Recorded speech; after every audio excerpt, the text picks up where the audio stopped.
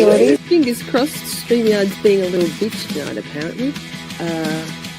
Very frustrating when we're professionals here. I'm fucking professional. She's a fucking professional. No goddamn it. Miss Shorty, you're muted. Miss Shorty, you're muted. God, yes. And daring, it's iconic. Cheese breaks, fade breaks, staying hydrated. It's Shorty time. She's a fucking delight. Trial watching, trials and tribulations. It's Camp Shorty calling all nations. What are you drinking? Shall we skip this part?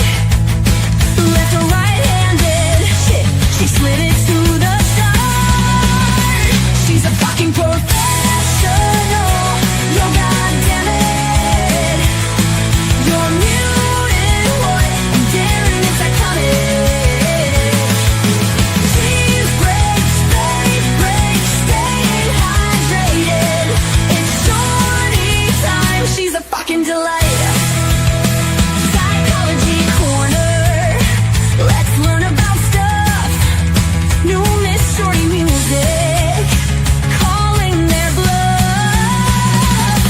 Best chat, best community. We've got the best minds. A safe, supportive sanctuary full of fun and love. Rock out with your cats down. Curse all you want. And here at Camp Shorty, we even say cut. She's a fucking professional. You goddamn it. You're muted, what? And daring, it's iconic. Cheese breaks, fade breaks, staying hydrated. It's Shorty time. She's a fucking delight. Hey, Shorties, what's doing, y'all? Get in here, Shorties. Let's fucking go. Camp Shorty. Camp Shorty. Camp Shorty.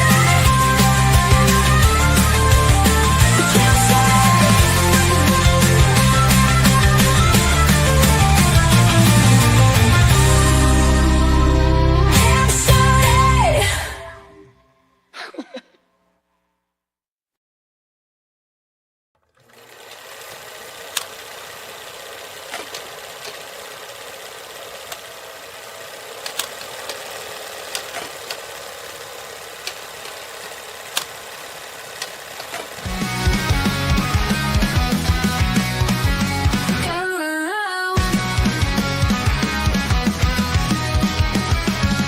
You've come to my attention. Glad you think I have bad intentions. You misinterpret every word I say. Reading the things never there, but hey, don't fuck with me. Game on, oh girl, let's go. Come at me, bro. Come at me, bro. Fuck around and find out. Come at me, bro. I'm the epitome of poison class. You're neither girl, sit down that ass. You need to realize I will call you out, even as I grace you with the benefit of doubt. You've put on quite a show. It's time we talk this out. It's true you're trying to feel my glow, but I'm truly not put out. It's pretty clear you made a choice, my words to misconstrue. But I simply don't hold grudges, so girlfriend, you do you. Perhaps you don't believe it, but trust me, this much is true. If you fuck around, you will find out. So girl, I promise you, don't fuck with me. Game on, oh girl, let's go. Come at me, bro. Come at me, bro. Fuck around and find out. Come at me, bro.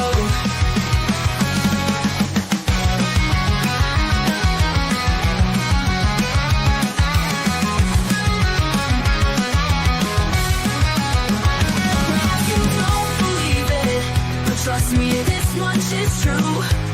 If you fuck around, you will find out. So girl, I promise you, don't fuck with me. Game on, oh girl, let's go. Come at me, bro. Come at me, bro. Fuck around and find out. Come at me, bro.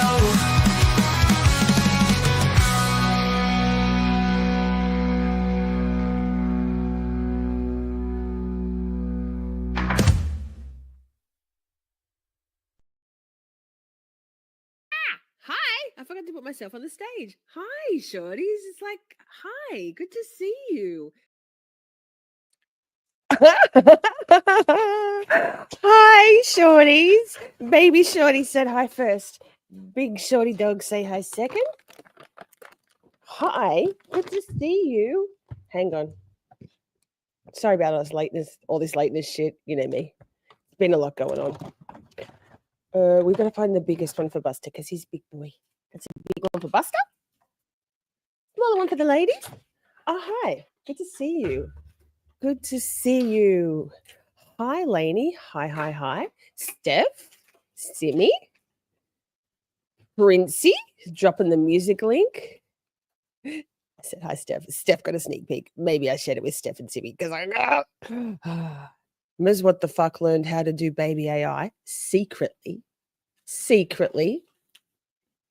How amazing is she? Is there anything Ms. What the fuck can't do? I don't think so. Thank you for baby Miss Shorty. Who else is here? Let me see. We're streaming on X again. It's a whole thing. Disclaimer. We might have overestimated the numbers last night. Hi, it's me. The StreamYard viewer count is a total. So we still had good numbers last night, but it wasn't 300 concurrent viewers. At one time it was like 150, which is still pretty cool. So if you have X, Twitter, and you have more than one device, it'd be great if you could hop on over into the Twitter's stream as well. It's kind of cool. I'll be there, like on my phone. So many screens. We stay here. Yes, stay here. We're not going anywhere. We are day 2 of remembering Sade Robinson, the beautiful 19-year-old Milwaukee young woman, child. She's up in our top right corner there, who was brutally, tragically murdered by Maxwell Anderson on the night of the 1st of April last year, 2024, the early hours of the 2nd of April. They went on one date. Heim is what the fuck. Sorry, rude of me. They went on one date. I think she'd met him somewhere a couple of nights before. So actually it wasn't a dating app, I don't think. Don't quote me, but I've watched the whole trial now and there was no mention of a dating app, but I think they might have met at either of their places of work. So at where she worked, a fast food joint, I think, maybe like God, we'll find out. I've got another bunch of trials in my brain since I've watched this one. So sheesh. Is Forrest here? Hi, Forrest. Wait, let me keep scrolling. There, popping in to give a like. I'll have to be on the rewatch crew for this one. Enjoy, everyone. Lovely. Thank you, Forrest. Such a good man. What else? Oh, so Maxwell Anderson, we already know the outcome. Guilty. Verdict deliberated and decided in about 45 minutes, about a month ago. My washing machine's finished. It's about an 8-day trial with the verdict coming on the 9th. Let me just check my playlist. Correct. So we're up to day 2. If you haven't watched part 1, day 1, opening statements and the first few witnesses, actually they power through the witnesses. I'll put it in the description of this after. Haven't done that yet, but it's there. So that Holly's here. Holly, Wisconsin. This is Holly's area. This is Holly's community. So thank you for coming by, Holly. So before we get going, and we have a whole day of testimony to get through, don't forget that if you're in green, if you have Miss Shorty membership, big or little Shorty. I'll just drop it in the chat now. There's a Sade emote, the same as the beautiful photo of her on our thumbnail and in the top corner there. But also Sade's favorite color was pink. I got my pink Lego earrings on and my new fixation, blouses, pink for Sade. So drop anything pink in the chat when we want to remember this beautiful girl. So I expect to see a flood of pink throughout, because we're not celebrating, or obviously not celebrating. We're not trying to bring light to Maxwell Anderson, piece of shit. 33 years old at the time of this crime. Apparently no previous crimes. I'm sorry. If you're going to cold-bloodedly murder someone on the first date, and we'll get to it, but they're just having a regular date, ostensibly. So there was no indicators for Sade. If you can do that, take her home to your place, kill her, trigger warning, dismember her, and then distribute her body parts around Milwaukee and in the Lake Michigan. Like, I don't know, that's not a first crime to me. That's not a first crime to me. Trigger warning bumper. One brain, Ms. What the fuck? Yes. So we'll play a trigger warning bumper and put something on the screen, and I'll try to verbalize it whenever something is particularly distressing that's coming up in testimony. But I mean, this is a brutal crime. Gruesome. So this is obviously a blanket trigger warning. It's an adults, this is for over 18s or older only. So if there's kids around, I don't think it's for them. One more thing. Replay crew, read my brain, read my mind, Simi. Replay crew, hi. Thank you for coming along after the fact and watching this quite meticulous trial. I think we're going to really enjoy watching the prosecution do their thing throughout. But drop a comment after the stream has ended. I'd love you to. It's down below in the comment box. Anything. Buster says, hi, I love you too. And if you'd like to watch the live chat replay on your handheld device, your mobile phone, your tablet, all you need to do is swipe left on the comment tab. There's a couple of little buttons up there, and it'll give you the option to watch the live chat replay instead. Or should I say, as well as leaving a comment. One more thing about that live chat replay. Last night in the week that was, amazing. Like, not going to toot our own horn, but gee whiz, what the fuck, and I do some good shit together. I think if you are interested, it was a really fulsome, comprehensive, balanced conversation and compilation of things that we found noteworthy from the last week in the news and current affairs and human interest stuff around the world. Unfortunately, unbeknownst to myself or Ms. What the fuck, the jumping trampoline sheep had a copyright on it, and we got a strike. So Ms. What the fuck went in and kindly clipped that out so I can still get my 0.06 cents per view for ad revenue. And that means, though, that it's the first time we've ever edited a live stream, but that means the live chat replay isn't there available for last night's, the week that was. Just a heads up. I've put a comment in the comments section of that video and pinned it. So no confusion. We don't edit. There's no dirty deletes around here. Just saying. Hi, Rachel. Hi. Good to see you. Thank you for joining. Now, enough housekeeping stuff. Trigger warning bumper. Boom.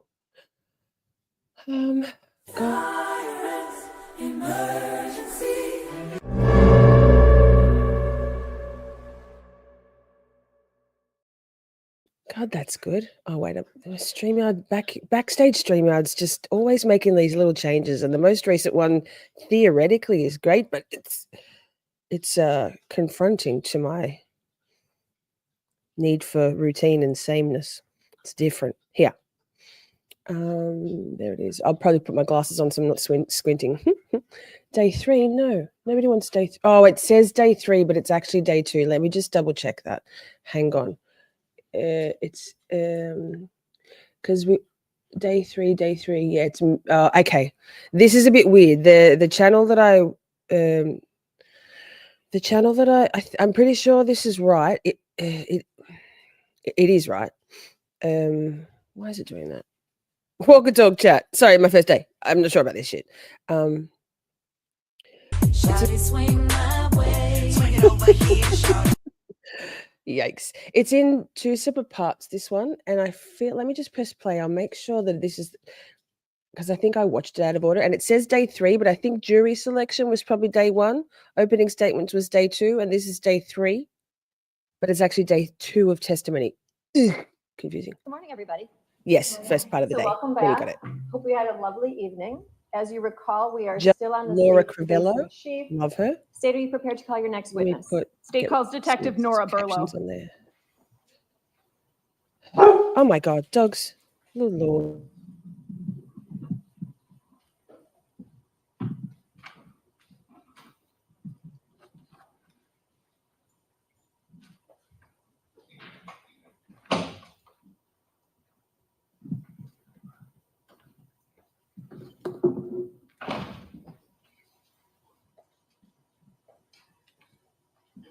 I was muted. I'm not going to do too much interrupting because, but Do you I'll pause solemnly occasionally. swear that the testimony you give in this matter will be the truth, the whole truth, and nothing but the truth, so help you God? Yes, I do. If you could please be seated, state and spell your name for the record. My first name is Nora, Nora. My last name is Donegan, D like David, A little Onegan. bit faster. But I'm formally last name Burlow, Burlo. Hi, Baffled. Good to see you. I need my glasses. Thank you. Detective Donegan, how are you employed? I'm a detective with the Milwaukee Police Department, How long have you been with the department? 7 years, How long have you been a detective? for about Simi, no. Unfortunately, the trial channel hasn't done this one for us, right? It is assault. Not by me to me. Not from the trial channel, but we're just gonna have to we are spoilt by the trial channel's phenomenal editing. If you're not already subscribed, this isn't the trial channel, this is a news outlet. But if you're not already subscribed to our beautiful friend, the trial channel, please go and give a subscribe. Ms. What the Fuck and I are currently watching the Karina Cooper trial together, but not together. So good. Everything's edited, time-stamped, clipped and defluffed, and in chronological order in the playlist. Fastest growing channel on YouTube. Give her a subscribe. Okay, let's go. 6 months. Prior to being promoted to detective, where were you assigned and what was your rank? I was a police officer at District 5. Does District 5 encompass the area of 1858 North Thank Commerce you, Street? Prince. Yes, it does. That location's in the county of Milwaukee? It is. When you were assigned to District 5, can you explain what your general basic duties on a day-to-day basis were? Sure. We responded to calls for service. We also conducted traffic, foot patrol at times. My partner and I were assigned to the tavern squad or the licensed premise squad. So we have some additional duties of monitoring gas stations and bars and things like that. We also responded to help out with medical emergencies. Gotta and let things Tim like in. that. He's waiting at the Were back you door, working even in though the that window's capacity on open. April 2nd, 2024? Yes. Who was your partner that day? My partner was James Terrell. Were you asked to do a welfare check at the address that I mentioned before, 1858 North Commerce Street? Yes.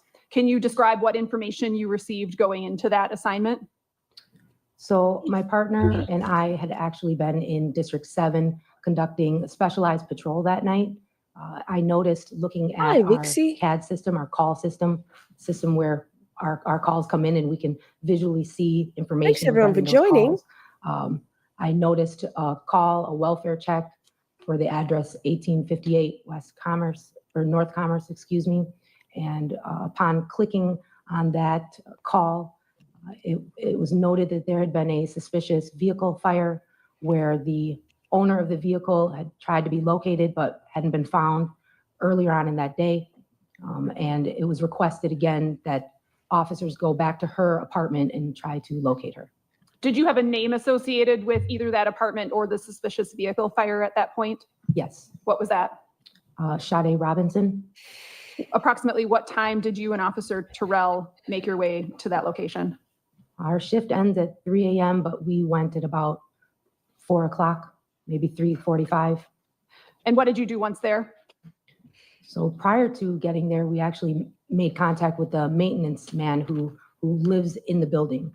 And once we were there, he let us in and escorted us up to her apartment. Do you remember his name? Yes, What was it? Eddie Feliciano. Then what happened? He provided us access to the apartment. My partner and I just looked around to see if she was there or if anything seemed out of place or suspicious. Was anyone present inside the apartment? No, What apartment was it? 309. Describe the general layout and your observations of the apartment. It was a studio apartment. When you first enter, there's a bathroom to your left. There's a larger closet to your right. And as you move into the apartment more, there's a kitchenette to your left. And then in front of you is all big open space, a studio. Did it appear to be I'm baffled, says, I don't think I've ever seen an attorney sit while asking a witness questions. It's wild, isn't it? Also in the trial that Ms. What the Fuck and I are watching on the trial channel, they sit down there as well. They obviously get up to approach the witness, but it feels sort of disrespectful and relaxed, but also kind of sensible, because why? I don't know. Anyway, here we are.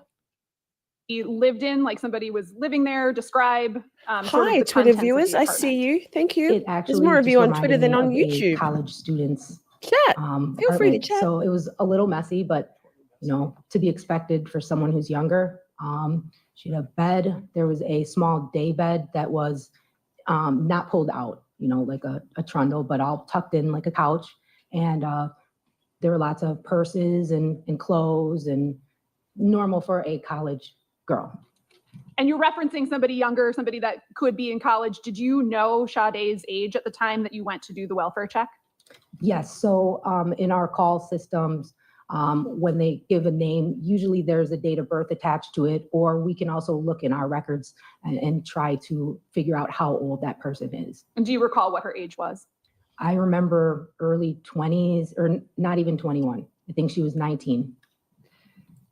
When you're in the apartment doing a welfare check like this, are you looking for signs, in addition to looking for someone, are you looking for signs of a struggle or information about what might have happened to that person?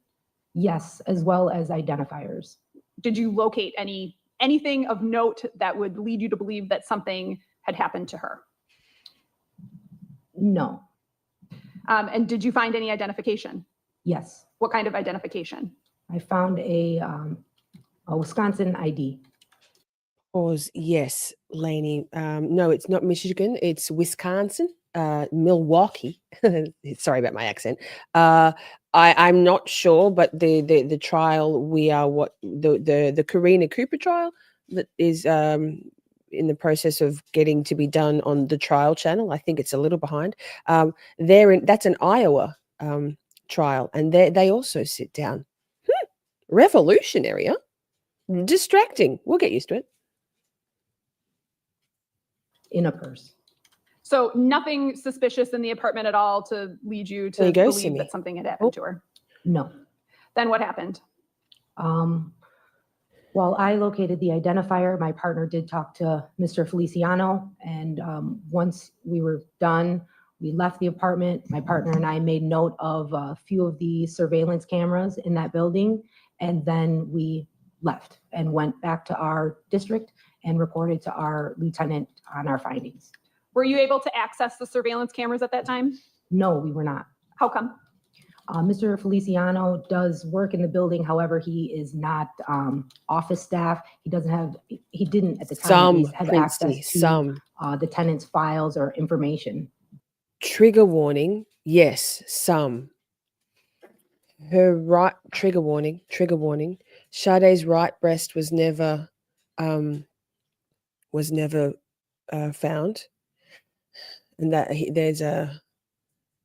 we'll get to it. But he took photos, okay, and deleted them of Sade, and her head and neck have never been found, but some of her body parts. I'm so sorry, this is so hard to say, but some of Sade's body parts were found in near a children's playground. So he went and did a drive around in Sade's car, distributing some of her body parts. Just horrific. Where did you take note of the location of those surveillance cameras? There was one camera in the elevator area, I believe, when you got off the elevator on her floor, on the third floor. I'm not sure. And then on the Something first in the water? floor, before you, well, Hi, by I'm the going way. to start from the outside, actually. So when you first come into the apartment building, there's a camera. As you're walking down the hall, there's another camera. We didn't make it all the way down the hall because it cuts off to that elevator area to go up to the third floor. You could see a camera at the end of the hall on the ceiling. And then in the elevator area, there was a camera. So the elevators are visible. Did you take note of where the resident parking was? Was there a parking lot associated with this building? Yes, Where was that? right in front of the main entrance. It's a large apartment building. And that would be, Parking lot, excuse me, would that be on Commerce Street? on Commerce Street, yes. What did you do after taking note of the video camera locations? Like I said, we went back to our district and then informed our lieutenant of our findings. At some point, did you learn about a human leg having been found at Warnemont Park? Objection, hearsay. Okay, Anthony Cotton, hydrant That head. question calls for hearsay. I will allow the question. Go on. You can answer it. Okay, I actually did learn about a leg being found there, and I found that out prior to the start of my shift, actually. It was in the news. Okay, so prior to your shift on April 2nd, Yes, at some point, did you connect the welfare check that you had done at Sade's apartment with the human leg? I did. It was more just a funny feeling. When I clicked on that call, I saw this suspicious car fire, and the owner hadn't been located. The owner was Sade. And then one of her friends called in a welfare check for that Commerce address. We didn't locate her. She's a young girl. She didn't have any history, I don't believe, criminal history in our systems. And after talking with the maintenance man about how Hi, she Thomas. Thanks for joining on Twitter. was excited for a date, I felt uncomfortable being a Oh, I woman see who Bluebird. dates Hi. or has dated. Objection, For her safety. relevance to wherever she's going with this, Your Honor. Unresponsive. I can I will ask sustain that objection. I would ask you to re-ask the question. I can ask a follow-up question. Did you relay your welfare check at Sade's apartment to the Milwaukee County Sheriff's Department Yes, and specifically to Detective Donner? yes, I have nothing further. Ross? Thank you. So you went to Sade's apartment. yes, You said it was messy. Shh, too much, Poppy. yes, Stuff Stop. everywhere. Stop. yes. Okay, just Guys. one room with stuff just scattered all over the place. No, I would consider that more ransacked. The Okay. messy is, maybe she didn't put all of her clothes away. So there's clothes just laying out all over the place. There were some clothes on the bed in her daybed, yes. Okay, in a purse just sitting there on a couch. She had a lot of purses, actually. Oh, and one of them But had they her were out. ID in it. Yes. So her purse is in her apartment with her ID. Well, she had multiple purses. Okay, one of those purses had her ID in it in her apartment. It had an ID. Was this a real ID or a fake ID? It looked to be a real ID, but I can't recall if it was expired, maybe. Did you take pictures? No, but I did have my body cam activated. Great, and Sade wasn't there, right? No, she was not. That's all. State? Nothing further. Thank you, Detective. All right, thank you. State your next witness. Nicholas Kropp. Stop. It's too much. Calm down. Calm down. Yes. Hi. Oh my God. Guys, the puppies. Calm down. Stop. Fussy.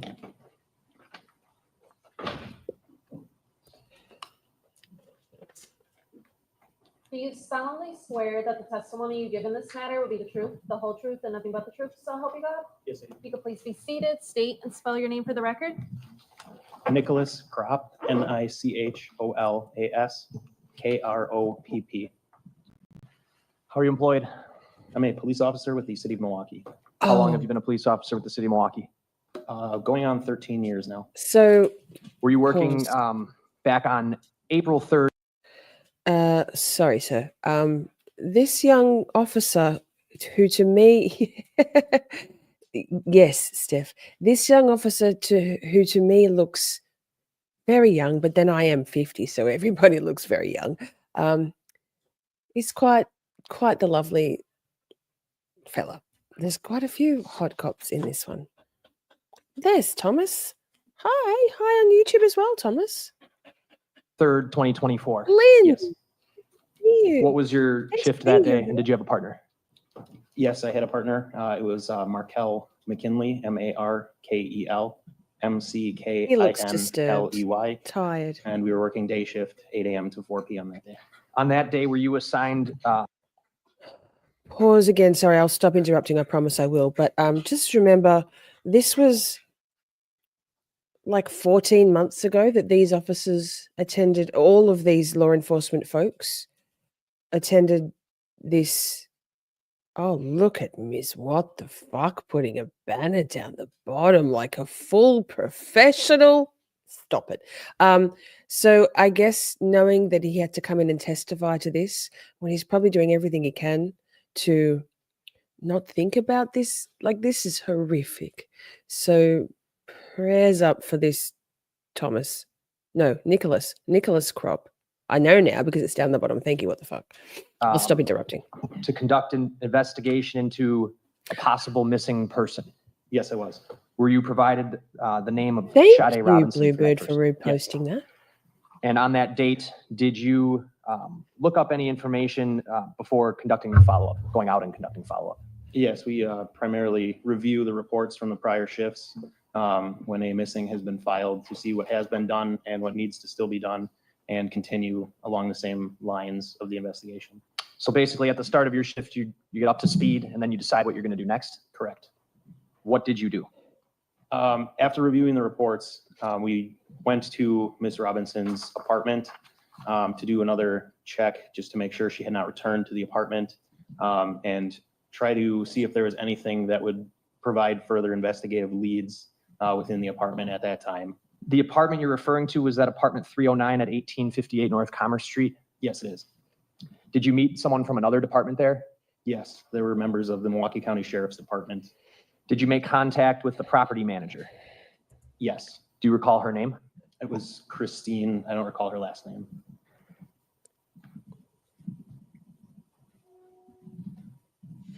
When you made contact with Christine, did you also speak over the phone to someone else who worked at the apartment complex? Yes, And did you gather basic information about Sade that the apartment had? yes, Did that include a kind of vehicle that she had registered to the apartment? yes, it did. What was that vehicle? I believe it was a Honda Accord. I don't recall the license plate. All right, you don't recall the license plate? I do not. If I showed you a Dark copy of the blue report, Honda would that Accord. maybe help refresh your recollection? Yes, it would.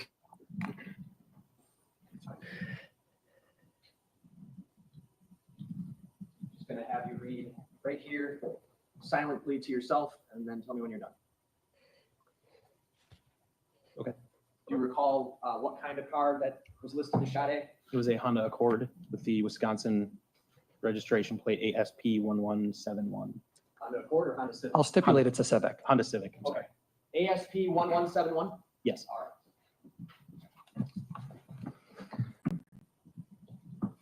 After getting that information, did you go to her apartment Yes, and did you look around inside? yes,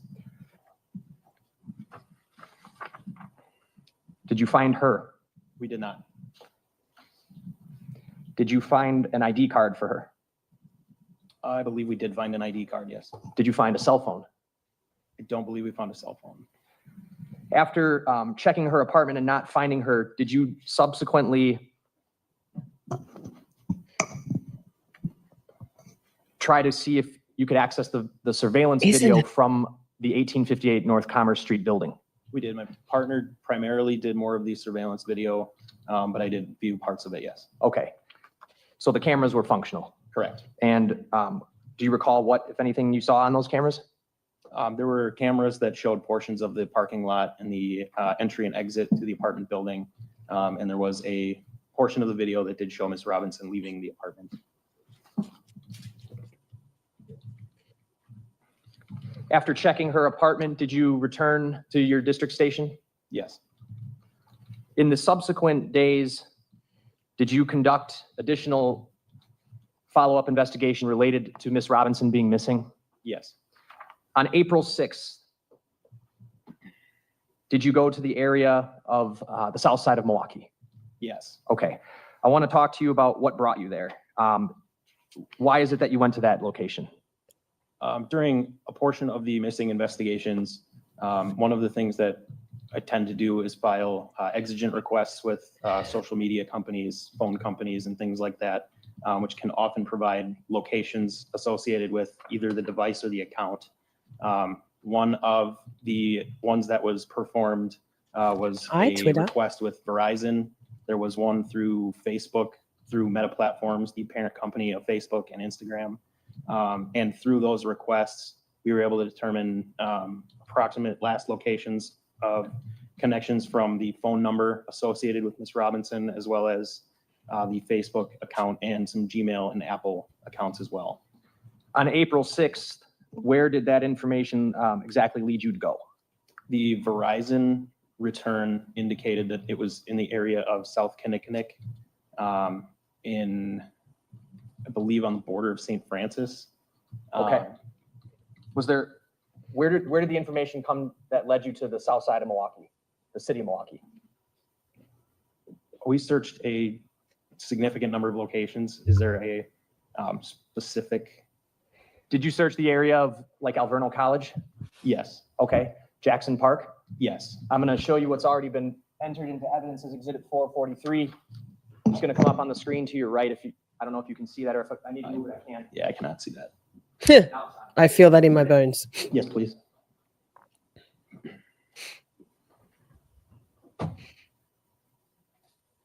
You able to see that? Yes. All right.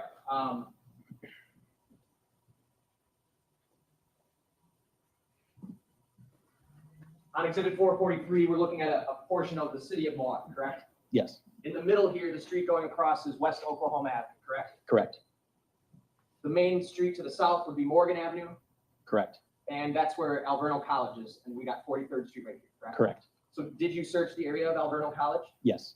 And what areas did you search it, and what did you find, if anything? We searched an area along the entry to Alverno College. We did not find anything there. And I believe that search was based off of points off of an app provided by a friend.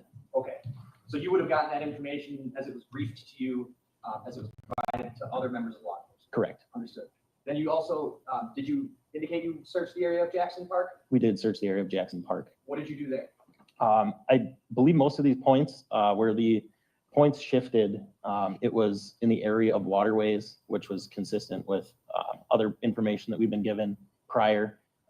So we did search most of the marshy areas and kind of wetland areas near a lot of the watery, the waterways and such. Did you find anything in either of those locations? We did not. And lastly, before I move on, in the middle of this. Yay, right Thomas. here would be 39th Welcome to Street, correct? membership, Correct. Thomas. Okay. Mama G, This street here yay. is Euclid.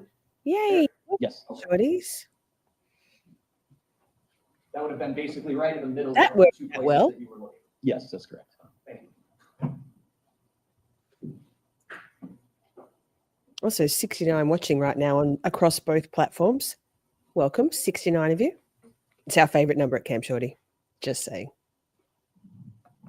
You had also mentioned searching the area of South Kinnick near, or in St. Francis, correct? Yes. So I'm shifting the map over here Oh my and God, going the to map. zoom in.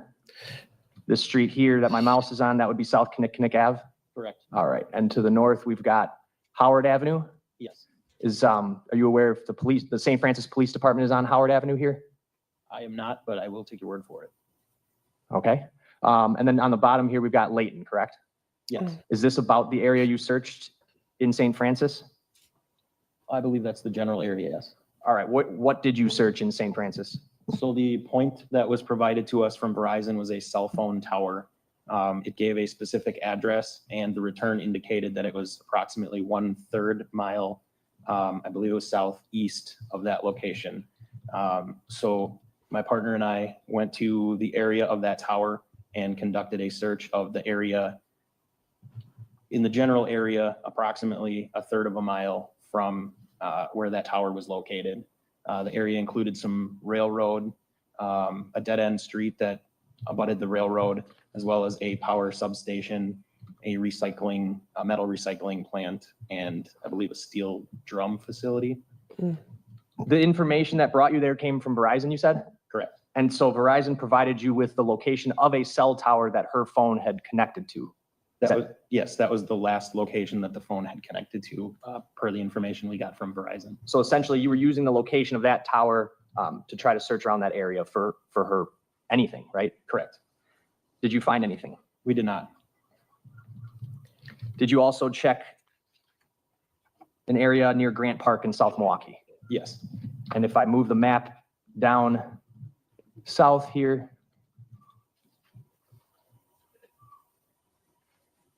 we've got College Avenue is this street here where my mouse is that right? Correct. Okay, and then Grant Park would be this park that I'm kind of circling here, right?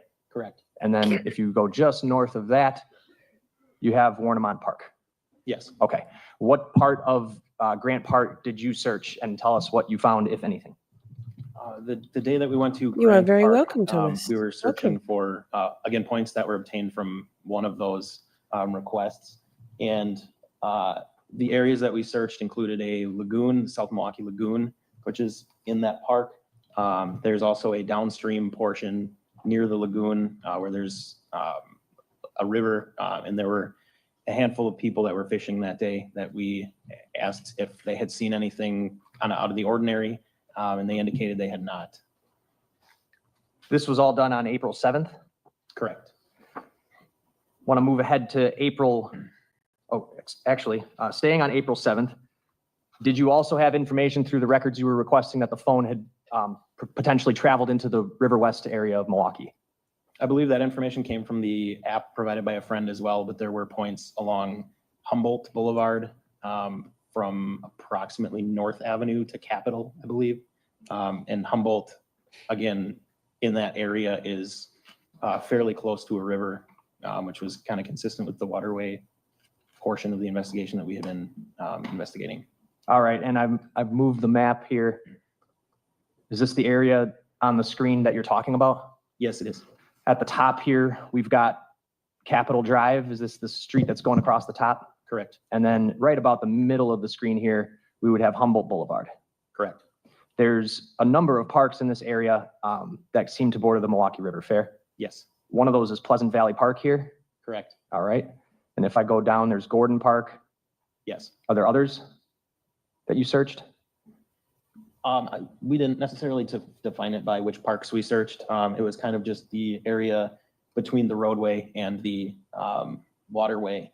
So it would be, I guess it would include Hubbard Park as well, as we went kind of all the way up to Capitol. Okay. So when you say you went from the river to the roadway, are you talking about the roadway Humboldt? Yes.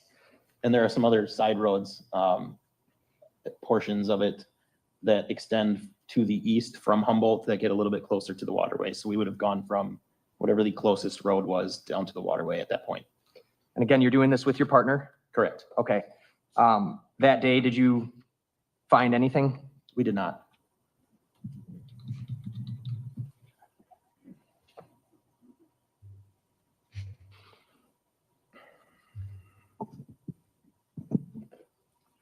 Do you recall how far south from Capitol Drive that you were searching?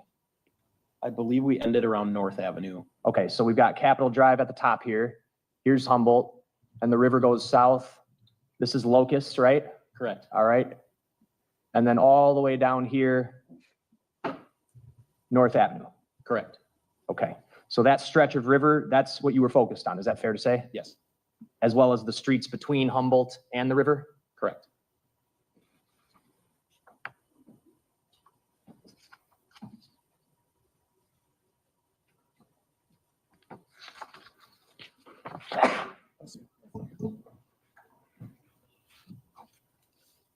Anything found of note? No. Did you participate in any searches of Warnemont Park? Yes. In what capacity? I'm also a member of the Milwaukee Police Underwater Investigations Unit. That is our dive team. We did respond out to Warnemont Park. I believe it was about a week later to attempt dive operations in trying to locate any evidence of the missing or homicide that may have occurred. Would April 15th sound about right? Yes. Okay. How many people were on the dive team that went out with you? I don't recall the exact number. I believe we are at about 12 to 15 people, but not everybody was there that day. And what area of the shoreline did you search? Can you describe that? There is a kind of almost hidden beach that is at the end of a pathway that goes down to a waterworks area. We searched nearly half a mile of shoreline. I believe it was slightly less than that, but it was kind of the fairly accessible area if you had gone down that entry to the waterway, or I'm sorry, the waterworks facility. That would have been the City of Cudahy pump station? Correct. Okay. And you went there, I assume, because that's where you had known the leg had been found? That's correct. Anything found? No.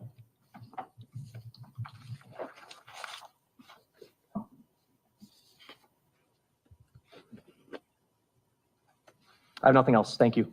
Cross?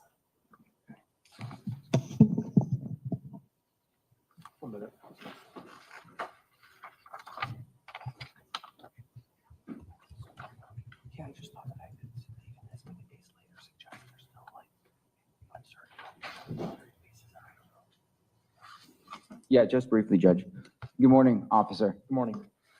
So you just testified about kind of your role This in the young guy. investigation. The first thing you zeroed in on was her location data from, was it Verizon? That was one of them, yes. And that's why you explained that you had searched all those various parks along the river, correct? I believe the parks were all from the app provided by a friend, but that was one of the set of data points that was involved in the investigation. And you're searching with your partner, correct? Yes, And are you two on foot or on bikes or what? we were on foot. And so are you searching through, is it like wooded areas as well and like open fields, or what's the, I guess, the geographical, what does it look like? Yes, most of the areas that we had walked through that were adjacent to the river were marshy and wooded areas.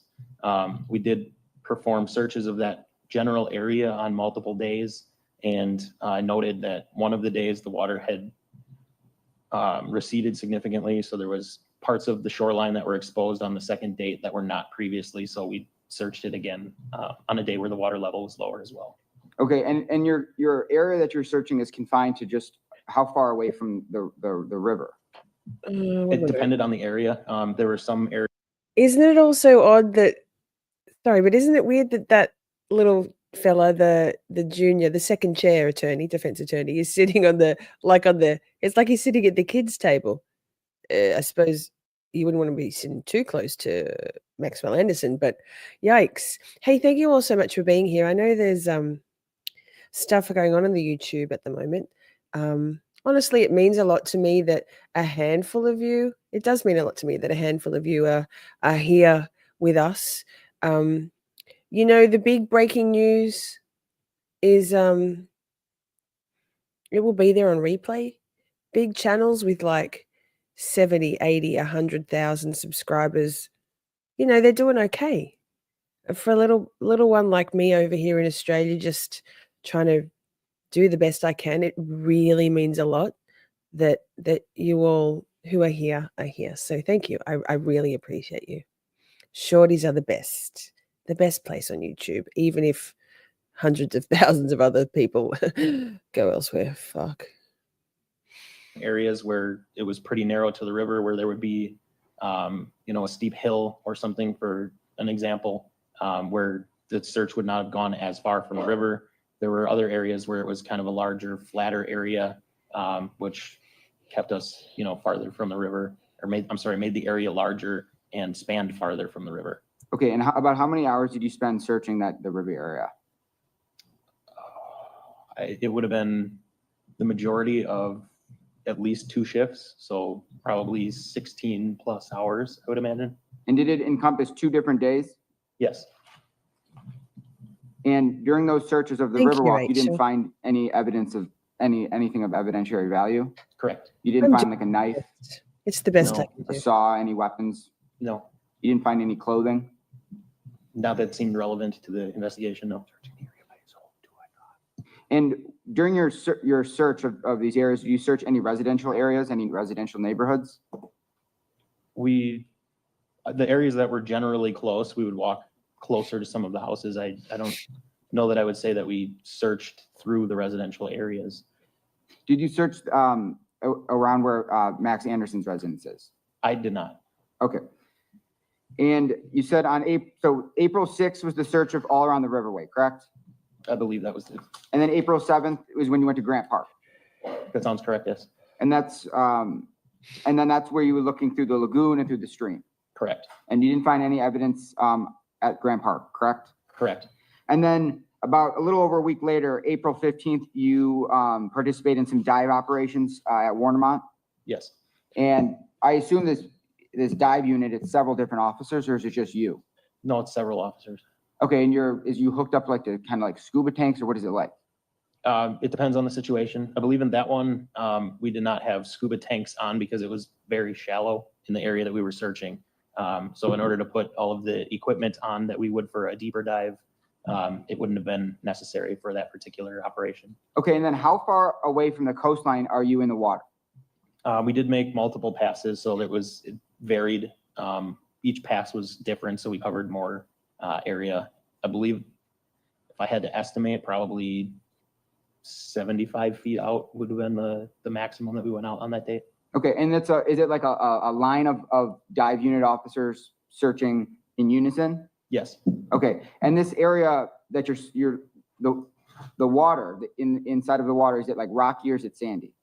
there were portions of it that were sandy, but the majority of it were larger rocks. Okay, and the reason that you're searching that area is because you said that's the area where the leg was found. Correct. And you didn't locate any instruments like a knife or an axe or anything like that. No, And you didn't find any bones or any flesh or anything like that. no. I have nothing further. State? Nothing else. Thank you. State, your next witness? State calls Evelyn Geurtz. Evelyn Geurtz. Let's see. Oh, whoops. Punch Maxwell Anderson. Get the fuck out of here. I love her. Set up there. Judge Laura. Love you. Crivello. Ma'am, I'm gonna actually have you remain standing and raise your right hand. Do you solemnly swear that the testimony you give in this matter will be the truth, the whole truth, and nothing but the truth, so help you God? Yes. You can please be seated, state and spell your name for the record. Evelyn Geurtz. 100%. Could you spell your name? I'm just pausing to say, Laney said his hair. The fuck? Yeah, I don't know. There's something about Mary there. But also maybe he's taken a leaf out of the Anthony Cotton Hydrant Head playbook also, right? Well, let's see how she spells her name so the Ms. What the Fuck can fix the banner for us. Ms. Geurtz? EVELYNGEURTS. Did you know Sade Robinson? Geurts. Yes, How did you know her? she was my friend How long had you known her? for about a year. Right, baffled? In addition to being friends, did you also work together? Yes, Where did you work? at the Wisconsin Club. What's the Wisconsin Club? It's a membership club. People have dinner there. There's events there. I was a banquet server with her. So a waitress? Yes, Okay. How long had you and Sade worked at the Wisconsin Club together? for almost a year. In addition to working together, did you socialize outside work? Yes. Can you describe some of what you would do for fun? Sometimes she would just come over to my house. A lot of the times we would just work on homework together, stuff like that. One time I went to a work event with her at Pizza Shuttle. Were you also aware that she was working at Pizza Shuttle? Yes, So in addition to the Wisconsin Club, she was working. So because I always just listen, I wasn't aware that this witness wasn't on camera. I guess I guess maybe there was some stipulation that she didn't need to be on camera. She sounds young. Anyway, interesting. Working at Pizza Shuttle. Yeah. You described that you would do homework together. Were you both students? Yes, Where was Sade a student? MATC. Do you know that what she was studying? Something with criminal justice. Were you in school with her? No, Can you describe Sade's personality? very kind, very welcoming, very understanding, very strong, very smart, hardworking. Tragic. Probably just Tragic. the strongest, kindest, most charismatic person I've ever met. This is hard for you today. Yes. In addition to being friends and co-workers, did Sade also share location information with you? Yes. Could be. Can you describe how that was shared? Through Find My iPhone. Was there something called 360?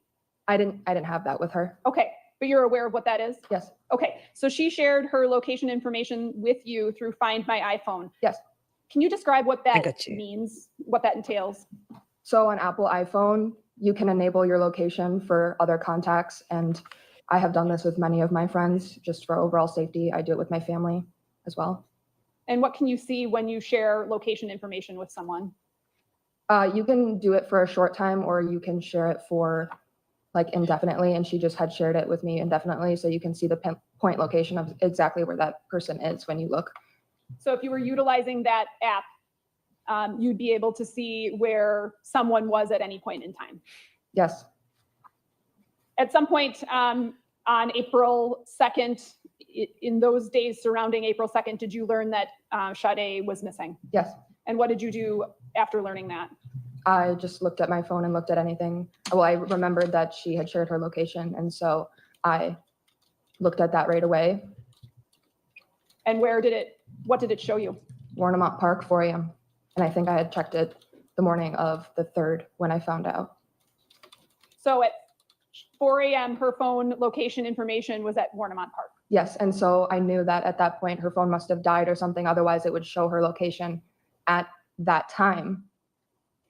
When I had checked it, it would say this morning, right now at 9 a.m. or whatever it is, it's at this location, but it didn't say that. It said 4 a.m. On what day? The morning of the 3rd, I believe. Is when you checked that application? Yes, I think she was reported missing on the 2nd, and then I didn't know about it until the morning of the 3rd because one of my coworkers had sent me the missing report. In your experience using the Find My iPhone app, if someone's phone goes off the network or goes dead, turns off, their location information, does it stop sharing? Yeah, if someone's phone dies, it stops right at that time when it died. Usually, yes. In your experience, would that person's last location prior to the phone dying still be shared with you, the user of that app? I guess I'm not quite sure what you're asking. Okay, so if someone's I'm going to object on foundation grounds as well. I'll She's sustain like, the objection, "Sir?" lay the foundation. you use the Find My iPhone app yourself, Yes. Her face. how many people approximately do you think you've shared your location with?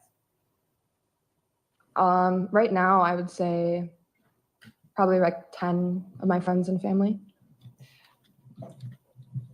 Is this something that you check on a regular basis?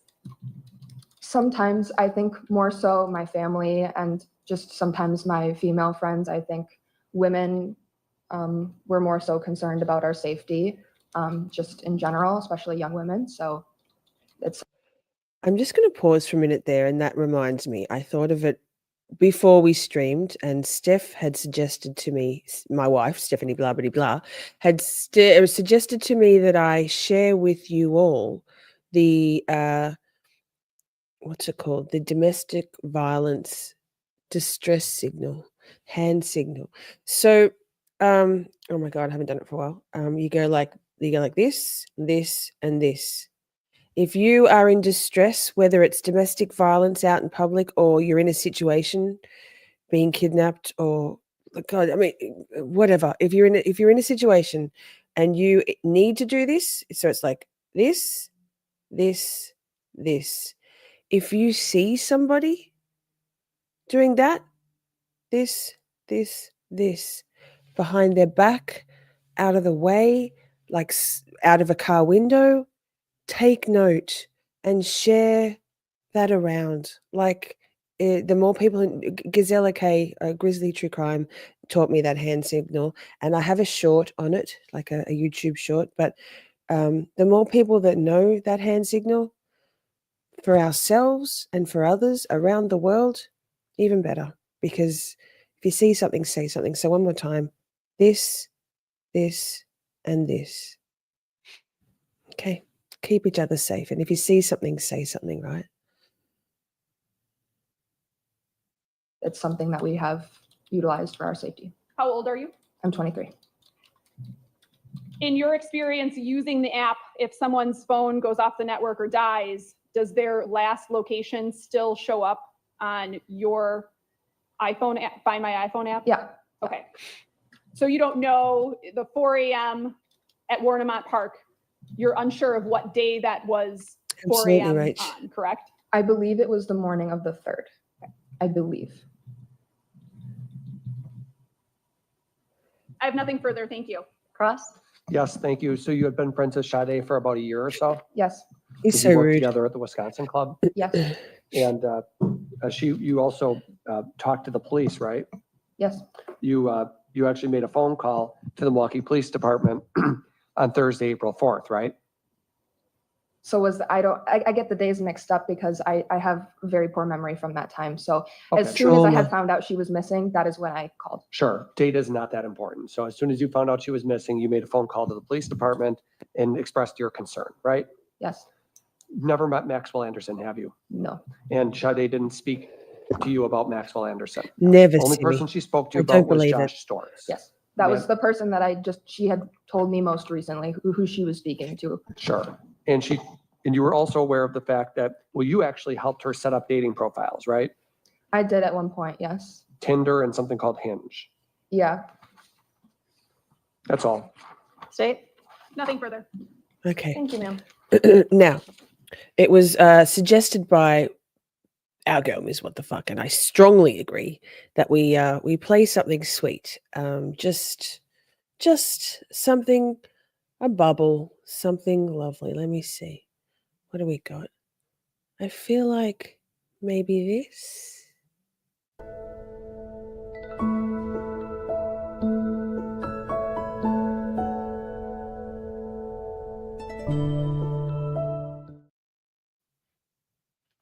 Baby Buster. Isn't he sweet? He's over there snoring. He's much bigger now. Same color bed. He likes pink, obviously. Also, if you wait, you know what? If you missed the start, if you came in a little late, here, enjoy. Hi, I forgot to put myself on the stage. Hi, Shorties. It's like, hi, good to see you. Okay. Baby Shorty, I can't. Oh. Next witness, Your Honor. State and spell your name for the record. Detective John, John, Guillot, Guillot. Guillot.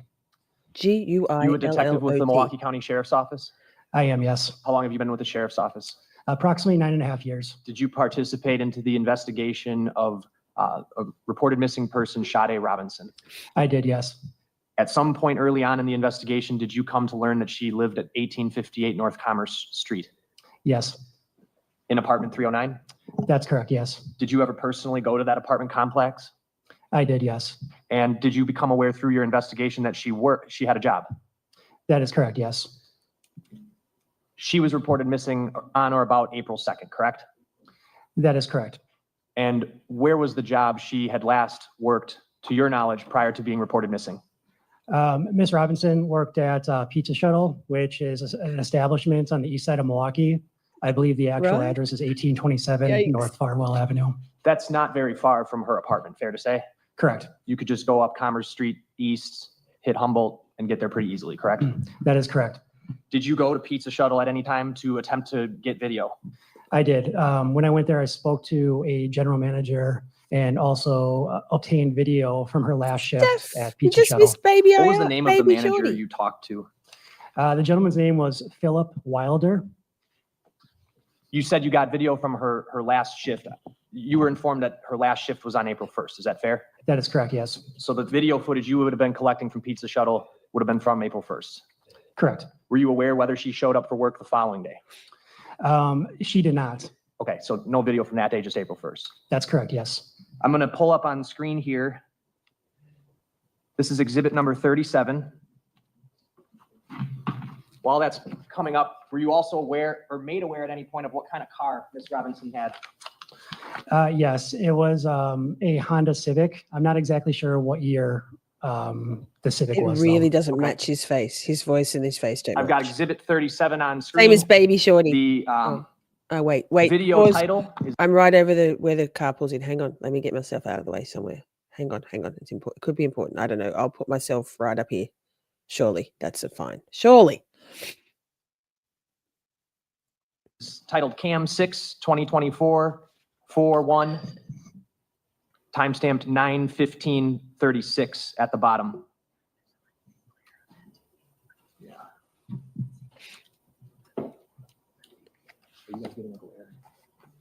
Interesting. It must be a Milwaukee thing, all these hairstyles.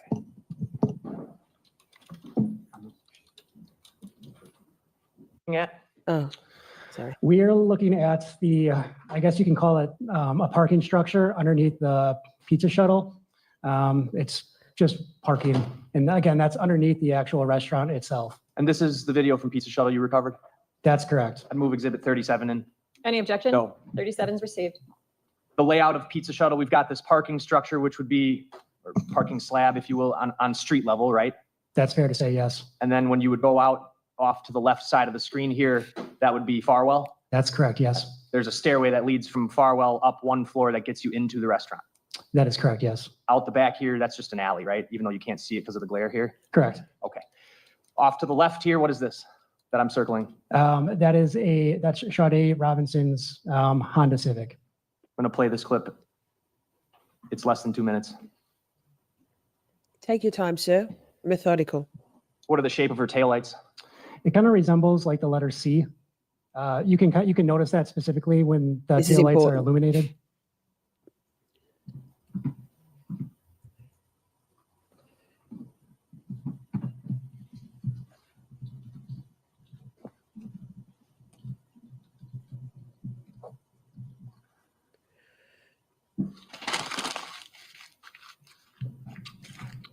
Is that her getting out?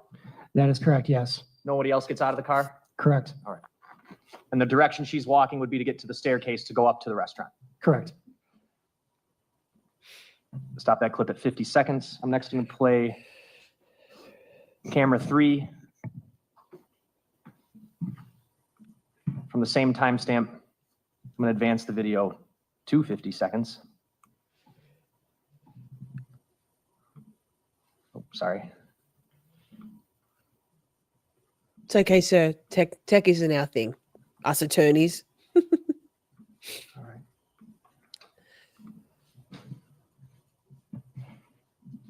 I'm just going to use the fast forward here to get to 50 seconds. But while Yeah, that's man. happening, Detective, I this feel is this. essentially the staircase we were just talking about, right? Correct. So essentially, you have the parking structure on the bottom. Right, lady? You walk out towards Farwell Avenue, and those staircases that you see to the left are essentially what you walk up to enter in the Pizza Shuttle. This would be right after she left her car. That is correct. Are you able to tell or provide a description of her clothing? Yes, Ms. Robinson's wearing what appears to be blue jeans. They appear to be having some kind of cuts in them. And then she has a black puffer jacket and then some type of white shirt. I think she was All right. 5'3". Sort of like a cable knit sweater? Yes, that's correct. What kind of coat? Tiny. Hi. I would classify that as like See a you. black puffer jacket, Shoes? white in color. And she's carrying a large purse, correct? That is correct, yes. So she arrives at work at around 9. I'm just going to pause for a second. Tony, wait. I have to show you something. Look, watch this. our girl, what the fuck, Ms. What the fuck is so clever. Watch this. Sorry. Hi. I forgot to put myself on the stage. Hi, Shorties. It's like, hi, good to see you. Baby Shorty, her little hands. 9:16 in the morning. Correct. Lastly, I'm going to go back to camera 6. Pause. Also, Tony, the skater video is the intro. It plays the whole Hey Shorties intro. And then Ms. What the fuck edited on your skater video to Come At Me, Bro. Another one of my songs. And it's this, so we now have like a almost the Glera or Turtle Boy-esque intro length. Yes. Excellent. Excellent, Tony. Love that. You're so clever. Thank you so This much. is camera 6 at Dream team. 16:57:37 on April 1st, 2024. So this would be Right, what? Lainey? Again, camera of the parking area of Pizza Shuttle. And that you can see currently, you can see Miss Robinson's Honda Civic. What time is this at? 16:57.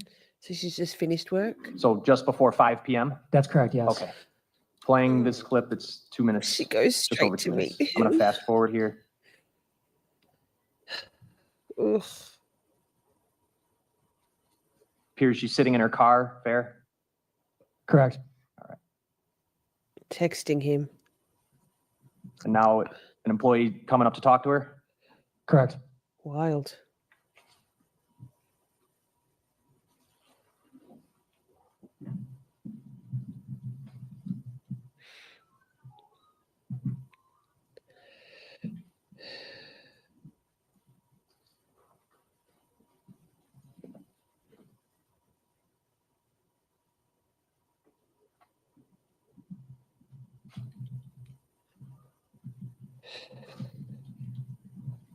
And all those people walking behind, nobody knew, like nobody knew. You know who knew? Maxwell fucking Anderson knew. So premeditated. Clock just passed 5 p.m., right? Correct. And her taillights come on. She's pulling out of the spot, correct? That is correct. Employee waving bye to her. Correct. Oh. And she's going, goodness gracious.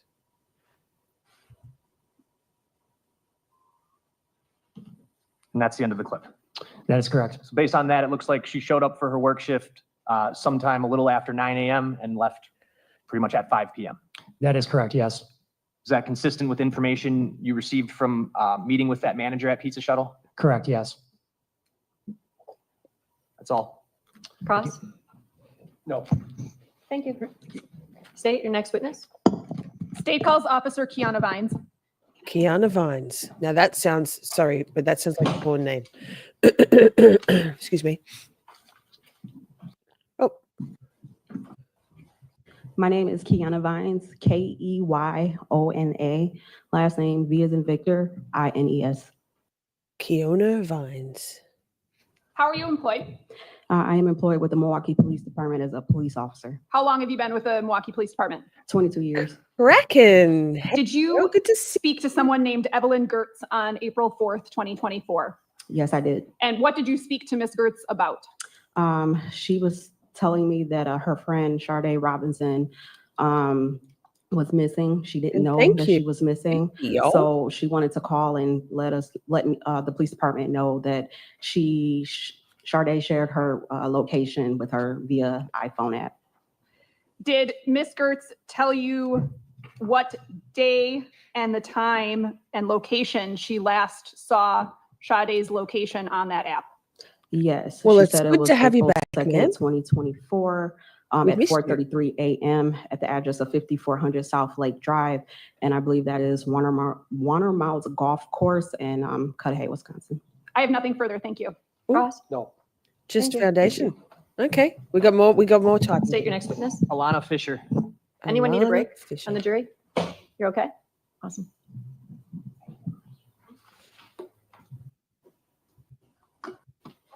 Judge Laura, I love your background. It's very Miss Baby Shorty AI. That the testimony you give in this matter will be the truth, the whole truth, and nothing but the truth, so help you God? Yes. Thank you. Please be seated, state and spell your name for the record. Elena Fisher, ALANAFISHER. Easy. That's an easy one. Good morning. How Isn't old it are you? fantastic? 21. Were you friends she's with just a Sade baby. Robinson? Yes. Oh, goodness. How long had you known Sade Robinson? Since 4th grade, Were you two the same age? roundabout, Okay. What school? Craig Montessori. How close of a friend did you consider Sade? My best friend. She was your best Oh, friend? Her best friend. Yes. God What sort of damn. things would you do with her? Talk on the phone Hang out with her? when we can. Okay. Did there come a time in April of 2024 where you contacted law enforcement because Sade was missing? Yes. Can you tell us how you came to find out that Sade was missing? I was at work. I checked my phone. My cousin asked me if I was okay. I called her. And then she said that she saw something on social media about Sade went missing.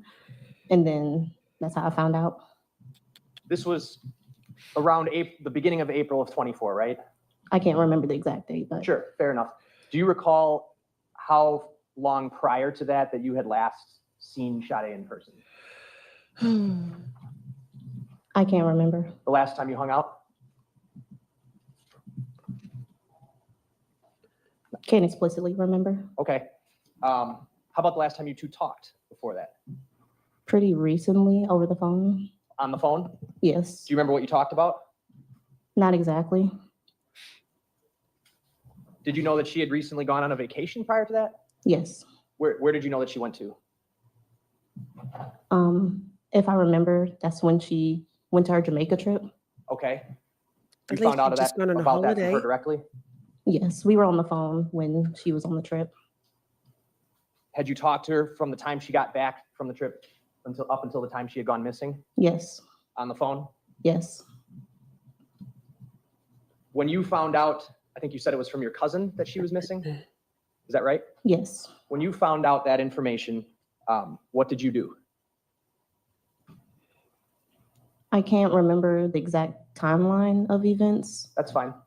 I just want to know how you responded to learning that information. I believe I called my partner to pick me up from work. And did you eventually contact law enforcement? Yes. Did you meet with a detective and talk to him and share information with him? Not not in person. Not in person. Did you talk to one over the phone? I believe so. Okay. Do you know what Life 360 is? Yes. What is Life 360? It's an app for you and your family to keep track of locations, make sure that they arrive safely, all of that. Did you have Life 360? Yes. Do you have Life 360 now? Yes.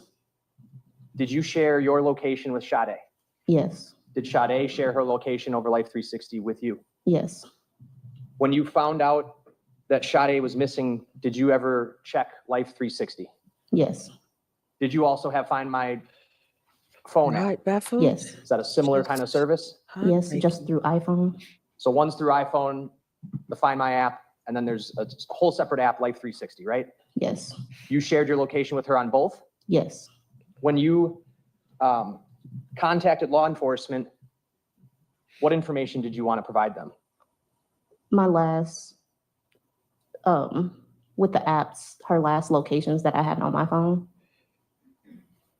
And how did you provide that information to them? In person, on the phone, over email? Screenshots over email. Okay, I'm going to show you exhibit number 39. Everything, her body language, no shit. Wow. I'm Gosh. going to hand you exhibit 39. It's a stack of papers. Just looking at the very top. Do you recognize the first page? Yes. What is on the first page?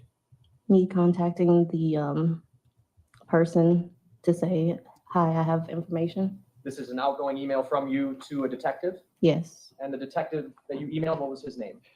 It looks to be Detective Brian. Okay. I'm going to move up a little bit here. About halfway through the packet, did you send another email? Archie, good to Yes, see you. And was it to the same detective? yes. What was the content of both of these emails? What were you sending him? Information related to her whereabouts that I had. From those apps? Yes. Both of them or just one? Well, I see the first one says Life 360 and Find Mine. Okay, Can I see the second? sure.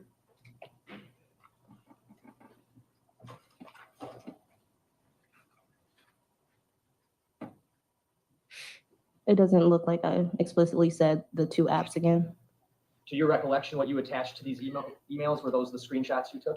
Yes. And is that what Exhibit 39 is showing? If you can page through it if you'd like to.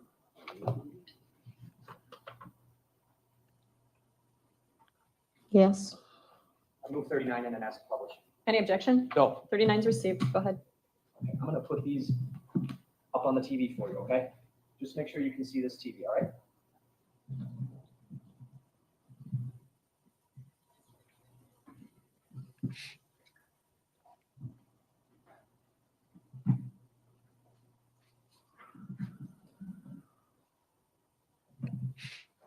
Okay, Elena. Bet she so doesn't want to be first strong. page that we're looking at here, are you able to see that on the screen next to you? Yes. It's the email that you sent to Detective Brian, right? Yes. Okay. It says, this is Elena Fisher, Sade's best friend. That's how it starts, right? All right. Can you read the rest of it? I talked to you earlier today with my cousin. Here are some of the locations I have for my Life 360 app and my Apple Find My app. Hopefully the formatting doesn't mess up, but it should start from Monday, 6:29 p.m. until her last location on Tuesday, 4:35 a.m. Let me know if you need any close-up of locations or any other information or details. My phone number. I'll stop you there. What date and time did you send this? April 3rd, 24 at 7:46 p.m. I'm gonna go flip to page 2 here. This is a part of a screenshot you sent, correct? Yes. What app are we looking at here? Life 360. They have sirens. And what is it showing about Sade's location? Can you describe that for the jury based on what you're seeing on this screenshot? It said that Sade was in a drive from that street to another street, and that's how long it took to get there. Okay, you said that street to another street. There's a map on the screen, right? Yes. And there's this sort of line here, right? Yes. What does that line mean to you when you're looking at this app? That's the route she took. Okay, and it would start at the white. Sometimes I can't remember. It usually tells you. You can go ahead to page 2 here. Big It sirens. says drive details, right? Yes. And where does it say that she drove to and at what times? She drove to 1137 North Water Street at 6:30 and arrived at 6:35 p.m. So basically a 6-minute drive, and on the previous page, that's the route she took. Yes. Fair to say? Even tells you the top speed, right? Yes. 38 miles per hour? Yes. This would have been from April 1st, is that right? I'm not sure. What a brave young woman. Goodness me. You sent a screenshot of another drive, is that right? Yes. A little bit of a glare, I'm just see if I can write this. Yeah, thank you, sir. That's much better. That makes Thank the you, sir. route clearer? Yes. What do you know from looking at this screenshot about this drive? That she took another drive.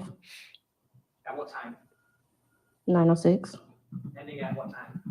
Princey, I think also importantly, trigger warning, her head and neck. And I have a feeling that that's because I have a feeling because they didn't ever establish, we'll get to it, but there's a actual cause of death. I believe it was probably strangulation. So that hyoid bone is in the neck, obviously. So anyway, yeah, trigger warning. 9:28. If we go to the next page. Hi, Micah, by the way. Good to see you. Where she went from and where she went to? Yes. Can you read what times and where? 12:15 hi, North Twitter, Water by the Street at way. 9:06 to Thanks South for being 40th here. at 9:28. Top speed was what? 69. And if Oh, you 69. Good work, Sade. go back to the She's a previous shorty. page, Are you familiar with the freeway systems in Milwaukee? Not exactly. All right. From looking at this, does it look like she used the freeway, or are you not able to tell? I would assume she used the freeway, but Why are you assuming that? What makes you think that? the direct way to get from north to south side is usually that straight line.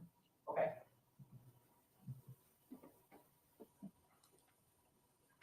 Go to the next screenshot. This one kind of goes across 2 pages, so I'll actually start at the second page. What are the trip details telling us about here? That she was at South 40th Street at 12:48 a.m. to 3335 North Gordon Place at 1:38 a.m. And that white dot where the beginning of the trip, the map, the cutoff piece of the map here at the top of the page, that white dot I'm pointing to right here, correct? Yes, Okay, right under where it says Jackson Park. Do you see that? yes. Okay. Then going back to the previous page.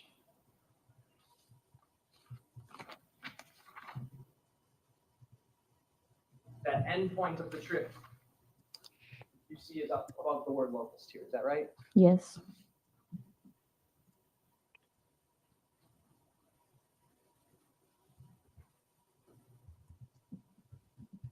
So that trip ended at 1:38 a.m. And then on the next one, did Life 360 notify of another trip? Hot mic. Can you repeat that question?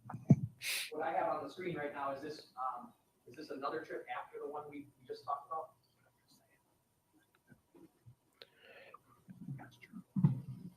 Yes. That's how life, like they wouldn't add. Do you mean like, can you repeat that? Let's do it this way. She's doing so This well. screenshot is one you sent, correct? Yes. What are we looking at here? What is this screenshot showing us? Showing you? A trip, All right. What time does it say that the trip began and ended? 2:01 to 2:53. And that white dot is up here next to the word Shorewood, right? Yes, And then it kind of zigzags back and forth. Is that fair to say? yes, And then it goes down towards the bottom of the page, right? yes. All right. And then if we go to the next page, Hi, Teresa. Good to see you. Thanks for joining. we don't get much information here, but that line goes through kind of where it says Mitchell International Airport. You see that, right? Yes.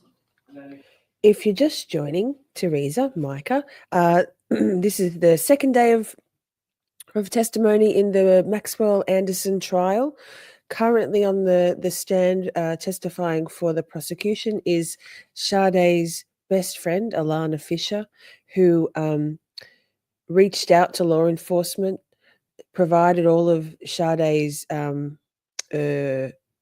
location settings without being prompted, and really helped law enforcement pinpoint Sade's last movements on the night she died. It's quite impressive. 21-year-old young woman who looks like she's had a understandable rough night, month, 14 months. Such a brave young woman. and it goes up north again. Back to the previous page, you see at the bottom of the screen where the trip ends. Cudahy? Okay, that dot at the lower right side, is that what you're talking about? Yes. And to reiterate, Life 360 was telling you that this trip ended at 2:53 a.m. Is that what that Sir, is? find the mic. Yes.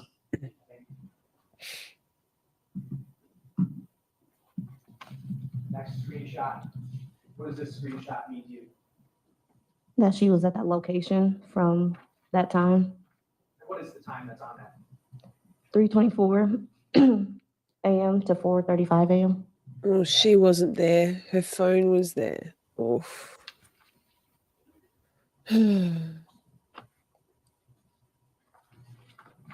Take a break if you need to, chat. That was This is the heavy. Location details on the previous page, right? Yes.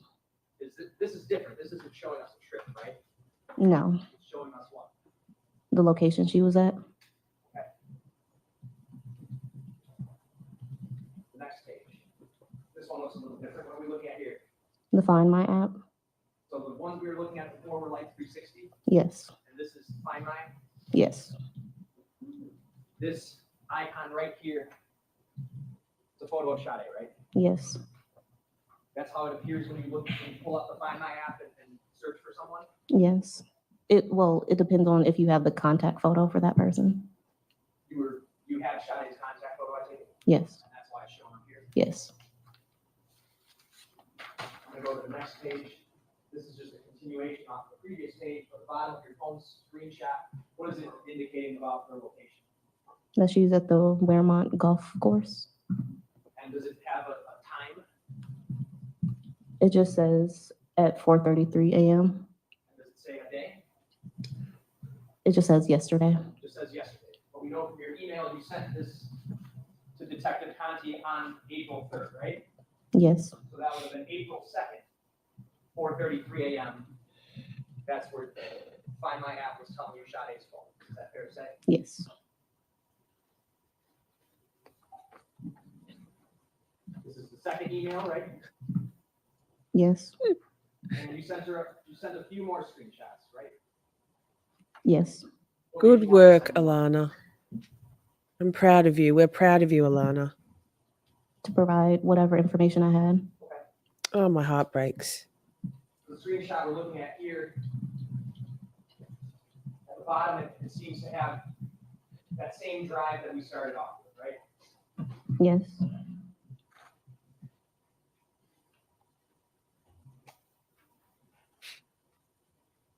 It also indicates that she made a 3-mile drive from 4:55 p.m. to 5:04, right? Yes. And if we go to the next page, 9:06 p.m. to 9:28. It even tells you. I'm baffled. It's been a minute, like a week, since I watched this whole trial. I think they found her location through the night. Yes, through this. It was the totality of the evidence, because there's also no, so baffled. They actually, the main thing was they found that there was information on her phone, and she was seen on a date with the defendant on CCTV footage. It was like the electronic, no, the data, the evidence against this fucking guy, Maxwell Anderson, is so comprehensive. So it was the sum of all these pieces. This was one thing, and yeah, the CCTV stuff, and then the communications she had on her phone with Maxwell Anderson, which were only a couple of days old. They'd only met each other a couple of days before, so it's a whole thing. But it's just the stacking up, the buffet of evidence against Maxwell Anderson is quite impressive, phenomenal. I don't really understand why he went to trial. None of us really do. I guess I have a feeling his parents, who funded his defense team duo. So very proud of law enforcement, of the speedy trial, of the friends and all of the experts. It's a really systematically well put together case against him. Right? Yes. This time frame would talk about Sade's 9-mile drive that she made from those times. Yes. And the map, are you familiar with what part of town is on the map here? Semi. Okay, what part of town is it, in your own words? Downtown East Side. Do you recognize what this is?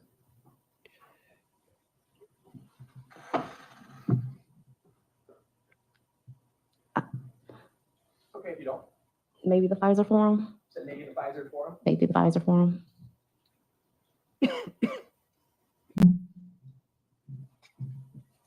Next page, just more details about that trip, right? Yes. Now we go back in time, 4:55 to 5:04 p.m. Is this the Pfizer Forum again here? Possibly. Okay. She used her phone at some time according to this, right? Yes, What time? 5:01. And the trip details from this, tell us what? That she went from 1619 North Farwell Avenue at 4:55 p.m. to 598 West Canal at 5:04 p.m. Top speed, 38. says car braking 1. Yes. Do you know, are you familiar with the area of 1619 North Farwell Avenue? I'm familiar with Farwell, but not the exact address number. Okay, what part of Farwell are you familiar with? Like I believe it's called like the Lower East Side. Did you know Sade to be familiar with that area too? Yes. How come? Her job, What job? pizza shuttle. Next page. Just a screenshot from that trip, right? Yes. Next page. Part of that last page, right? Same screenshot. Yes. This just shows her car braking at 458 near North Jackson Street, right? Yes.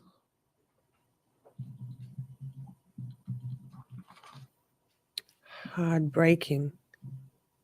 This this screenshot that I have up here, is this Find My or is this Life 360? Life 360. You know Life 360 to be able to give you information about the battery life of someone's phone? Yes. Okay, why don't you tell us what we're looking at here in your own words? That she did a 29-mile trip from 2:01 to 2:53 a.m.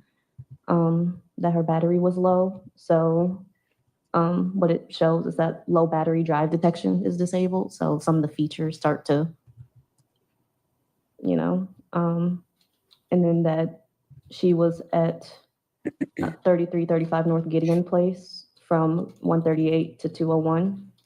And then from 12:48 to 1:38, she did a 10-mile trip. All right, if we go to the next page would show that 10-mile trip began near South 40th Street, right? What the fuck? He looked a lot different. He had longer hair. He had that kind of dirty, messy man bun. It's how he looks on the thumbnail. Maxwell Anderson is how he looked then. But you know what?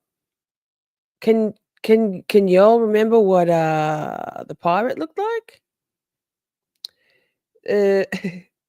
In fact, like you should see my son's father. What a fucking darrow.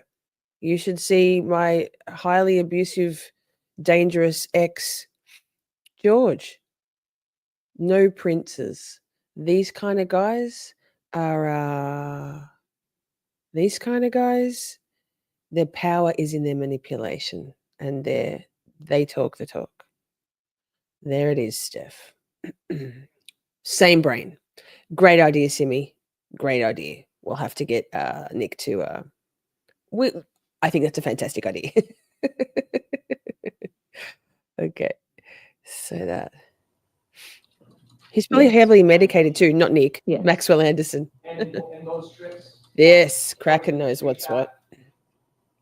her phone's on low battery, right? Yes. Can you repeat what you said about, or explain what the app does when your phone is on low battery, from what you understand? So when it's low battery, because I know it's a different subscription that you have to have that I don't have currently, but some features get disabled. Most likely it's like a battery saving feature. Okay.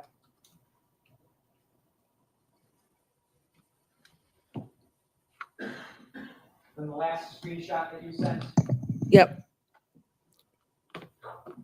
Also, not even that. Remember, we'll get to it, but there's text messages that she sent him saying, I left my comb. So I have a feeling, no shade on Sade, I have a feeling that probably they hooked up that very first meeting.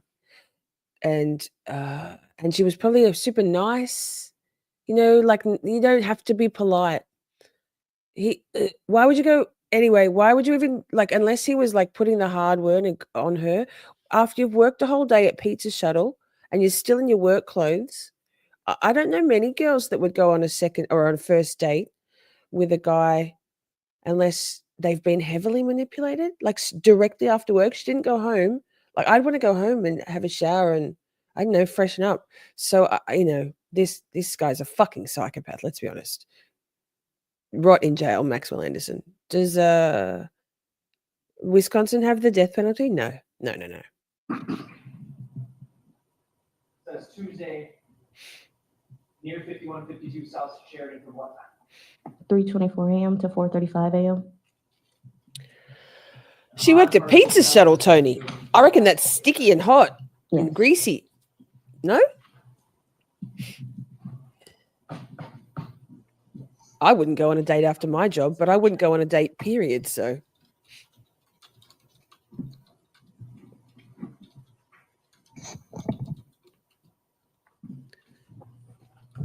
Yeah, thank you. The After microphone. that 4:35 a.m. Oh. location from Life 360, were there any future notifications for you from where her phone was through either app that you used? No. That was the last one? Yes.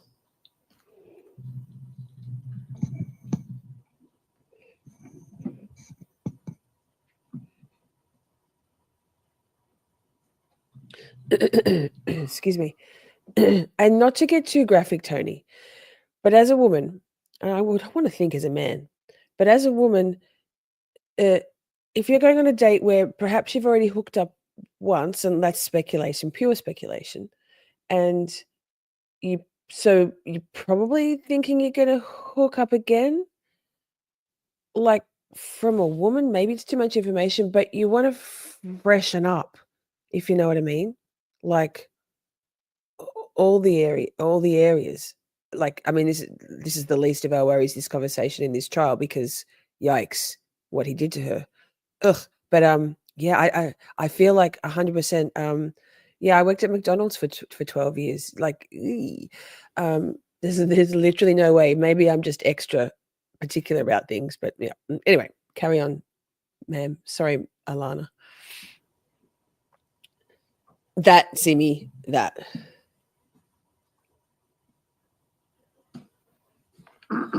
Right, Kraken? Yeah, like I'm disgusting. And they're like, oh, I'd love you.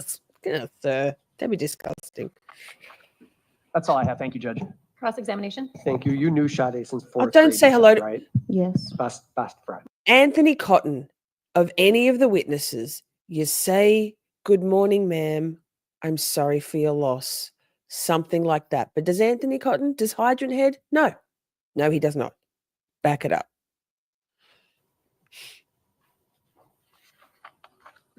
That's all I have. Thank you, Judge. Cross-examination. Thank you. You knew Sade since fourth grade, you said, right? Yes. Best friend, right? Yes. And when you spoke with the police, it was your goal, obviously, to try to be helpful to the police, right? Yes. Because it's important to try to, for you, it was important to try to give information so the police could hopefully solve the So crime, much right? hair. Yes. Okay. Now, you hadn't actually seen Sade since January. Would you agree with that? I like his glasses. Yes. Okay, but you would text with her and communicate by phone, right? Yes. When you say text, when you would text, are we talking just you pick up the phone and you send a text message, or are there other ways in which you texting means other things? We just texted the phone message or might have sent a message through Instagram. Okay, that was my question. The word text can mean sending a message. Well, DM, you could DM someone through Instagram, right? Yes. And you can communicate through Snapchat? I didn't really use Snapchat. Okay, you weren't friends with her on Neither. Snapchat?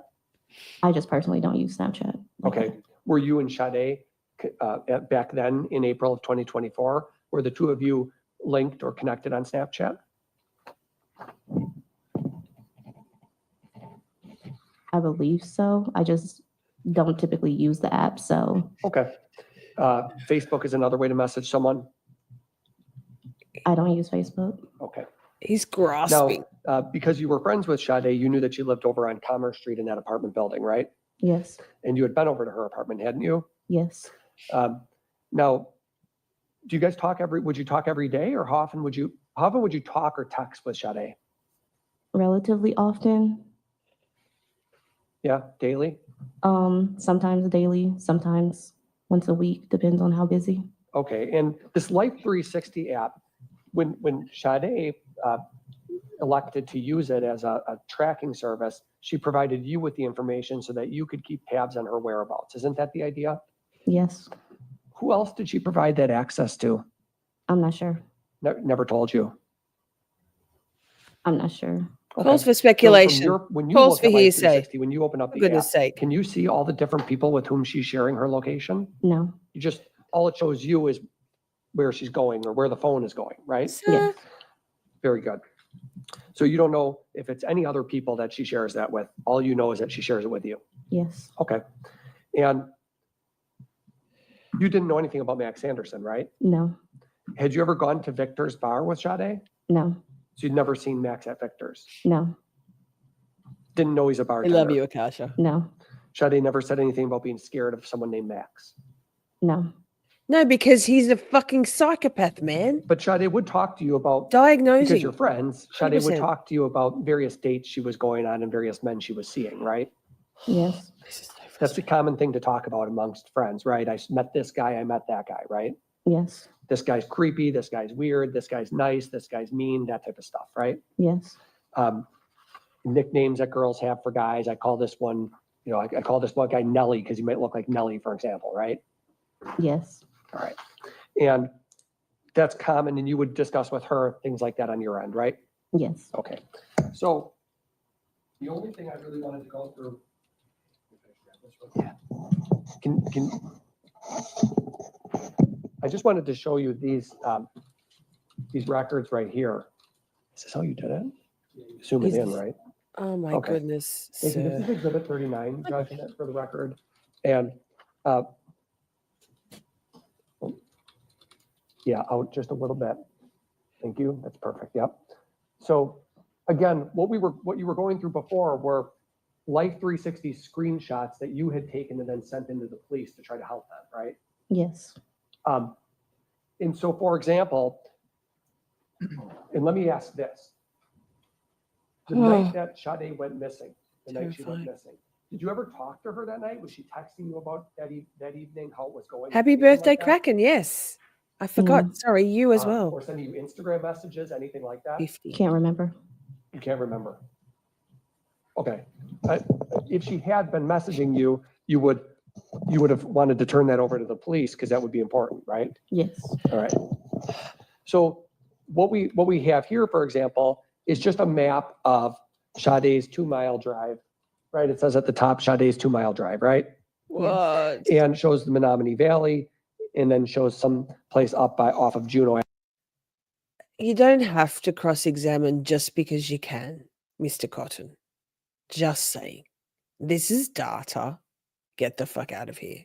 Avenue, but it doesn't tell you, you didn't have any idea where specifically she was going, right? No. Did you know, for example, if she was going to the Twisted Fisherman, did you have any idea? No. And then when we see Sade's drive details, Clybourne Street to Water Street, you're familiar with Water Street, right? Semi. Hmm? Semi. Okay. Well, it's a street that has a lot of bars on it. You know that, right? Yes. And that was a place that Sade would go periodically, right? Not sure. And then here, I know the state went through this with you, but again, it shows a 9-mile drive from Water Street right down to 40th Street, right? Very precise. Doesn't it? Yes. And it even shows when you're looking at it in real time, it shows starting location and a specific endpoint, right? Yes. And you didn't hold anything back from the police, right? You gave them every single thing that you had. Yes. And then the state was going through the reports with you, but there's a variety of places that Sade's Life 360 app showed her going that evening, right? There's numerous trips. Yes. We know about the last one where it ends at Warnemont Park, but before Warnemont Park, there's all sorts of Water Street to 40th Street, and then there's North Farwell to Canal Street. You've looked at all of these, right? Yes.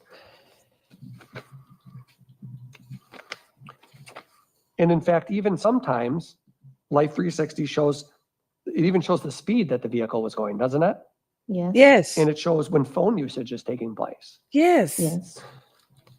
And So it's providing, from, as far as you know, it's providing breathe, data, information that you can look at to see if a person is safe, breathe, right? Miss Yes. Shorty. Is that the idea behind it, to make sure someone's safe? Yes. And this is very common, isn't it? Very common amongst the youngsters, young people. It's very common to share data, share their location, so others will know where they are, right? Yes. I mean, that's not a unique thing to Sade. That's something other friends of yours also do, right? What's your Yes. point, Thank sir? you. That's all. Exactly Briefly, baffled. Do you Exactly. recall, whether you had a conversation with Sade about meeting someone the weekend before she went missing? Yes. What do you remember about that? I remember she sent me a screenshot related to some person who had her number and was saying some things that made her feel uncomfortable. Okay. Yes. Yeah. Do you remember her talking to you about a person she had met at the bar?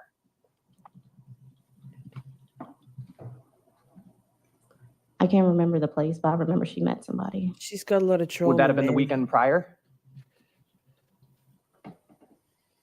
Like with the dates, I can't remember the exact dates. I just It's remember okay.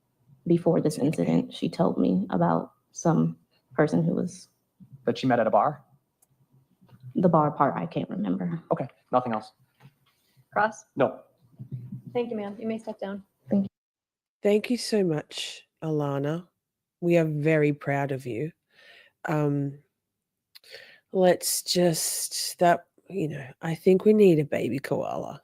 Let's do that. Love and light and levity, always supported, grounded. Now they're going to lunch, I think. Wait. I love this judge so much. Judge Laura Crivello. I love your backdrop, Laura. Okay. Oh, look, no OnlyFan. Okay. Let's make sure they don't say anything important.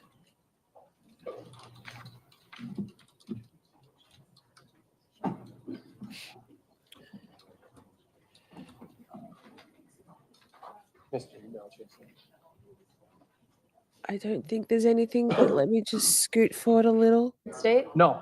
Defense? Just while the jury is out, I did want to Lucky. mention, just for the record, for what it's worth, that there are times where I notice there's leading questions or hearsay, and I just want to be clear, I'm not objecting to every one of these things, even though I'm well aware of all of them, just to sort of move this along, Okay, because a sir. lot of it's foundational stuff, and I don't think it's important to lodge objections when there's every leading question. I may do that later. I just wanted to make a record of that. If you find something objectionable and wish to object, Sure. feel free at Thank any you. point. Anything further? No. No, thank you. Okay, we'll take a 10-minute break. We'll be back shortly. Ooh, Sage. Okay, no thanks, Maxwell Anderson. We don't want to look at your anything about you, you horrible thing.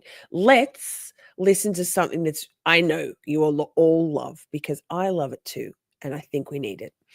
You know what? I think Sade and Alana would also love this one. We'll be back in a minute. Good people shine the brightest in the darkest times. And wishes are like beauty, they are vain, vain things. Expect nothing at all, girl, but never lose hope. Walk a fine, fine line, give me just enough rope. Shine, shine, it's gonna be fine. Time is all mine. Fine lines, hard times make you who you are. Quitting ain't no option, girl, already come this far. Time is but a shadow in the construct of your mind. A lie unchecked becomes the truth, you know, time after time. Ephemeral and fleeting, fortunes always meet and run in circles. Water level things, gonna be just fine. Shine, shine, it's gonna be fine. Time is all mine. Fine lines, hard times make you who you are. Quitting ain't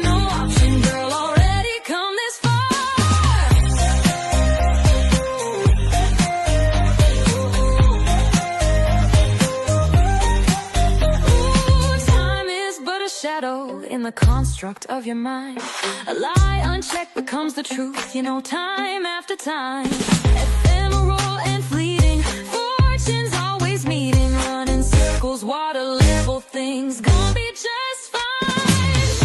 Time, it's gonna be fine.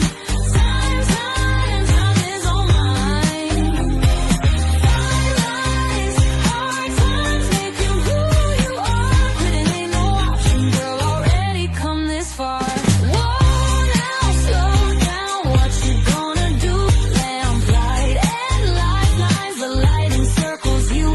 Opportunity, community, living, breathing entity, creation, foundation, building your eternity. Shine, shine, it's gonna be fine. Time is all mine. Fine lines, hard times make you who you are. Quitting ain't no option, girl, already come this far. Shine, time, fine, mine. Walk that line until the end of time. 'Cause good people shine brightest in the darkest times. Ah, well, that feels a bit better. We're back. Shall we keep going with trial? Yes, let's. I'm inceptioning myself. Wait. After that morning recess, we have this.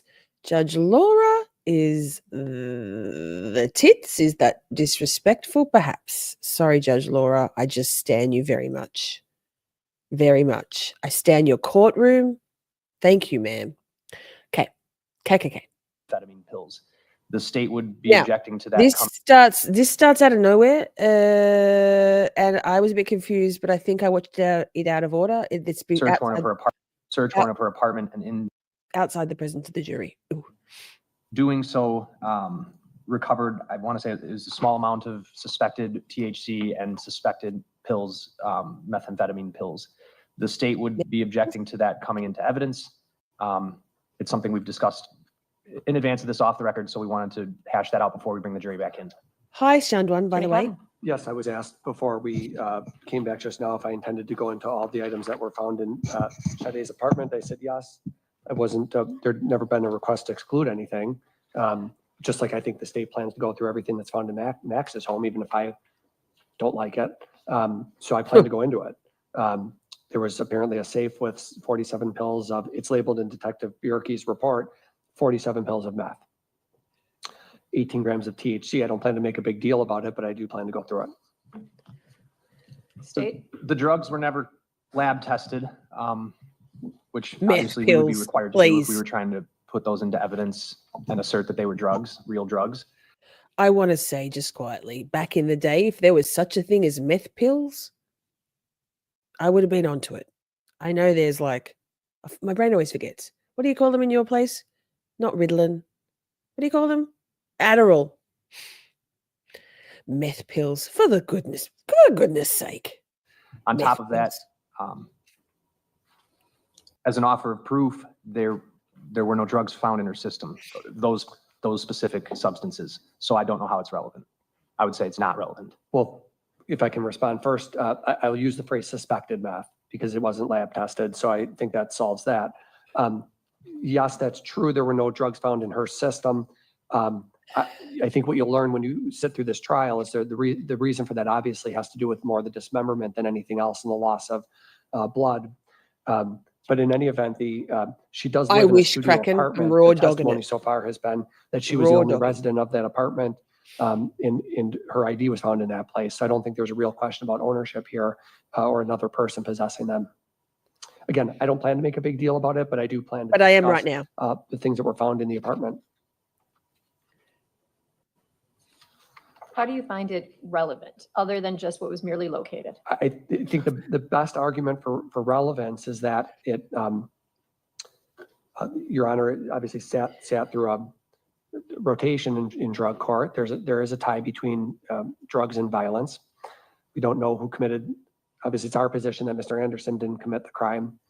And I think that somebody who is involved in, I don't think it's unreasonable to suggest that somebody who's involved in purchasing meth or suspected meth, whatever that is, that drug, could potentially expose themselves to bad elements in our community. It's not a legal drug. It's not something you can purchase at a store. That would obviously put her in contact with people who are illegal drug dealers. Those people do often are armed and violent people. That's sort of. Yes, and did you see her face there? Yes, and Mr. Cotton. Yes, and she didn't buy drug. She wasn't killed by the bad element of drug dealing, although fucking Maxwell Anderson had he was supposed to be not drinking ever. Court ordered no alcohol and no drugs. I don't think meth was his drug of choice. I believe cocaine and weed and stuff. Sade was not killed. It's not reasonable doubt. There is no reasonable doubt in this case. Like 0, 0, 0. Okay, I'm going to skip back because Laura's face when he says is that last sentence, she's like, excuse me, what? Excuse me, what? Watch her face. I will shush. Something you can purchase at a store. That would obviously put her in contact with people who are illegal drug dealers. Those people do often are armed and violent people. That's sort of common knowledge and something this court has presided over. Again, to be clear, I don't plan to go beyond that and inquire of witnesses who is her supplier, how did she get them. I don't have any knowledge of how she got them. I simply would know that a person would get meth from an illegal source, a drug dealer, and that would create the possibility that Sade was connected with bad elements in our community, and that could be an alternate explanation for how she came to be missing. Any response? Just that, just to add one thing, that they're at her apartment and there's no, she leaves her apartment, she's not, so there's no evidence that she had any drugs with her either. So that would add to them being not relevant. So it's always a concern when we cut away the truth, right? Whenever we're asked to tailor the evidence, it's always a concern. Relative to this matter, the first inquiry has to be relevance under 90401. The defense has indicated that the admission of the items could potentially be part of the defense that they intend or anticipate arguing. Based on that, I think it's a concern to preclude the defense from having the ability to move forward with their defense. And I'm going to find under 90401 it's relevant. As to admissibility, the state has already introduced evidence through other witnesses that there were at least 2 searches already conducted prior to the search warrant, if not more. There's already been evidence relative to the fact that the apartment contained her identification, that it was a studio apartment, that it was messy but not apparently ransacked, that clearly at this point in time that evidence is admissible. The last analysis has to be under 90403, a balancing of probative value versus prejudice. And defense is right. I mean, if those drugs are found at Mr. Anderson's house and we hear that, I'm going to allow admissibility for the state to introduce that information as to Mr. Anderson. So in all fairness, I'm going to allow the defense to introduce that relative to this matter. Or the state if they so choose. I am finding that the probative value will outweigh the prejudice, and I am going to allow the admissibility of that information.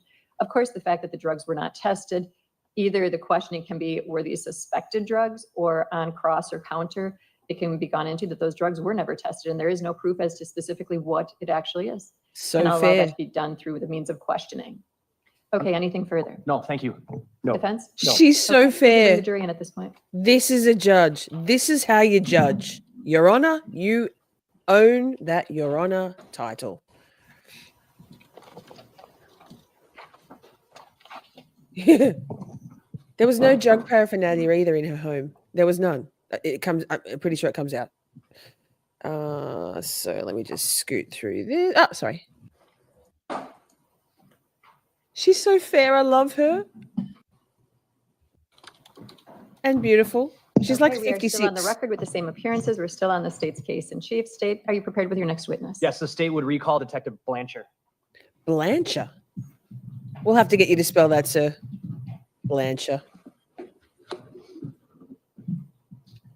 It's Joseph Blanchar, Joseph Blanchar, Blanchar. Where did their closed captions go?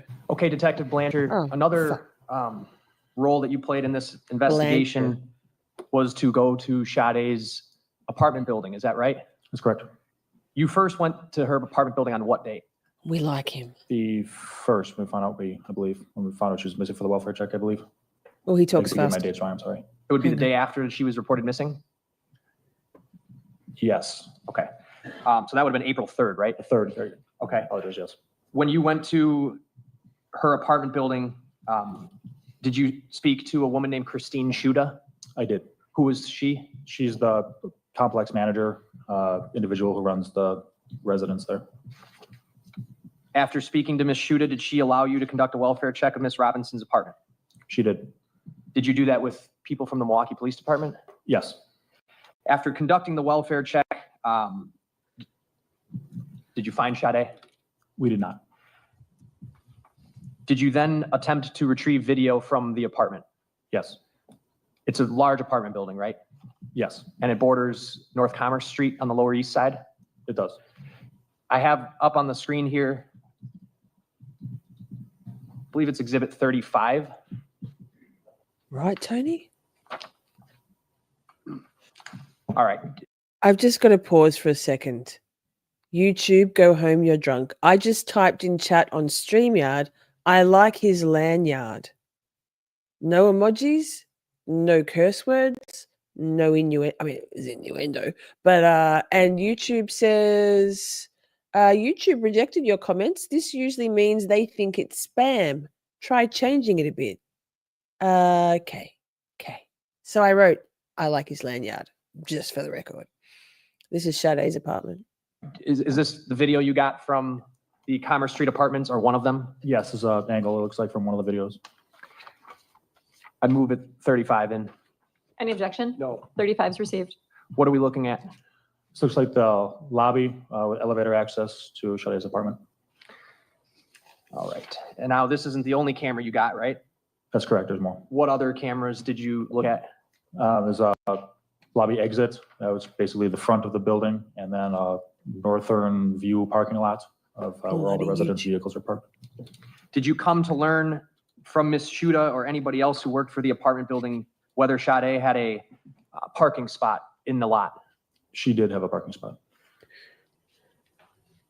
I take it then you also came to learn that she had a vehicle registered to that parking spot. That's correct. Was that a 2020 dark blue Honda Civic? It was.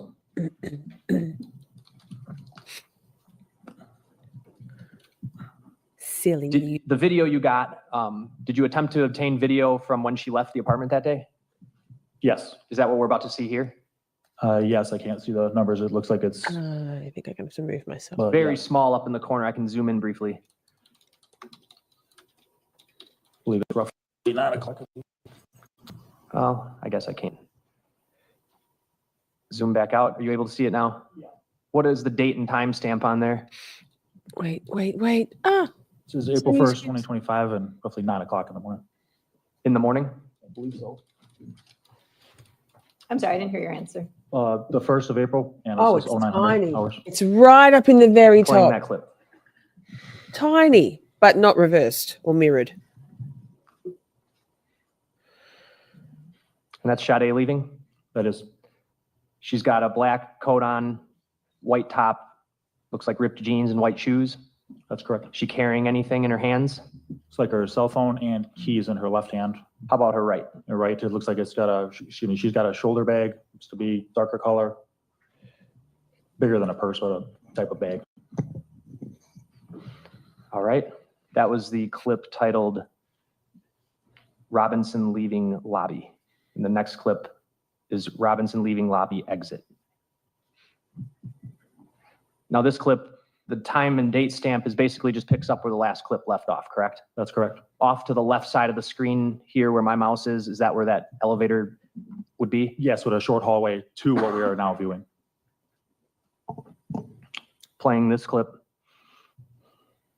It's 11 seconds long. What does it show? Shows her exiting the front of the complex. That would be the exit out towards Commerce Street, correct? That's correct. The next clip is titled Robinson leaving lot. You're all good, Lainey. Thanks for checking in. All right. What you cooking? This clip is about 2 minutes long. What are we looking at? Can you orient us? Yes, this is a northeast facing camera system, and you can see Sade just in front of that black, I believe it's SUV, and walking north towards Commerce Street is going to be in the upper portion of the video screen. All right, so we got the parking lot, obviously, the street at the top here, that's Commerce Street. Yes, it is. Okay, and do you know where Sade's parking spot is? Yes, it's right in the middle of the frame. I kind of point to it here. Yes, please. Should be right about here. Okay, and in fact, there's Yeah. a reddish car there. It's actually the one behind that. It's kind of blocked by the camera, right? Yes, it is. This over here, this street, Commerce Street, kind of travels northeast, right? Yes, it does. This bridge over here, that would be the Holton Street Bridge, right? Pause. Sorry, Detective Blanchar. In my box of birthday cheese and earrings, Shandwan gave me a bunch of, I've drank all the wine, of course, a bunch of different cheeses, including sharp and crumbly jalapeno cheese. Wait, let me make this bigger. That's what she said. Just pause for a second. This bears repeating. Shandwan gave me a bunch of cheese for my birthday. Thank you, Shandwan. And Lego earrings, just saying. But in the box of cheese, well, the cheeses, there wasn't just one giant box of cheese, or basically, was a little packet of sharp and crumbly jalapeno cheese. It is delicious. That's all. Carry on, Detective Blanchard. Strongly recommend, highly recommend, 10/10. Very delicious. So good. Now I need cheese. It is. What business or building is on the right side of the screen if you kept going up that street? Water Street Brewery, I believe, or one of the breweries to the right. Yes. Okay. I'm unfamiliar which one. I'm sorry. All right, and then this individual here, That is Ms. Robinson. this timestamp, really hard to read, April 1, 2024. Delicious, Laney. 9:00:44. Yes.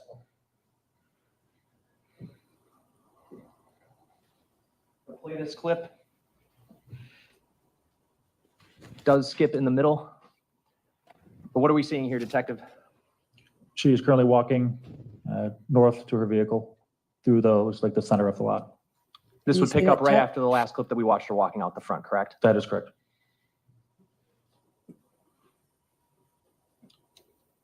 Now it's froze. So she's right up the very top of the screen there. You can see her. It's tiny. But she's there, near her blue Honda Civic.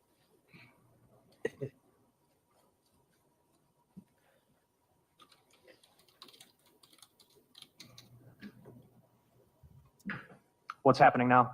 So she's entered her vehicle and now it's making a partial U-turn to go to the exit of the lot, which is north on Commerce Street.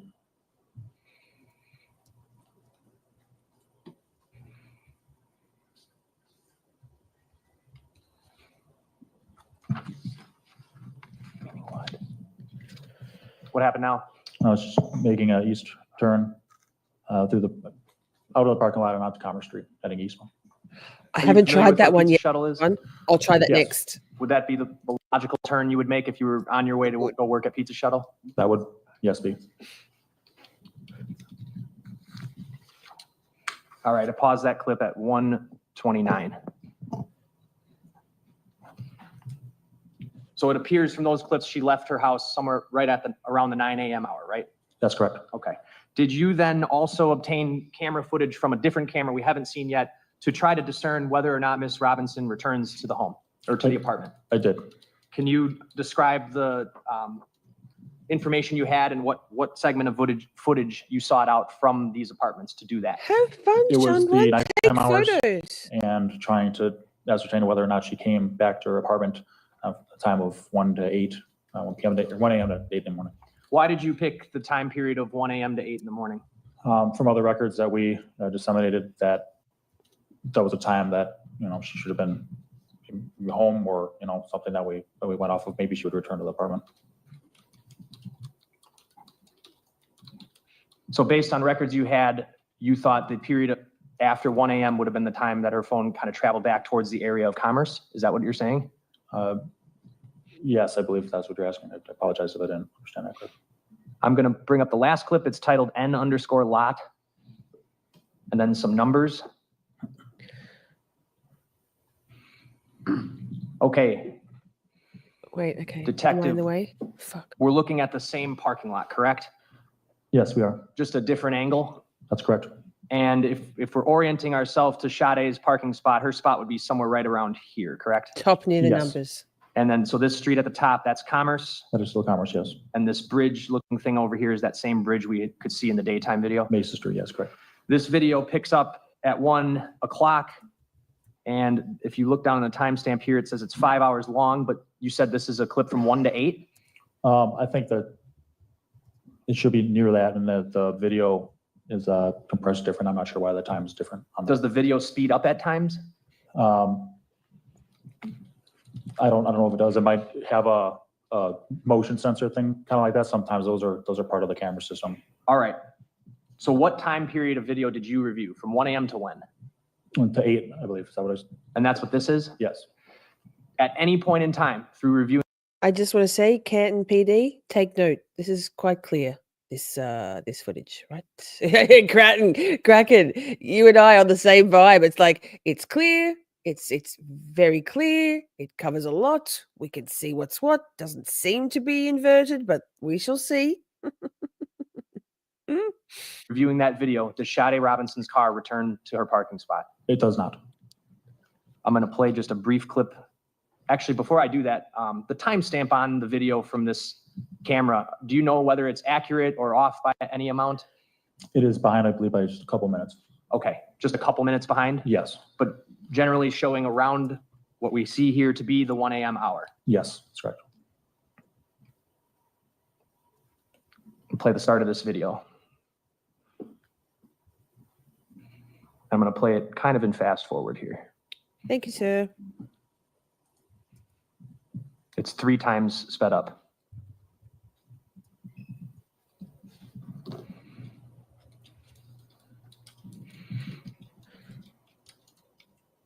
And it's Going snowing. to 4 times.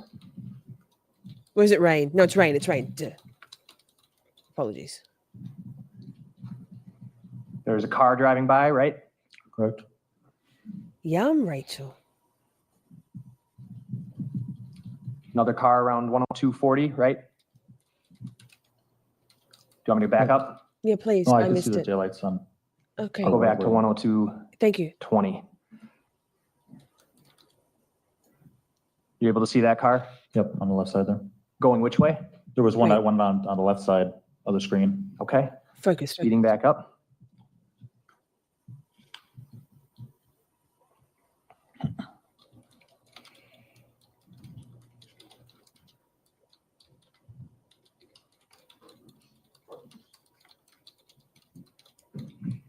Nothing, nothing.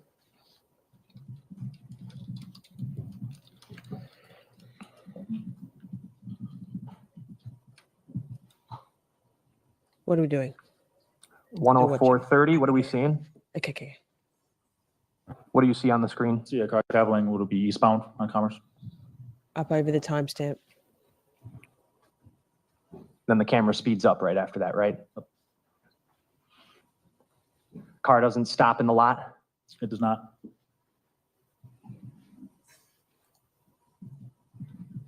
From the speed back up? 4 times. 4x. I like it.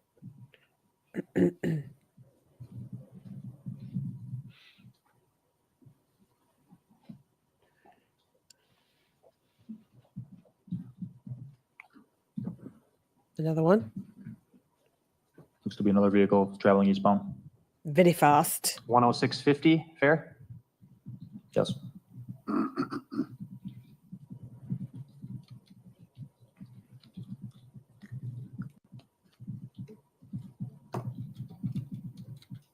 It's like 2 more vehicles passed by. Are they 108? relevant vehicles? What are we watching here? Fair. Yes. This is riveting when you're just listening, more. by the way. 109? Okay. All right, and I'm going to stop it at Yes. 1:10, 11 a.m. Again, this is a couple minutes behind, so this would be around what, like 1:12-ish, 1:13 or what? Yes, well, 12, 113, that would be accurate. I think we'll work it out. I All think we'll right. find out. Miss what the And fuck? if I go all the way to the end, Please, yes. Land that plane. I've taken it to the 4-hour, 55-minute, 41-second mark Oh. of the clip. On the screen here, it's April 2nd at 7:44:53, correct? Correct. So this clip must, by that math, travel in fast increments at times, correct? Yes. Okay. And what your testimony is here today is that you've reviewed all of this footage and her car never returns to that lot? That is Okay, correct. that's the point. Nothing else? That's the point. No. It never Thank you. returned State your next to her witness. normal spot. State Police Detective Kayla Bjerke. Kayla Bjerke. I think it's Kayla. Kayla. We'll see. Will she spell her name?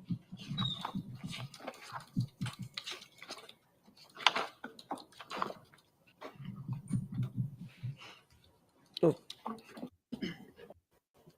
State and spell your name for the record. Detective Kayla, Kayla, last name Bjerke, B as in boy, J as in John, ERKE. you get that? Miss, what the fuck did you get that? You little ripper, you? Here, let me move this up. Kayla, Kaella. Is it with it? Wait, I forgot now already. Yeah, no, it doesn't matter. Doesn't matter. I'm just a puppet. Let's go, Kayla. Let's go, Detective Bjerke. How are you employed? As a detective with the Milwaukee County Sheriff's Office. How long have you been with the Sheriff's Department? It's about 7.5 years, How long have you been a detective? about 2 or 3 years now. Can you describe some of your general duties as a detective? Follow up with any cases that may be assigned, help with other cases that are as assigned, and just be a support role with other detectives. Judge, I think we could turn the lights on. I think they're doing that right now. Okay, thank you. Thank Were you working on April 3rd, 2024 in that capacity? I was. As part of your duties that day, did you participate in obtaining a search warrant and then executing it at the location of 1858 North Commerce Street, apartment 309? I did. Is that in the city and county of Milwaukee? It is. And a search warrant gives judicial authorization for law enforcement to go into a location and search it, correct? Correct. And you received that authority? I believe Detective Donner got the warrant signed. I went to the residence to execute the warrant. But law enforcement got a search warrant signed? Yes. Okay. What is at the address of 1858 North Commerce Street? And as you're saying that, can you describe how big that building is and what it consists of? Yeah, it's a multi-story apartment unit building. It's near Lakefront Brewery. On the east side, it faces the river. So the river's right behind the apartments. So it's easily a multi-floor apartment building. Prior to going there on April 3rd, were you aware as to whether or not another law enforcement jurisdiction had been inside that apartment? Yes. Who was that and when? I believe that was Milwaukee Police Department, and I believe it was the day prior. And what were you familiar with why they went there? Yes, for searching for Sade Robinson. Something that would be termed a welfare or a wellness check? Correct. Do you recall approximately what time you went there? I believe it was mid-afternoon. The reason why the Sheriff's Department obtained a search warrant and wanted to go search that apartment was what? To look for like DNA, and then just to check the status of the apartment, see if we could find anything that would help locate her. Okay. And you're talking, when you say her, who are you referring to? Sade Robinson. So you mentioned looking for DNA. Why was that important for you at this time? So that we could use it for a comparison if we found anything of hers, such as we found the leg, so we could use that for comparison. So at this point, is it fair to say that you were searching her apartment to aid law enforcement in the search for her? Correct. Can you describe her apartment? Yeah, it was a studio apartment. So the bed, how it worked is you open the door, and right away to your left was a bathroom. The bathroom was quite large, had a shower, every toilet, everything like that. And then if you kept going forward, past the bathroom, on the left side was the kitchen. after the kitchen. It was a studio apartment, so the bed was right there on the right side wall, while the closets were on the other side. And then she had a couch that faced the windows, or that faced against the windows, and then you could see the river on the other side. Can you describe how the apartment was furnished, what types of contents it contained, what types of personal items, just in general? Yeah, anything personal you would say of like a 19-year-old girl. So all clothes, shoes. It had some Nintendo Switch games. It had She was food just in a it. kid. I know adults play Switch. Bed in it. The closet was fully stacked with clothes. The bathroom was fully stocked with like hairbrushes, makeup accessories, everything like that. Upon entry, was one of your goals to determine whether or not there had been a struggle or a forced break-in, anything of that nature? Yes. And did you make any of those determinations? No, we determined that there was no force of anything of like a break-in or anything like happening. Did it appear that any struggle had occurred inside? No. And can you describe what you did in order to execute the search warrant?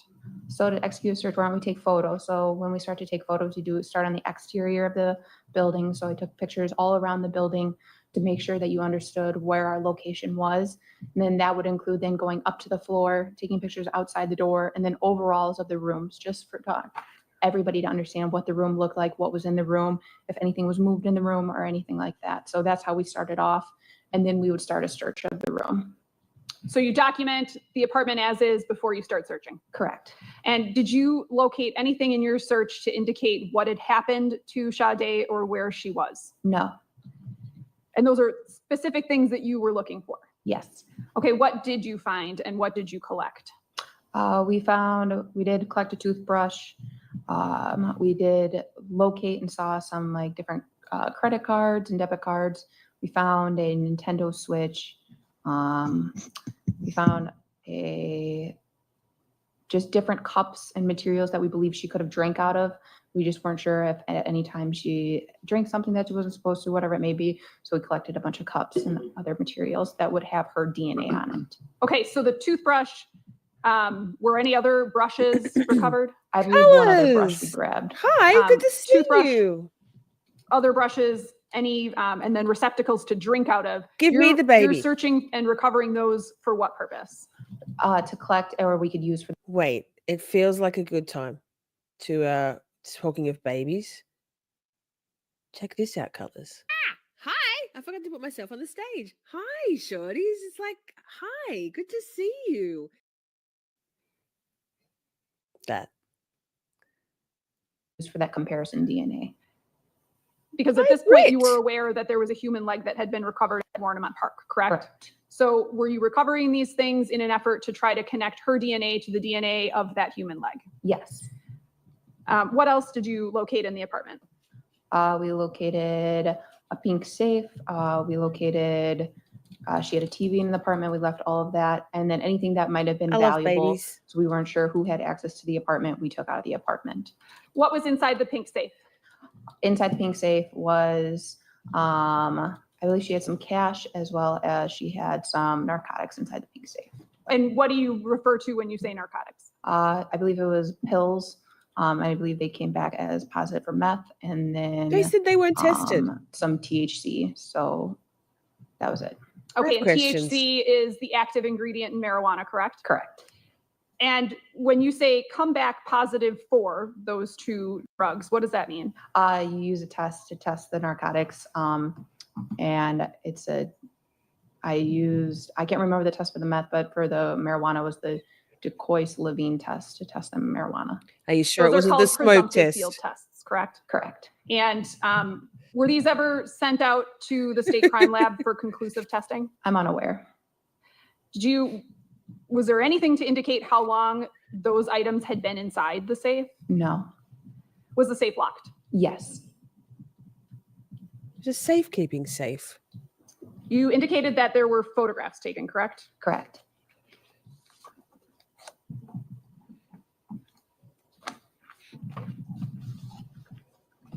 Now, just so the record is clear, we stipulate to all the photos being introduced into evidence, Your Honor. What numbers are those? They're 41 through 50. I will receive into evidence 41 through 50 then. Showing you exhibits 41 through 50. Can you, first of all, do you recognize what those are? Yes. And can you identify what those are? That's the 41 is the exterior of Sade's apartment building. That's a photograph, correct? Yes. Are all of those exhibits photographs? Yes. Yeah, they are. I'd ask that exhibits 41 through 50 be admitted and permission to publish. Already received and feel free.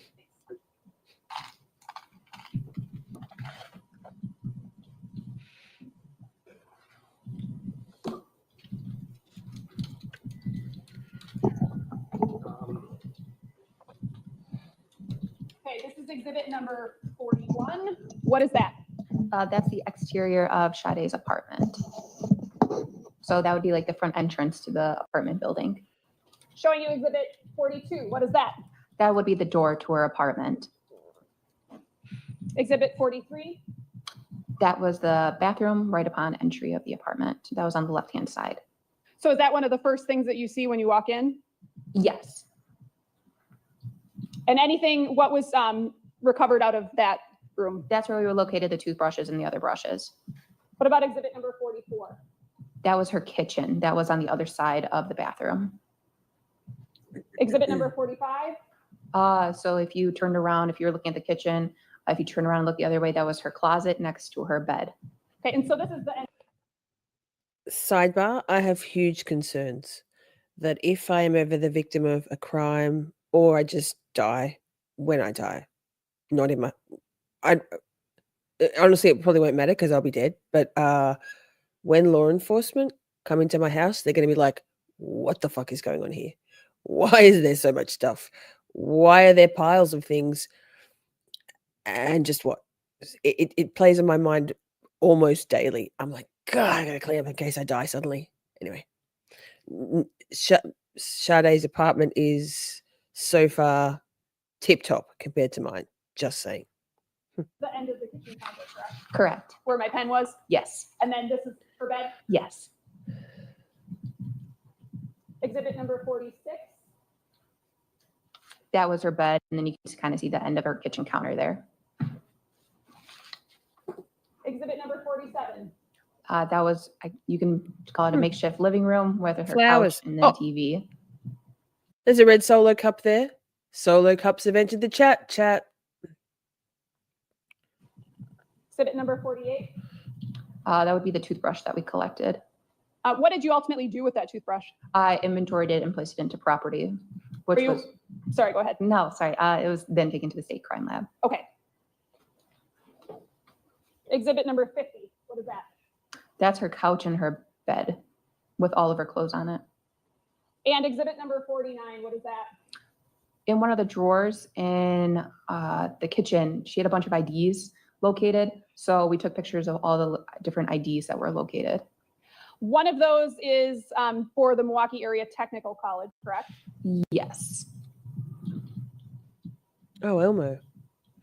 And then right above it is what? It looks like a probationary ID. I have so much stuff. Like so much. Based on your knowledge, what is a probationary ID? Just means you're not 21 yet. So that's a Wisconsin state. Pausing again, I won't keep pausing, but I used to be a support worker for, in Australia, it's NDIS, National Disability Insurance Scheme, I think. And the work I used to do was with, excuse me, people who were hoarders and who, like, proper hoarders, a trauma response, a mental health, an obsessive compulsion to not get rid of things. I'm a collector, not a hoarder, but it's almost that alone, other than the sheer panic of perhaps dying and people judging me. My camera reel also, but I've seen houses where you cannot walk into rooms. Not my house yet. State issued ID. Yes. And does it specifically designate that the person is under 21 in some obvious way? Yes. Where? The top left-hand corner, it says U21 and then probationary driver's license. And then it says age attained at the bottom. And you found that where? In her apartment, in one of the drawers. So in theory, if one were to try to get into a bar with that ID, they should be denied, correct? Correct. Honestly, like, let's realistically, true crime trials where they have this kind of exhibits for the jury reassure me that what you see on social media when what people post is not reality for most people. It is reassuring. We're just normal folk living normal lives with stuff.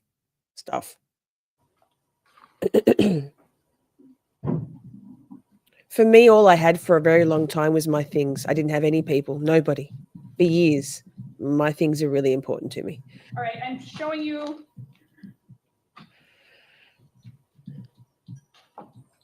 Like literally, all I had was my In a minute. beloved possessions.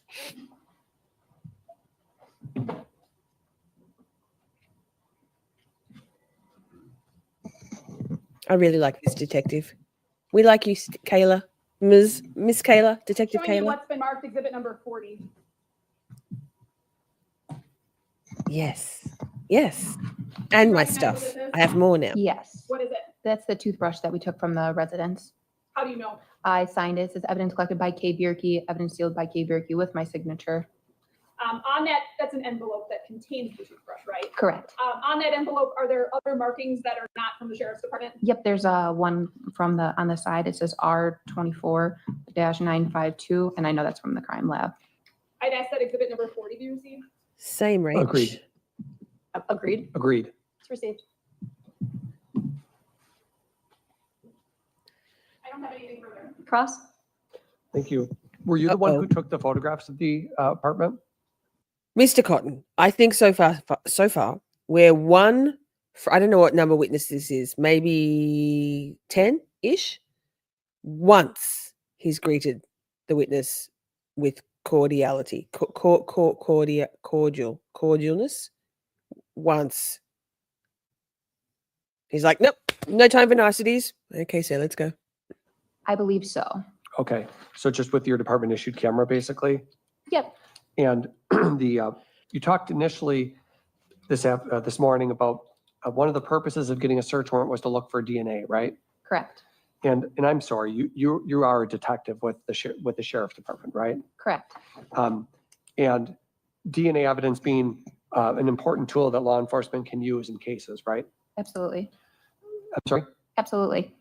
And that's the reason that you said absolutely is because it can help you pinpoint one's identity, for example, right? Correct. And you've worked with DNA in your experience as a detective, right? Yes, I have. And the way in which we go about collecting DNA samples is to do swabbing. Correct. But you as the detective don't do the swabbing. You call in lab personnel, don't you, that go through and actually swab for it? Depends. There's times I am trained as an evidence technician. I can do the swabbing. However, I did not swab any of these items. Got it. But so either way, you specifically could choose to swab if you wanted to because of your training, or you could call in people to do that for you. Correct. And then that type of evidence, DNA evidence, when you're going through we can take down the photos. I don't need that up. When you're going through Miss Robinson's apartment, you're using your eyes to look for things that might contain DNA, right? Correct. Because you know that it can be shed from skin, for example, Correct. and it can come from saliva. Yes. One of the reasons you had, I don't know if it was one of the photos you looked at, but you had noted a glass, for example. We would like to test the rim of a glass because it might have one's DNA on it. Yes.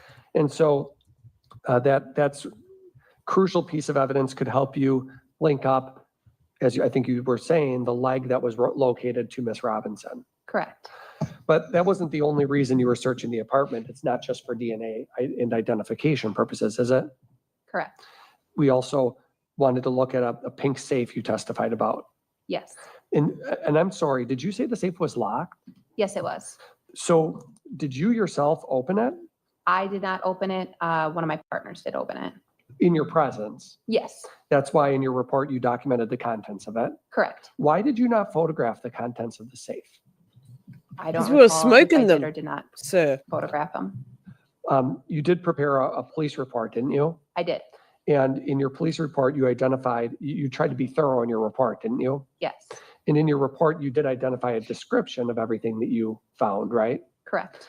And there were other things in the apartment of note that beyond just, well, there was a number of, we could see from the pictures, it was there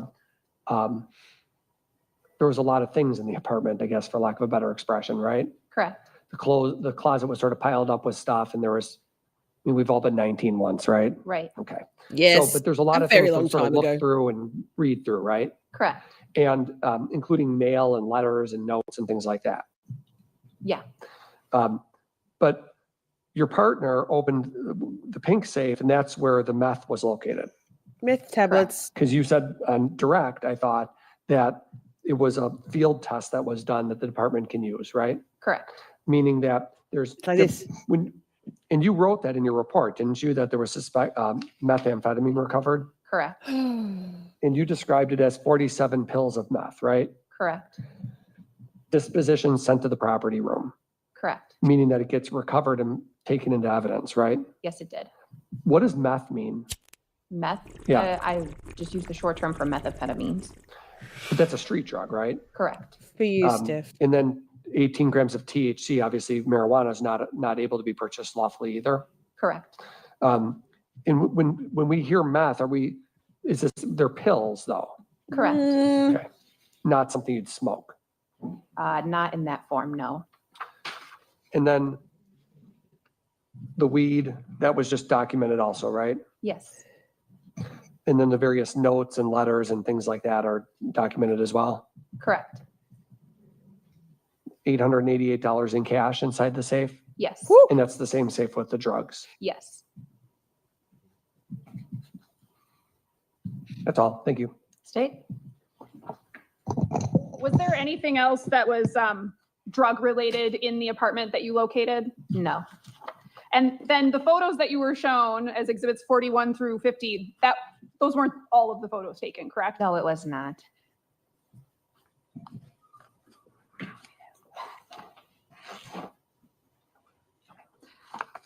Exhibit number 49 again.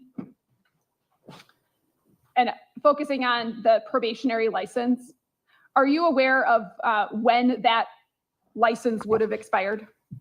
I can look at it and see. If you can, yes. It's a bit blurry, but I believe it's 5/15 of 2025. And that would correspond with Sade turning 21, correct? Correct. Nothing further. No, nothing for us. Thank No. you. You can shut down. Okay, Cotton. So we have like 15 minutes left. Do you have a quicker witness? Yes. Awesome. Captain Christiaan Hoose. Captain Christiaan Hoose. What you got, Mr. Hoose? Detective Captain Hoose. Hoose. Hoose. German name? Speedelmeister. Bjerke and Hoose. Lots of European names in Wisconsin. Oh, I forgot to skip forward. Hey. So help you God? I do. You can please be seated, state and spell your name for the record. Christiaan Hoose, Christiaanhoose. Well, hi, Sweden. Hi, Sweden. Right, Tony? So good. Christiaan Hoose. Look at Mrs. What the fuck? Oh, I forgot to press play. How are you employed? With the City of Milwaukee Fire Department, How long have you worked for the City of Milwaukee Fire Department? 27 years. What's your current rank? Captain, How long have you been a captain? 13 years. Were you working in your capacity as a captain with the fire department back on April 2nd, 2024? Yes, Yes, I it's was. What was fantastic. the I shift love that it. you worked on that day?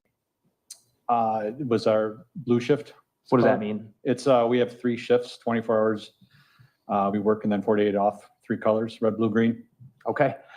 Were you dispatched to the location of So it was the afternoon 2928 shift. West Lisbon Avenue on the morning of April 2nd, 2024, shortly after 7:30 a.m.?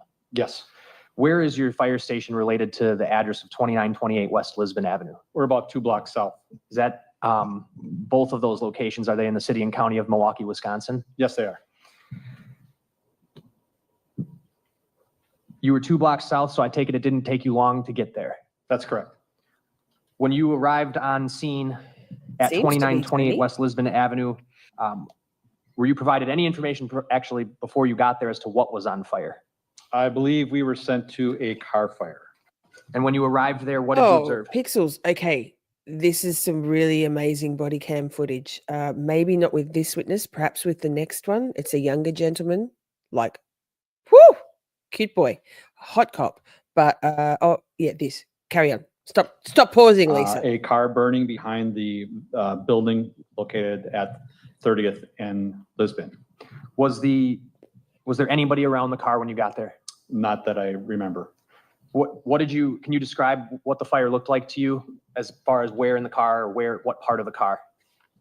I believe that the fire was in the passenger compartment where all the seats are located in the trunk area.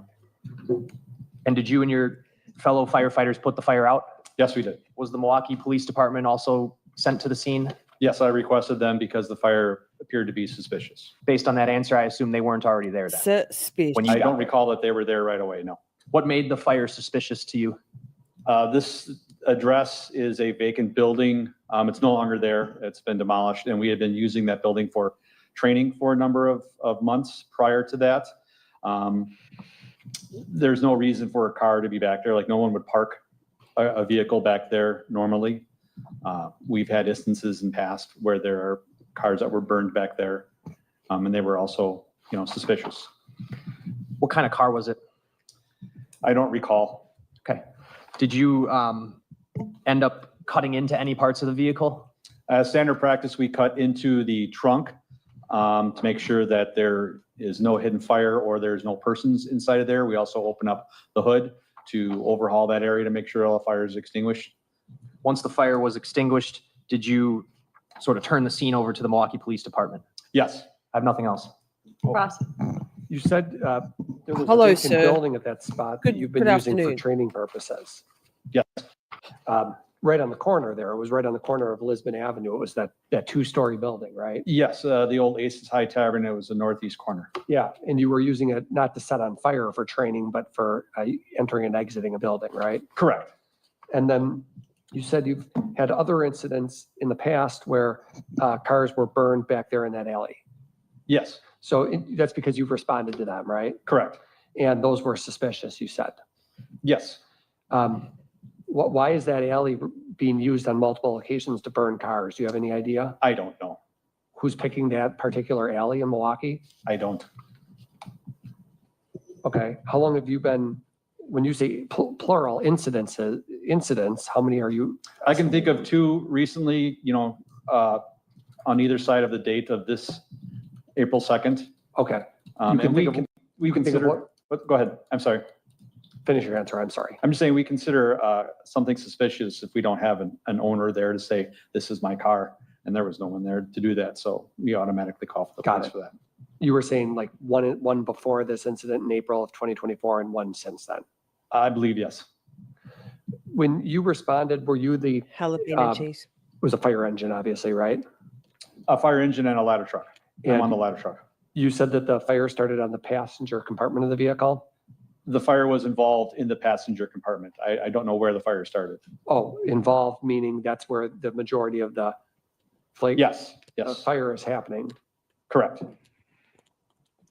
That's all. State? One thing, how did you put it out? With a reduced hose line of water. Puppy, you can't have jalapeno cheese. Did you describe the force of the water that comes out? It's an 1 3/4 hand line that we use off of our engine. About 160 pounds of pressure comes out of there. Significant amount of pressure then. Yes. Nothing else. It blows hard. Sorry, just one more thing. Oh, Mr. You did speak with law enforcement also, right? Because you called them in, I believe so, yes. and you remember that the trunk of the vehicle was open when you arrived. If that's what I had told the officers, then yes, I do not recall it now, but And that the vehicle was unlocked. yes, You remember that? I believe so, yes. That's all. State? Nothing else. Thank you, Captain. Thank you. Thank you, Captain. Okay, it's 11:52. I think it's a good point to break for the morning. So again, the admonitions. Remember, don't do any investigation, don't do any discussions about this case, don't do any Let me blogging, just, emailing, uh, texting, don't talk to skip each on other through. about the case, don't talk Sorry, to your friends Judge or family. Laura. Sorry, Judge Laura. Wait. How about How about this? And then glowing light of opalescence, soft pale pink and rounded. Koala Break, obviously. Okay. And we're back. Hot No fireman. appearances? Hot Okay, someone. good afternoon, everyone. I hope you had a lovely lunch. We are still on the state's case in chief.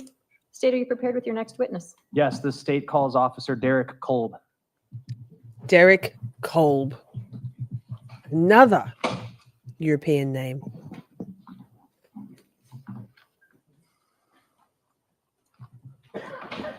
Oh, they're coughing in court also. Name for the record? Oh, wait, sorry. We can't miss Do you Mrs. solemnly Entrance. swear that the testimony Oh, sorry. you give in this matter will be the truth, the Look whole how truth, young and he nothing but is. the truth, so help you God? I do. You can please be seated, state and spell your name for the record. All right, I'm Officer Derek Kolb, Derek Kolb. Derek Derek. Little baby Derek. He's like a baby koala. You a police officer with the City of Milwaukee Police Department? Yes, I am. How long have you been an officer? Since August of 2023. What district are you assigned to currently? District 3.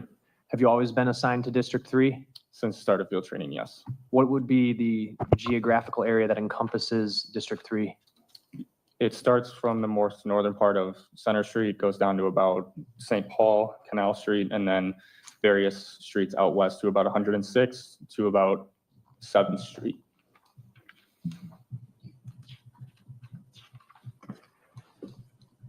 And you work patrol? Yes, sir. Can you describe your general daily duties? Generally, we'll be patrolling around, taking calls for service, doing traffic stops, anything that dispatchers dispatch to on a daily basis. So any sort of calls that we need on.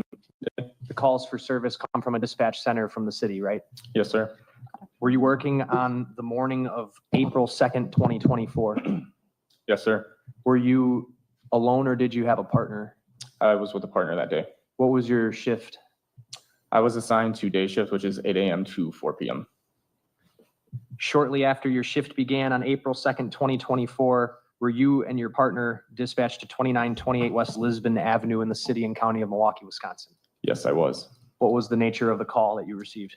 We initially get a call for service from Milwaukee Fire calling us for a request MPD. Usually that results in us being told that we need to investigate a fire of some sorts. Did you know what kind of fire this entailed when you were going there? Yes, initially our CAD notes read that it was a vehicle fire. Are you familiar with what's at the address of 2928 West Lisbon Avenue? Yes. When I started there, it was an abandoned building and it continued to be until it was torn down.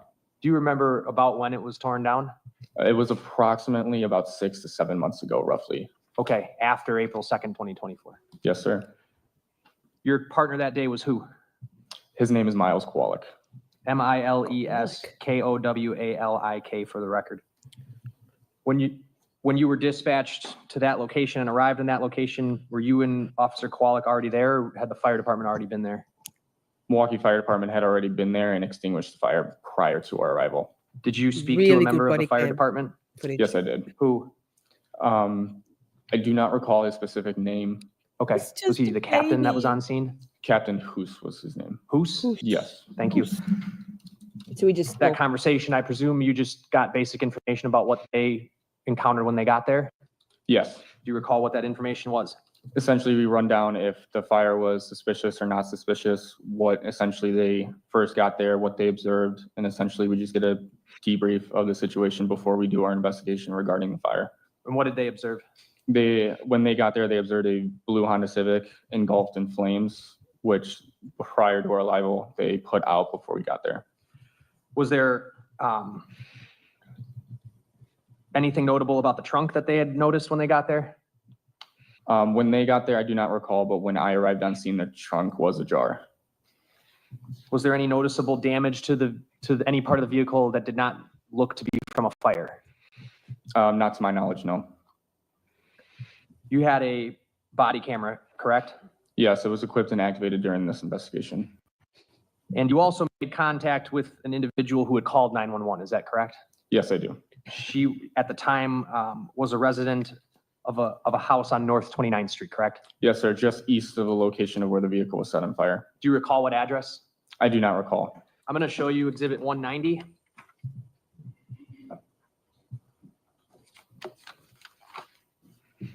What is this? That is a aerial view of District 3, certain parts of streets being Galena to Lisbon Avenue. Move 190 in and ask to publish. Any objection? No. It's received and go ahead. I've got Exhibit 190 on the TV screen now. Okay, we have to step out of the way. Let me make myself smaller.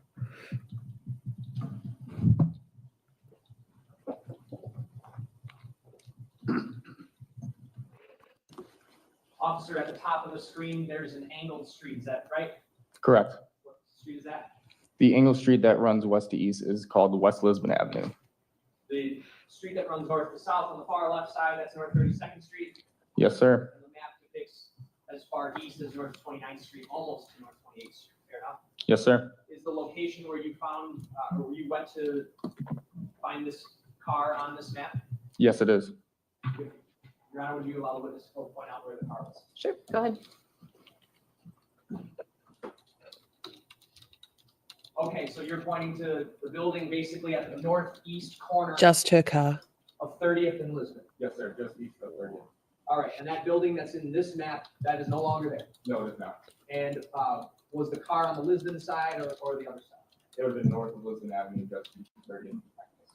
Behind the building at this corner? Yes, sir. Okay, and if you go down 30th, this street here is what? That would be Walnut. This is Walnut Street, and then the one south of that is West Galena. West Galena. And then right in between Walnut and Galena is the 31st and Galena playground? Yes, sir. Thank you, you can have a seat.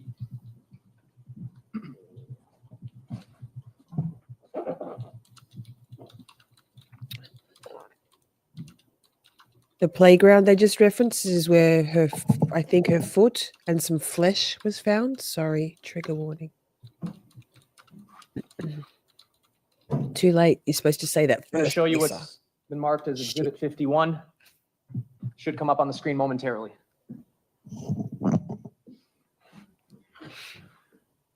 What are we looking at? That was the blue Honda Civic that we got dispatched to for the vehicle fire. I should have asked a better question. This is a body cam, right? Yes, Okay, whose body cam? that would be my personal body camera.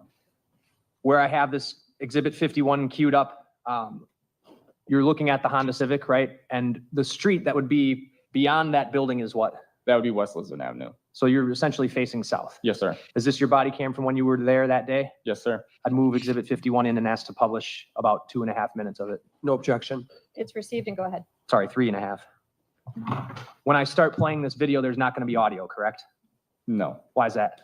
For the first 30 seconds, when we turn on our Axon body cameras, it goes back about approximately 30 seconds to where no audio is recorded during it, just how our Axon equipped cameras are run in our Milwaukee Police Department. You hit record, but your camera actually picks up 30 seconds prior. Exactly. All right, thanks.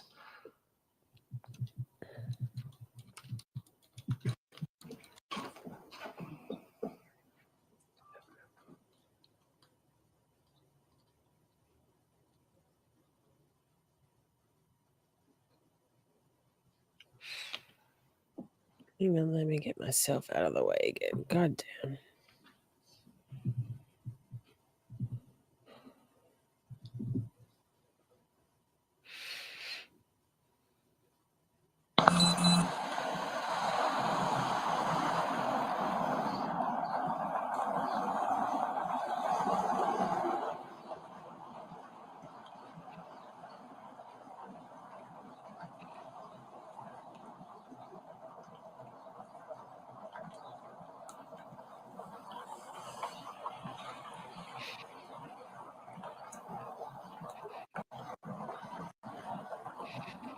Yeah, I said that in the chat somewhere, Simi, and everyone jumped down my throat. Yeah, Princey, that's her car. He'd set it on fire and dumped it. Paused at 110. Dumped it and That set first it on portion of the fire. video, what were you doing? Essentially looking over the vehicle, just seeing what kind of fire damage is done to the vehicle. And then initially when I looked at the front plane of glass for the front window, that's initially where I first checked vehicles for their VIN number. And then the second time when I went to the inside of the door panel is where I checked for the second pin, the VIN number. The first one is destroyed in the vehicle fire, so I got the VIN number off of the door. VIN, sorry, The purpose sir. of getting just that VIN. information is what? Typically, and sometimes with the Milwaukee Police Department, some vehicles have license plates that do not match the vehicle that it has on it. So I always double check and write down the VIN number of the vehicle and the license plate as well, just to make sure that they match if I run the license plate or if I run the VIN. You did that in this instance? Yes, sir. And then did you run that information to try to figure out who the vehicle belonged to? I did. And who did the vehicle belong to? We run it through a certification called E-Time, which is a Department of Transportation check. And when I ran the license plate and the VIN of this motor vehicle, it listed to Sade Robinson. Did the VIN and the license plate match? Yes, it did. Okay. Playing at 110.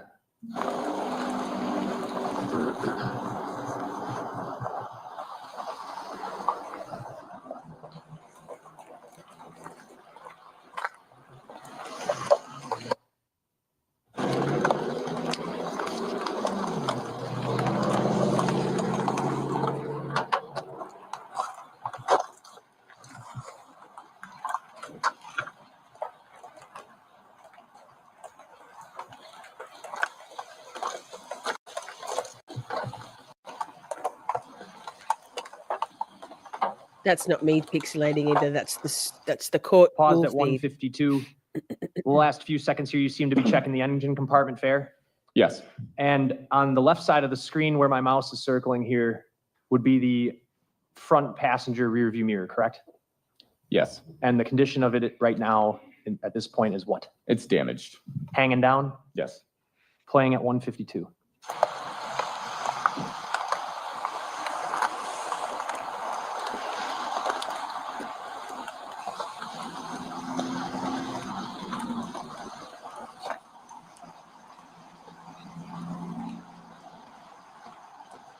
Oh, look, I'm in the way again. Gosh.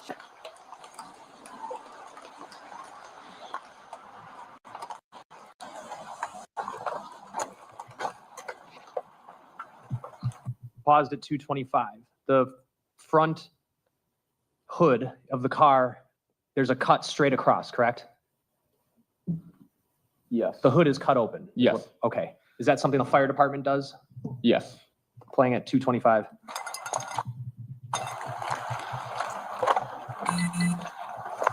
Super weird because that engine still looks like it's in pristine condition. So. Huh? It didn't even look like, I mean that in the sense of like the fire didn't even touch the engine or any part of the front of the vehicle. Oh, it's all in through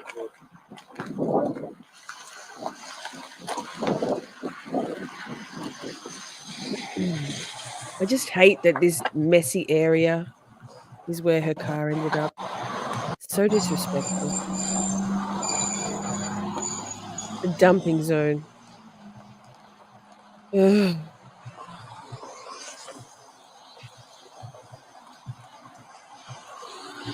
Paused at 318. At this point in the video, you're looking into the trunk. Yes. This item that I'm pointing out with my mouse here looks like what? Like a bag of some sorts. This black item here? Yeah. Okay. And this is the first time either of you had looked into the trunk, fair? Initially, I was the only officer between us two that had looked over the vehicle, looked and inspected it, and just made sure that everything was inside the vehicle or if any personal identifiers were in it. Understood. Playing at 318.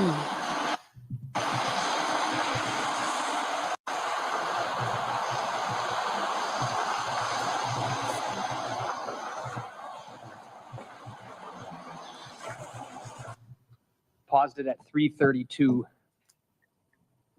That last clip of you standing at the driver's side of the vehicle, how would you describe the interior of the vehicle?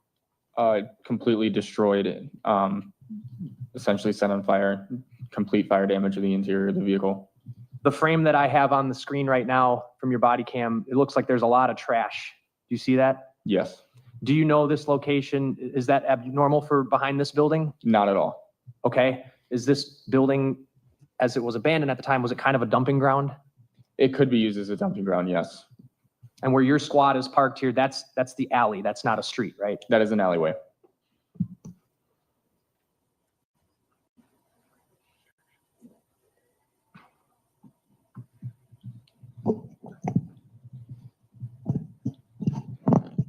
This street over here to the left, that would be North 30th Street then. Yes, it would be. So to get here, you pulled into this alleyway right off of North 30th.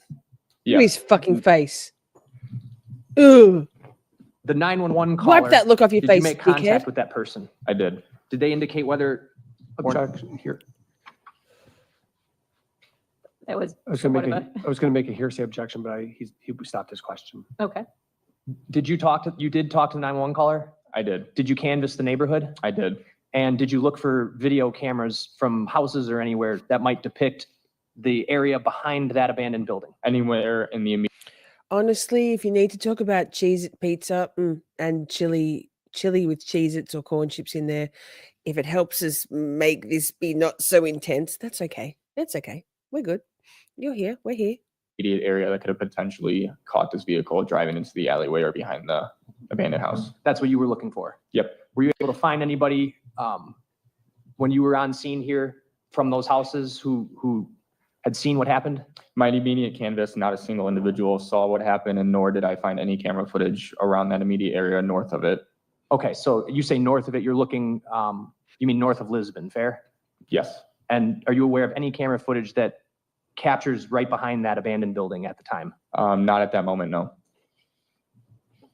After you arrived, did you have other members of your department come out to tow the vehicle from that location?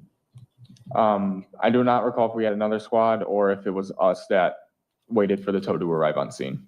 So there was a tow that arrived on scene, fair? Eventually, yes, that vehicle was towed from that location. Where do you, what's the process for that? Where does it get towed to? We call the city tow lot, and then essentially we wait for a tow to arrive. We get a tow number that's associated with the vehicle, and then if it's a safekeeping tow, it'll be kept at the city tow lot in a specific lot separate from evidence tows. Did you at some point become aware on April 2nd of a leg that was found at Warnemont Park? Yes. Did you become aware that day or at a subsequent time? Subsequent time. Okay. And you're aware that that leg was found on the evening of April 2nd? I do not recall what time that was recovered. But this time, the time you went out to this burning car, I think it's on your body cam up here at the upper right, we're at 8:22 a.m. Is that right? Yes. Okay. I have no other questions. Thank you. Cross. Thank you, Judge. Good afternoon, officer. So you testified that you were dispatched to this 2928 West Lisbon Avenue for a vehicle fire, correct? Yes. Oh, God. And had you ever been It's the junior dispatched to attorney. vehicle fires in that area before? No. Okay, so, let me move. but this And- area that you described, you said that there's a lot of trash around there, correct? Yes, there is. And I mean, I guess we can kind of look at the video here on this frame. It looks like there's some residential homes, correct? Just north of it, yes. Are you familiar with this area through your, responding to calls for service? Yes. And have you responded to calls for service about potential drug dealing? Objection. Oh my God, here we go. What's the relevance? I'm What's just the trying to set the relevance? scene of where this man. all occurred. The part of the city. I mean, the state on direct examination was talking about how it's a high crime area, I don't recall that happening. or the trash, I suppose. I mean, I can just move Wait, on. I'm going back. I Unless don't know if you're objection, paying move on. attention because it's great. He tries to say, wait, just listen. Oh, that baby. He's such a baby face. Listen to junior attorney, not sure what his name is, fumbling and stumbling and trying to answer the objection. And he says that the prosecution said da da da da, and the prosecution responds, I don't recall that happening. Right. It's so good. I'm just trying to set the scene of where this all Spit it occurred. out, The part Lisa. of the city. I mean, the state on direct examination was talking about how it's a high crime area, I don't recall that happening. or the trash, I suppose. I mean, if I can just move on. Okay, Littering's please a move on. crime. I'm going to sustain the objection. Move on. All right, but when you arrived after the fire had already been extinguished, correct? Yes. And you had mentioned that the trunk of the vehicle was ajar, right? Yes, it was. And it was in that condition when you arrived. Can you rephrase that? The Oh my God, trunk was Colin ajar Albert. when you arrived, correct? Yes. And I guess we saw on body camera, it shows that you approaching the car, and it looks like you're writing down the VIN number. That's what I initially did, yes. Okay, and did you touch the vehicle whatsoever? Did you touch anything in the interior and the trunk? Nothing in the interior, nothing in the interior of the trunk, and nothing from the exterior. When I opened the trunk, I do not recall if I put my direct hand on it or if I used my sleeve. Okay. And you indicated that there was minor damage to the exterior of the vehicle, correct? Yes, I did. But it didn't appear that there was any fire damage on the exterior of the vehicle. It looks like it was more just interior, correct?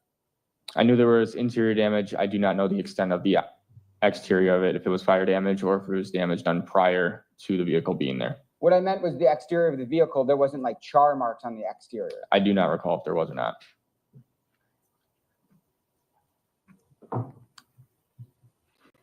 It appears that the fire damage is all the interior front seat and into the back seat, correct? There was fire damage in the interior and the rear and the trunk. And the trunk, but we could see on the body camera that there was still some belongings that didn't look like they were charred or burned. No. And Two after babies. you are looking at this vehicle, you said you canvassed the area, correct? I did. And what did that entail? Did you go to homes around the area? Any houses around the area that could have potentially caught this incident on a camera or any sort of video footage. And you weren't able to locate any video footage that captured the fire? No. And so you weren't able to identify any suspects that were captured on video, correct? Nothing on the canvas that I conducted that day.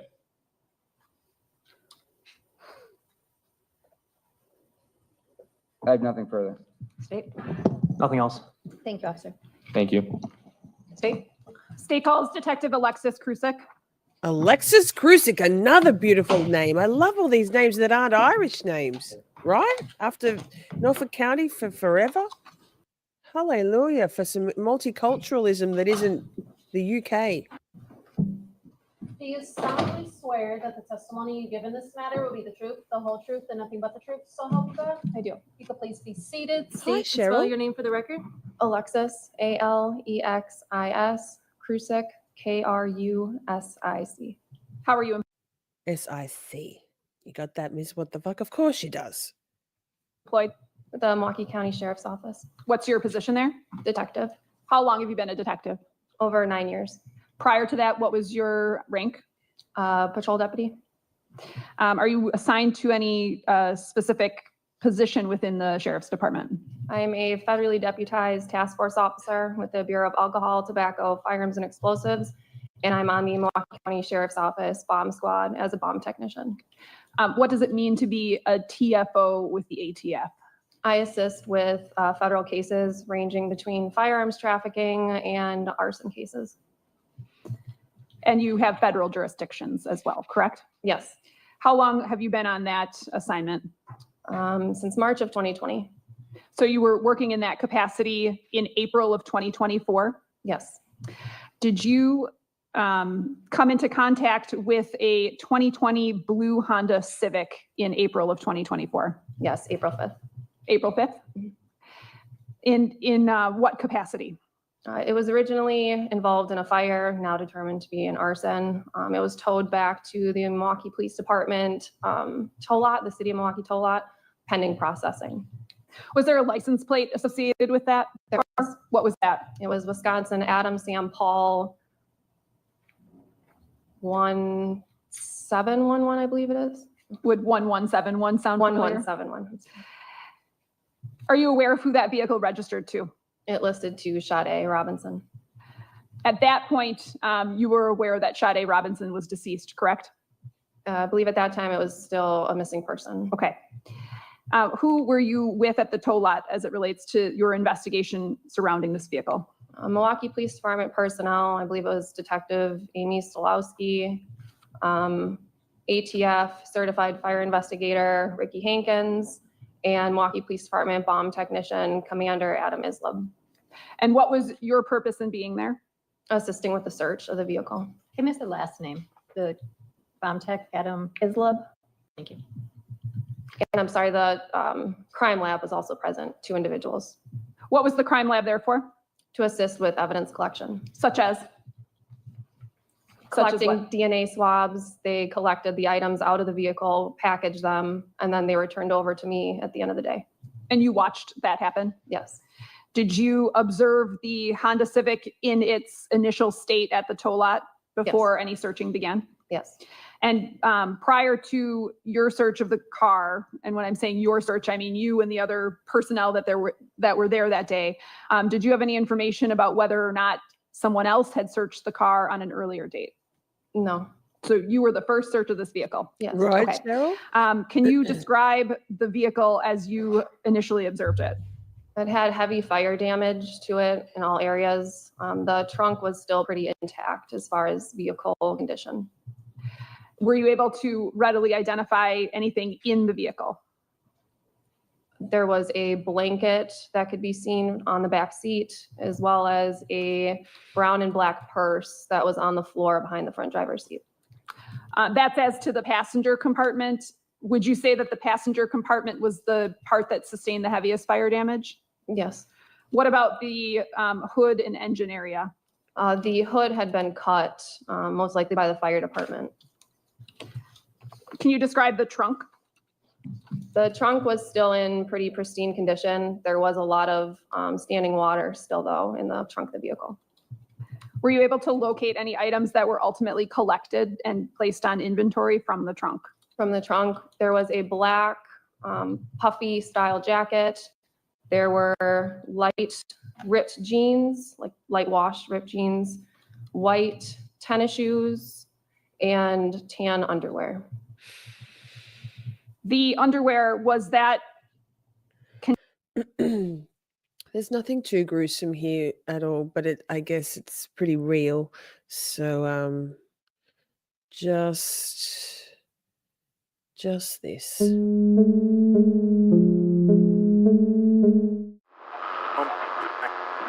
Government officials Contained on or within something? Oh, It was, thanks, Steph. on the outside of the light wash jeans. Feel like shit. Hardly any sleep last night. The bag or purse that you described, was that also recovered? It was, but not in the trunk. Did you find any keys? No. Did you find any cell phones? We found remnants of the phone camera, the steel that's on the back of an iPhone that shows the 3 circles for your camera. We were able to locate that in melted debris via X-ray. Sorry, can you repeat the last portion of what you said? It was located in melted debris inside of the vehicle that we were able to locate by using an X-ray system. She has no makeup on. Did you find any weapons? No. Would weapons, in theory, be detected through an X-ray system? Yes. Ms. What the fuck? Were photographs taken? They were.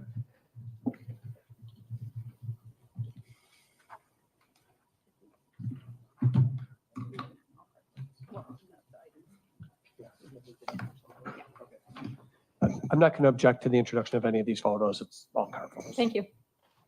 I'm showing you what's in Rec Exhibits 58 through 89. If you could just look through those and let me know what they are. One at a time. If you can just collectively look at them, identify them, and then we'll go through them one by one. Oh. Sorry, man.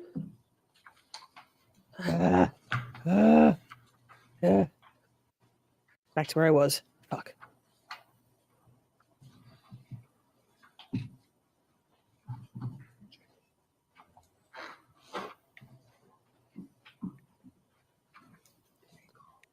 But she doesn't spend 30 minutes doing her face before she goes to court, because I bloody did. I've refined my routine down to very fast, quick.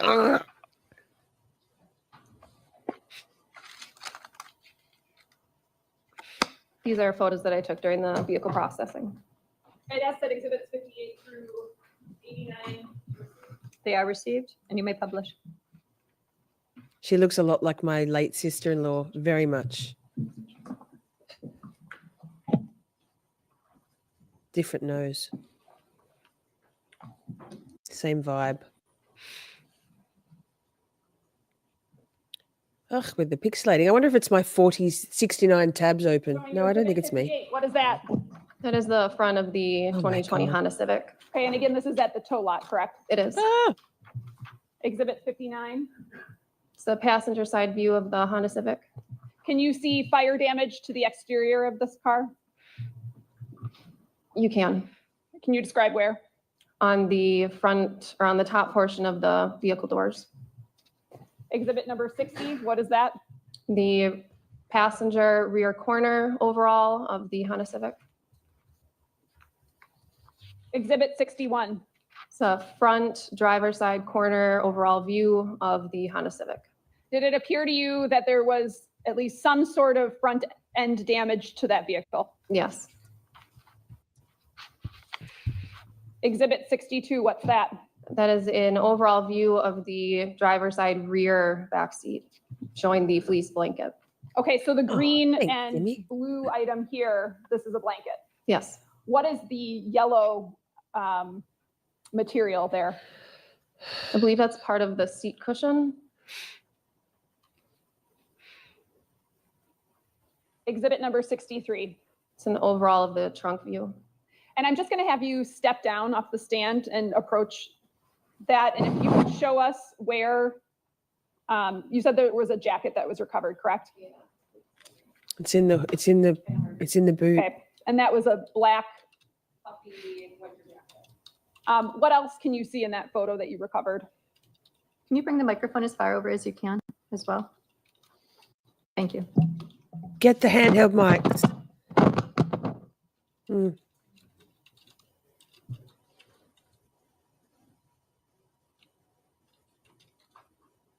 I believe the jeans were underneath the jacket in this. Okay. What about exhibit 64? Can you describe what's depicted in that photo? The winter jacket. Can you point to that? That's her puffy jacket. What else is, just in general, if you can recall, what else was in there? There are lots of things in that photo. There's a shovel here that was in the trunk of the vehicle. What about that item that I'm pointing to here? What does that appear to be? A windshield wiper. Actually, what about this item here? Oh, that is a bed sheet. And did you recover that? I did. Mm. Heavy. How about exhibit 65?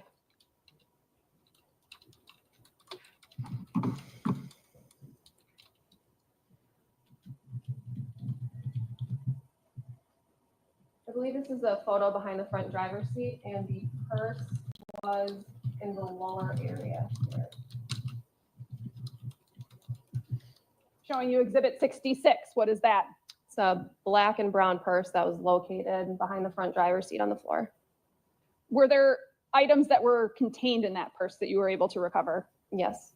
Such as? There was a laptop, an iPad, and some miscellaneous items. I believe there's another photo. So Showing you clearly exhibit not number work. 67. Sorry. Those were some of the contents from inside of the bag. I mean, we know robbery wasn't the motive here, but clearly he didn't even bother. He left all her devices and burned them, for goodness sake. Exhibit That's the 68. court reporter, I think. Steph, she's got Additional items from long inside the nails. bag. Do you know what these items are? I believe there's going to be another photo. This is paperwork with Sade Robinson's name on it. Showing you exhibit 69. Is that the paperwork? 69. Yes. Exhibit number 70. This was an apron that was located inside of the trunk with Sade's name tag on it from the Wisconsin Club. It looks like there's some cash, like loose bills of U.S. currency, Yes. but exhibit the money. 71. These were all of the items from that purse, all laid out. Okay, can you describe some of the other items there? Let's see. So there's 2 notebooks, a comb, there's 2 photos, Polaroid photos, miscellaneous paperwork, a planner over here, and a phone charging block. Looks like some pencils and markers too. Yes. She was going to school. Showing you what's been marked exhibit number It's the 72. school What is stuff. that? That is an overall of the front driver's seat. Exhibit 73. This is a measurement that we took from the gas pedal of the vehicle to the front seat of the driver's seat. Okay, and why did you do that? To show the distance, because it seemed awfully far for an individual of her statute. Okay, so at this point, you were familiar with who Sade Robinson was, correct? Yes. Including some of her demographic information, such as height. Were you familiar with what she looked like? Not before the search. No. Okay. Showing you exhibit number 74. What is that? These are clothing items that were recovered from the trunk of the vehicle. Okay, describe what we're looking at here. There's a black, that outer winter puffy style jacket, light ripped jeans, tan underwear, and 2 pair of white tennis shoes. The one tennis shoe is burned. Yes. The jeans and underwear, were they like that when you recovered Yes, them? Steph, Yes. it is. It's her So mother. You did not place them like that? No. Is there anything upon looking at that that strikes you as unusual? I think looking at how these were recovered, it could be consistent with somebody assisting in the removal. How about exhibit number 75? Those are a close-up of the white tennis shoes that were recovered from the trunk. Exhibit 76? A closer image of the light wash jeans and the underwear. 77? A closer image of the black winter style jacket. What is 78? This is an overall of the interior components that were removed from the car. From what part of the car? All of the interior of the car. So not the trunk, the passenger compartment? Yes. The whole outfit, And- Timmy. Was one of those items depicted in exhibit 79? Yes, this was recovered in melted debris that we had to pry out of. Okay, and what is that? We believe that is the rear part of a phone where your camera is. It's the 3 camera spots on iPhones. And you're Consistent with an iPhone Okay. 15. And you're familiar with that? Yes.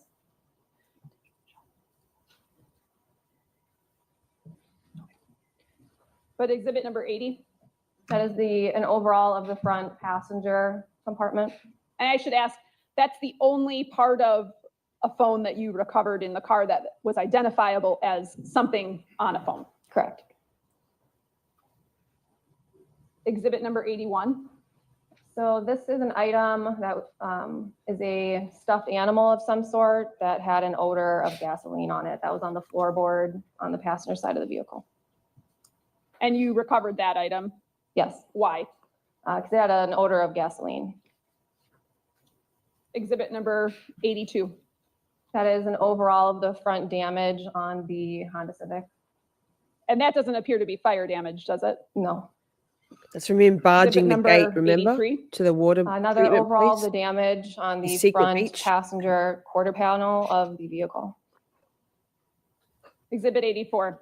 That's a close-up of the driver's side quarter panel showing the damage on the Honda Civic. Exhibit number 85? That is passenger side damage to the mirror, the close-up. Exhibit number 86? This is another image of the measurement that we took. So driver's side again? Driver's side seat. Yep. Are you aware of whether or not other measurements Yeah. were also taken I at a believe- later time? Yes, there was, not by me, but there were. Exhibit number 87? Close-up of the measurement. And what was the measurement, if you know? I do not recall off the top of my head. Exhibit 88? And this was the measurement from the brake pedal to the front driver's seat. And are you able to say what that was? Are you able to see? I don't know if that's 19 inches, but 19 inches. And exhibit number Sorry. 89? okay, it shows 1 feet, 20 inches for the measurement. You can have a seat. At some point during your investigation, your portion of this investigation, the car search, were you made aware of what Sade Robinson was last seen wearing? Yes, once I recovered the clothing, I reached out to see what she was last seen wearing. And what did you receive in response? I received a still image of Sade. She was walking on a boardwalk by herself, and she was wearing light wash, ripped jeans, white tennis shoes, and a black jacket, from what I could see. I'm showing you what's been marked exhibit 240. You can identify what that is. This is the image that I was sent. I'd ask that 240 be received and published. Any objection? No. 240s received, go ahead. He added accelerant colors. Do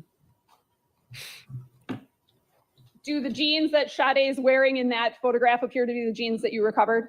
They do. And what about the coat? Also appears to be the same. And what about her shoes? They appear to be the same. And what about the bag?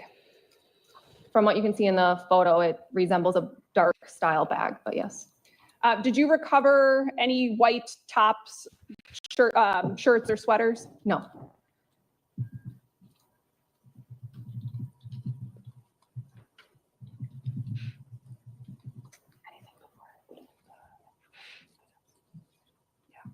The DNA and the crime lab individuals who were taking DNA. Excuse me, Lainey asks, at this point, are we meant to know what happened, like how this car got smashed up and set on fire? Well, yes. So I think in the first day of testimony,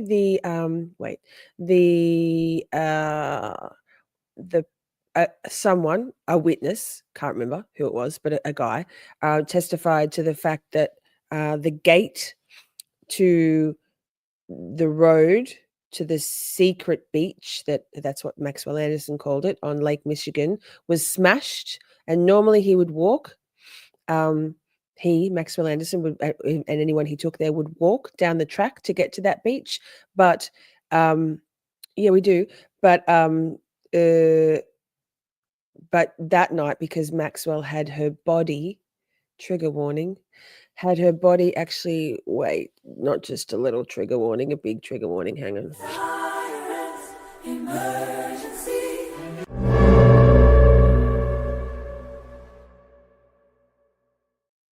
So he had her body and it's speculated his power tools to take down to the beach in the dead of night. Remember last week we saw all that sus shit of that like trail camera. It wasn't trail camera, but you know what I mean. Oh yeah, I guess it was of that beach on Lake Michigan. So he smashed through the gate in her car after he'd killed her at his own home, took her body in her car to the beach to dismember her, left, trigger warning, her leg there.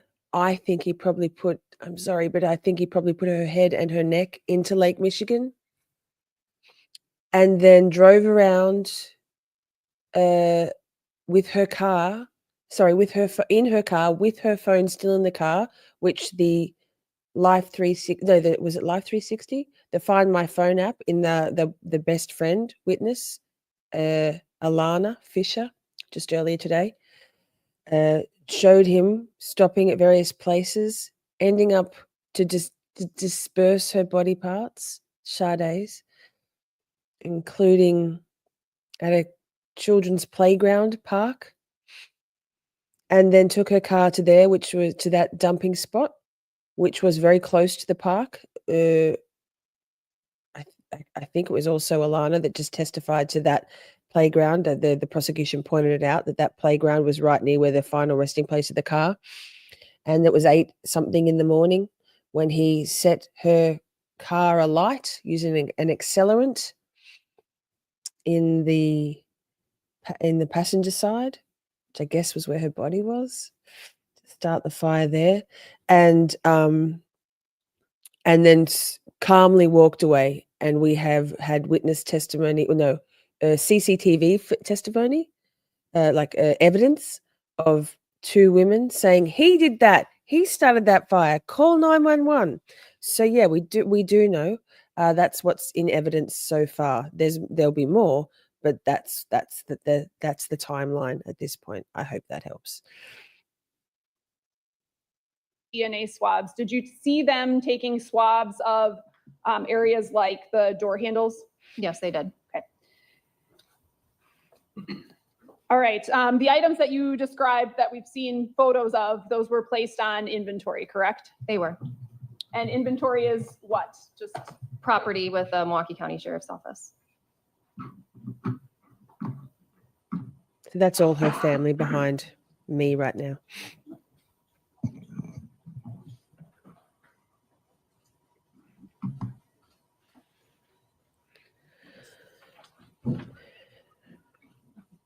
Well, what are we doing? What am I doing? Skip. Oh, she's putting her gloves on. What could be more egregious? This is the stuffed animal that had the odor of the accelerant from the front passenger floorboard of the Honda Civic. So that's what's contained in that bag, correct? Yes. Is it contained in something? A paint She's can. got the bag there. Not a Stop and Shop bag. What condition is that in? It had been to the crime lab already. Okay. I'm asking that exhibit 52 be received. Any objection? No. It's received. Cotton says no.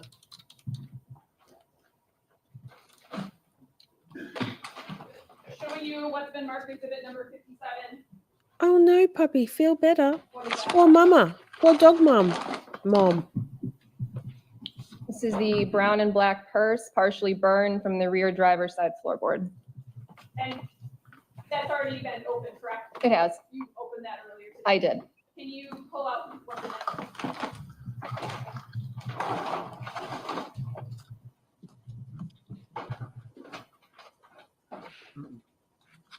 This is the purse that was recovered. I'd ask that exhibit 57 be received. Any objection? No. 57 is received. Showing you exhibit number 50. Sorry, I got to go back. Just looking at the brand of the bag. Carry on. The purse that was recovered. I'd ask that exhibit 57 be received. Any objection? No. 57 is received.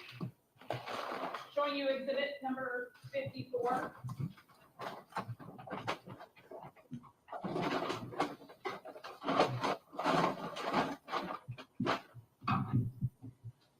What is that? These are the light wash ripped jeans with the tan underwear that were recovered from the trunk. I'd ask that exhibit 54 be received. Any objection? No. It's received.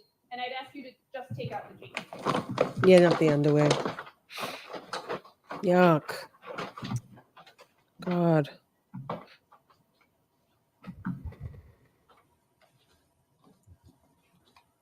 Thank you.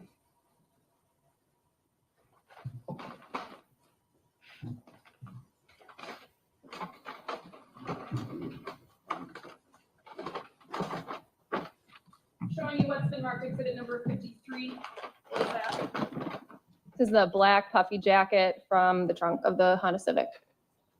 And could you open that up and show us what it contains? She has a heavy heart. Detective Alexis Krusic.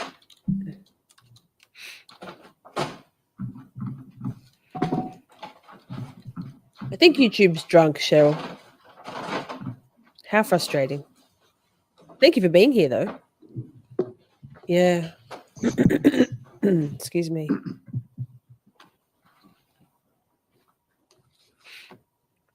Thank you.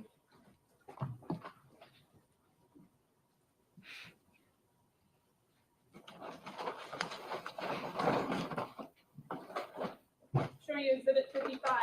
What is that? These are the white Bob sneakers with burn damage recovered from the trunk. Could you open that and take the shoes out for us?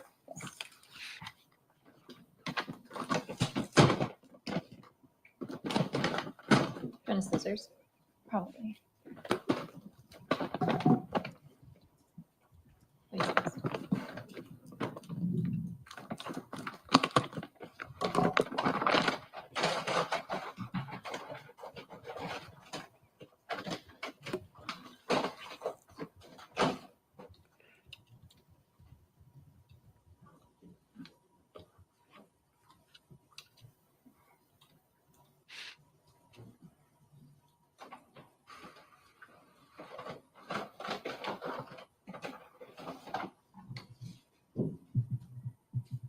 Did I move in exhibit number 55? No. Okay, No. move in exhibit 55. Any objection? No. It's received 53 too. I'd move in exhibit 53. I don't object to that either. You're not objecting? No. It's received as well. Showing you what's been marked exhibit 56. What is that? This is the white-ish yellow bed sheet, partially burned, that was recovered from the trunk. I did ask for exhibit 56 to be received. I don't object. It's received. They don't use Stop and Shop bags in Milwaukee, thankfully. Oh. Wipe that look off your face, you fuckhead.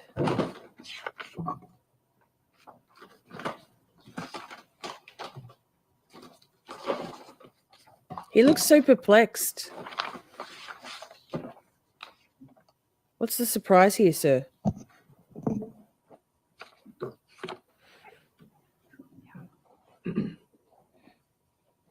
Got it all the way open? No, that's okay. That was found in the trunk. You showed us where it was, right? It was. Okay, thank you.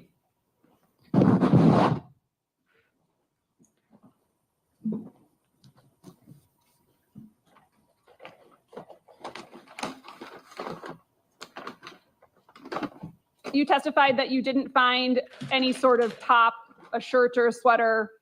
Did you find a bra? No. Are you aware of whether or not the DNA swabs that you testified the crime lab was taking, that those were ultimately taken to the crime lab? They were, but not by me. I don't have anything further. Cross? Cheryl, there actually was a solo cup in the apartment photos from Sade's apartment on her kitchen counter, but not as far as evidence collection. So, but solo cups, red solo cups did enter the chat. Yes, yes, yes, yes. Cross? So you were involved in other things in this case, but primarily a search of the car, right? Correct. And and this looks like a pretty thorough search, you were going through the trunk and the main area of the vehicle, right? Yes. Were there any identifiers for Maxwell Anderson in that car? No. Any ID cards or anything like that? No.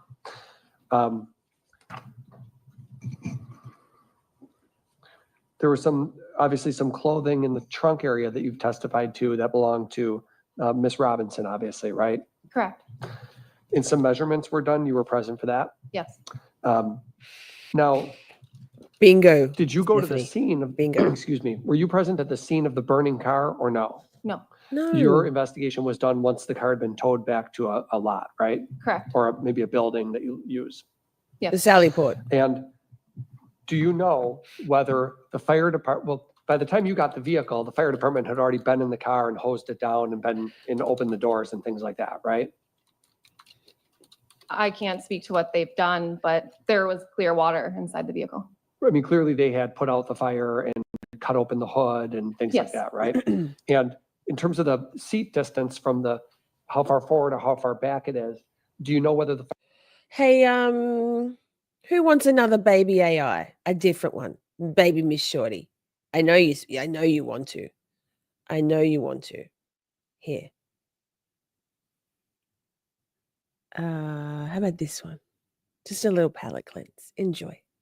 What did she say to me the other day? She goes, "Did you know that today is World Turtle Day?" She said, "Special shout out to an Australian turtle, something, can't remember, that has these a few different things and says, and breathes out of its genitals. What a rebel." And I was like, nice. Thanks, Alexa.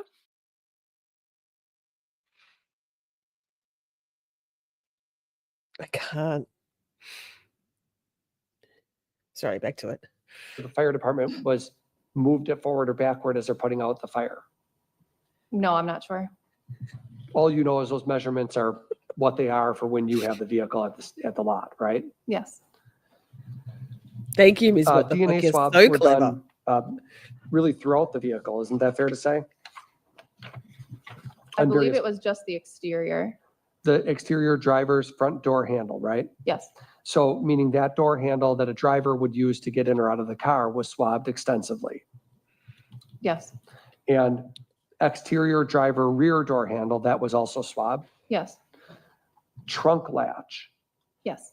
What's a trunk latch? How you open up the trunk of a vehicle. Okay, so for this particular vehicle, is there a button in the back of the trunk that you would have pushed and it would have opened? I don't recall. Okay, it's something that a person would have to touch to open up the trunk though. Yes. And that was swabbed. Yes. And like, "You're an idiot." exterior passenger rear door handle, That was done. exterior passenger front door handle. Yes. So all of those things are swabbed for DNA correct? Yes. And I think you just said you didn't send any of it to the lab for testing. That was somebody else's responsibility. Correct.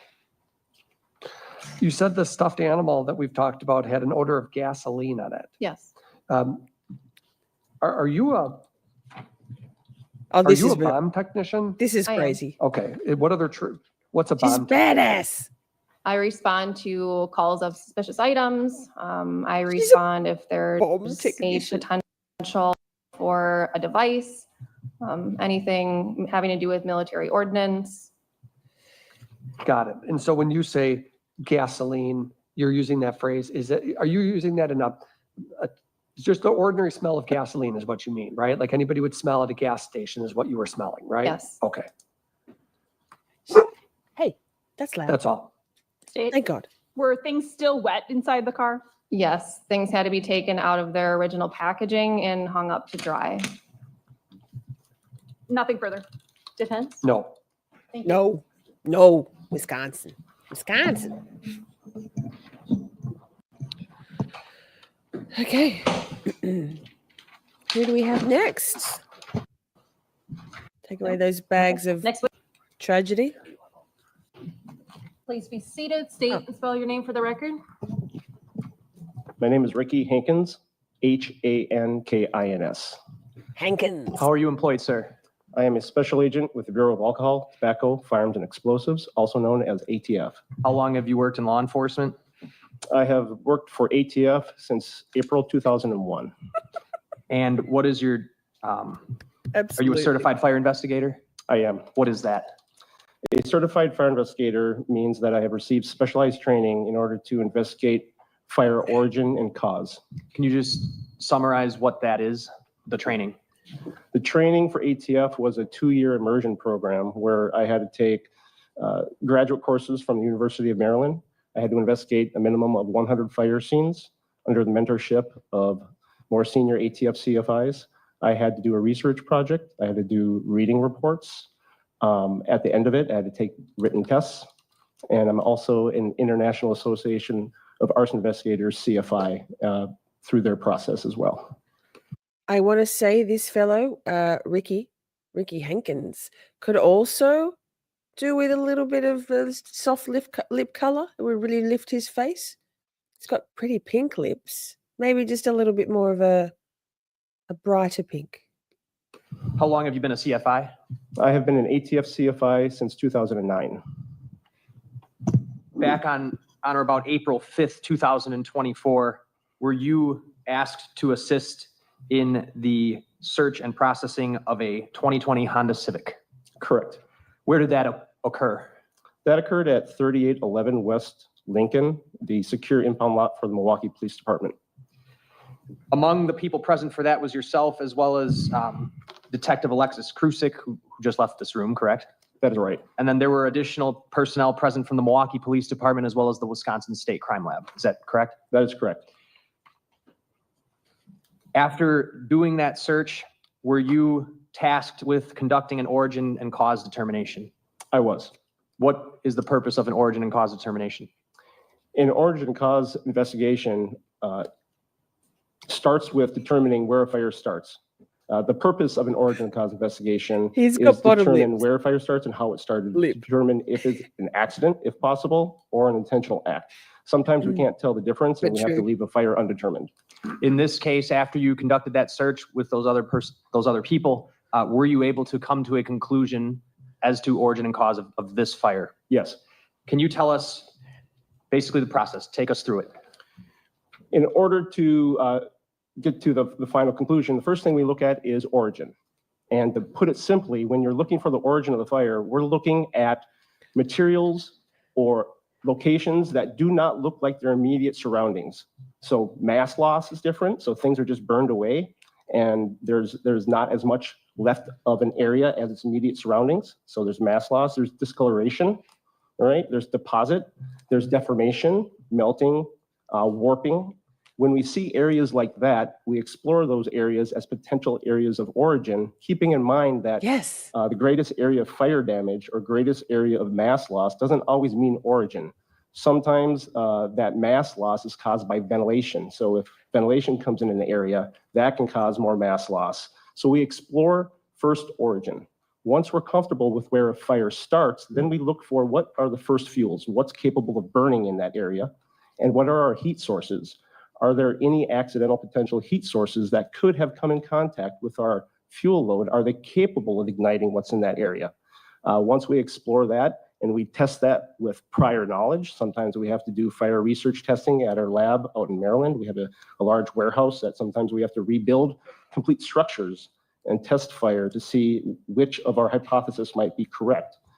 If we are able to come to a hypothesis that withstands all scrutiny and only one hypothesis remains, then we draw a conclusion. Does this involve an assessment of the exterior damage as well as to the interior damage of the vehicle? That's correct. Can you tell us what you noticed when you did an exterior assessment? Of the 2020 Honda Civic, there was oxidation to the sunroof area, and there was also oxidation to the exterior passenger side doors. What is that? Oxidation is discoloration. So one of those things I was telling you that we're looking for is the discoloration. So there's a whitening or a peeling of the exterior paint from those doors.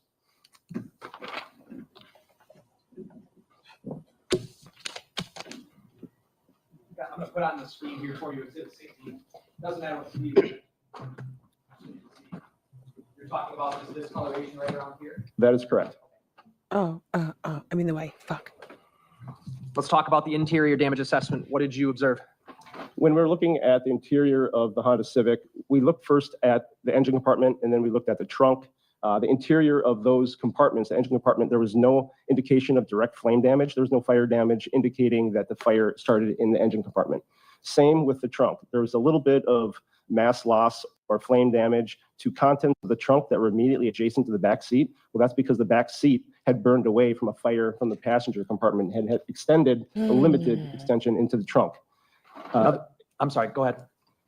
Looking at the passenger compartment, so the front seats, the back seats, we had heavy mass loss to contents as well as the seating, both the backrests, and there's more survivability to the seat cushion, but the backrests for the two front bucket seats and the backrests for the rear seat were uniformly consumed. And so it was very clear that the fire had originated inside the passenger compartment. All right, for the record, while you were talking, I put up the 62, which is already been edited. That would be an image of the interior compartment, correct? Correct.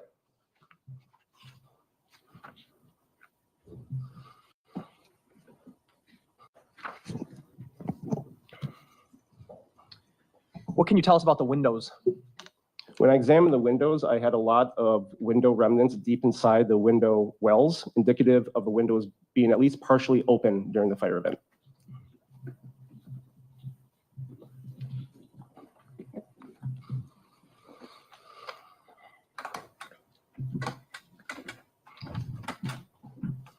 Let's talk about excavation. What happened? What did you notice through that?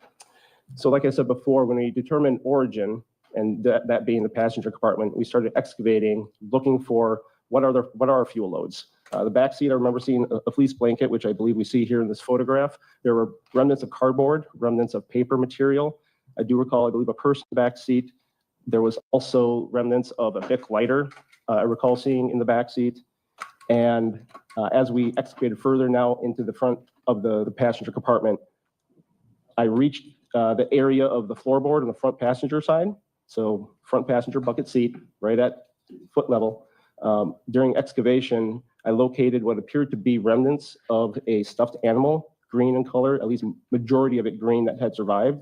And as soon as I turned it over, I was overwhelmed by an odor consistent with the possible presence of a petroleum distillate. It smelled like, sometimes we can't tell what it is, but it could be gasoline, it could be lighter fluid, it could be any kind of petroleum distillate. But whatever this stuffed animal was appeared to have been saturated with it because it had weight to it.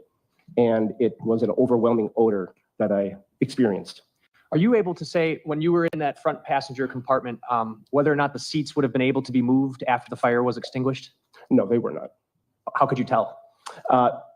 When fire occurs and is extinguished, it creates what's called protective patterns. So pretend that there's a fire up here at the desk that I'm sitting at, God, and yeah. this is more of a solid, not a light combustible. Terrifying. If this is in place at the time of the fire and fire department puts out the fire and we move this after the fact, this is called a protected area underneath this item, right? So just like that example, if something is moved, And a seat, for sexy. example, after the fight or after the fire, after the extinguishment, you would see a protected area or a dischargement or unalignment of the fire debris. Going back to that odor of petroleum distillate, are you able to tell us what some examples of petroleum distillates are? Oh, gasoline, diesel, lighter fluid, solvents, paint thinners. Excuse me. You participated in the, actually, before I go there, I can't wait. I'm pretty sure it's junior baby rookie attorney that questions this witness, Ricky. And oh my God, there's so much conversation about what actually distillate and gasoline. What? What's gas? Gasoleum. Why? What's gasoleum? Is that the word? Fuck. Anyway, it's funny. No, Miss Kraken, thank you for joining. It was good to see you. We've missed you. I know you're busy. Happy birthday for a couple of weeks ago, you half-century bird like me. You.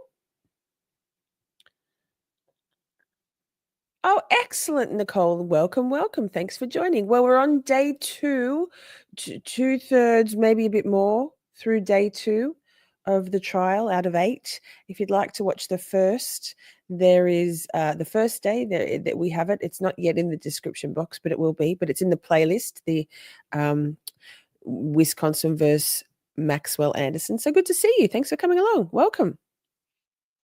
so there, that item that you sensed that odor from was collected by the sheriff's office? That's right. You participated as well in the x-ray of the vehicle? I did. Did you observe any remnants of weapons or keys? We did not.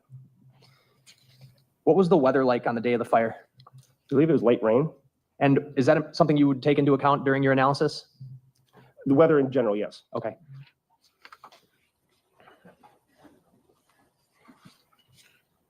So to recap, go from front to back. The engine compartment of the trunk was not fire damaged. Correct. You could rule that out as the origin location. That's accurate. The trunk you also ruled out. How so? Well, looking at the trunk, there was survivability, no direct flame damage to the majority of the trunk. We located remnants, if I recall correctly, a bed sheet, female clothing in the back or in the trunk. No flame damage to those contents. If a fire originates in the trunk, there's going to be flame damage. Anya, hi, good to see you. Welcome in, everybody.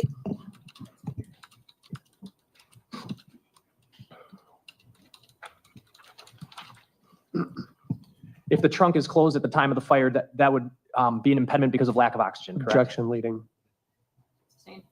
Why would the trunk being open or closed matter Gasoline, about petroleum, the fire's gas. ability to spread in the trunk?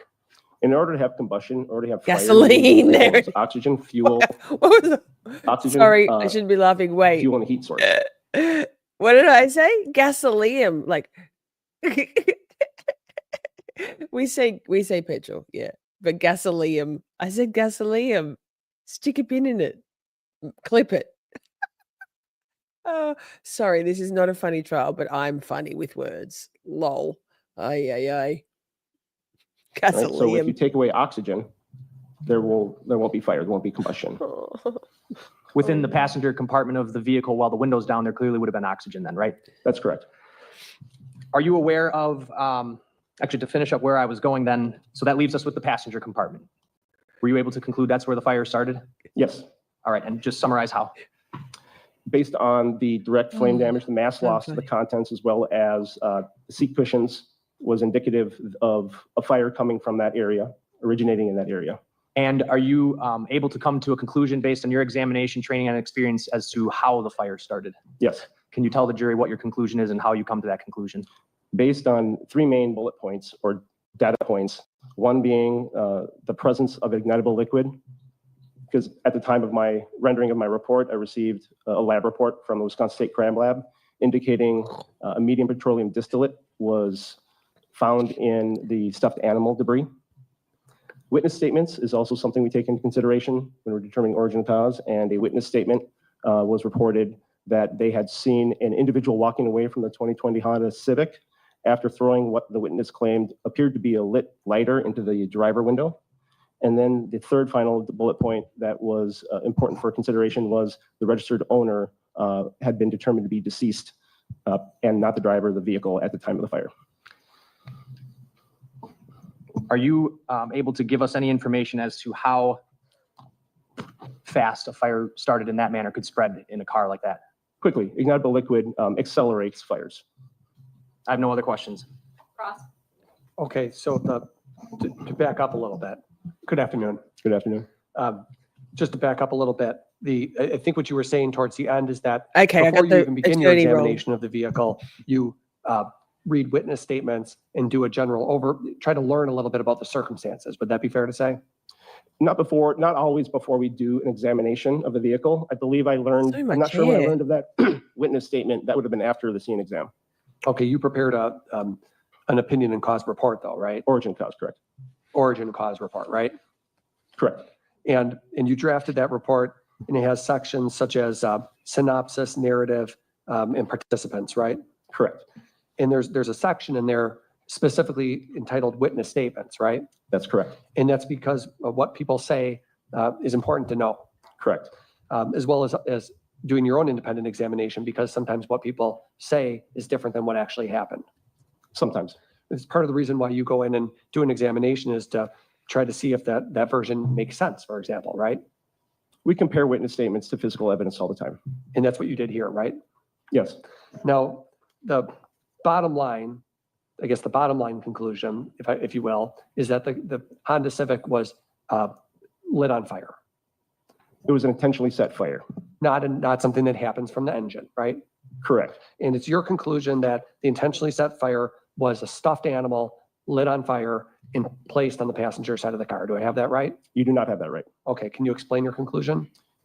So as I stated in my conclusion, it was the application of a open flame to ignitable liquid inside the passenger compartment.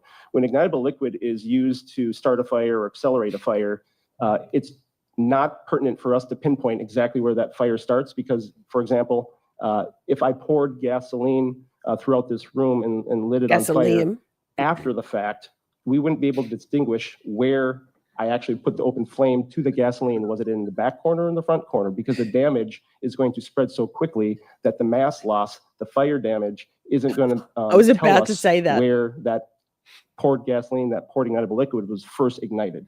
So my conclusion, if I believe my report is in front of you, is that it was an open flame ignition of a liquid medium petroleum distillate inside the passenger compartment. Something like gasoline. Gasoline. Medium petroleum distillate was the lab report. Right, and you said before on direct that could be gasoline. Use that as an example. A petroleum distillate is not a medium, gasoline is not a medium petroleum distillate. Lighter fluid would be a medium. Correct. What we use to light a grill, right? That is accurate. Okay, so your conclusion is that something like that was used, right? Correct. On a stuffed animal. That included a stuffed animal. Well, there was you made particular note of the stuffed animal, didn't you? That the stuffed animal had an overwhelming odor of the medium petroleum distillate, right?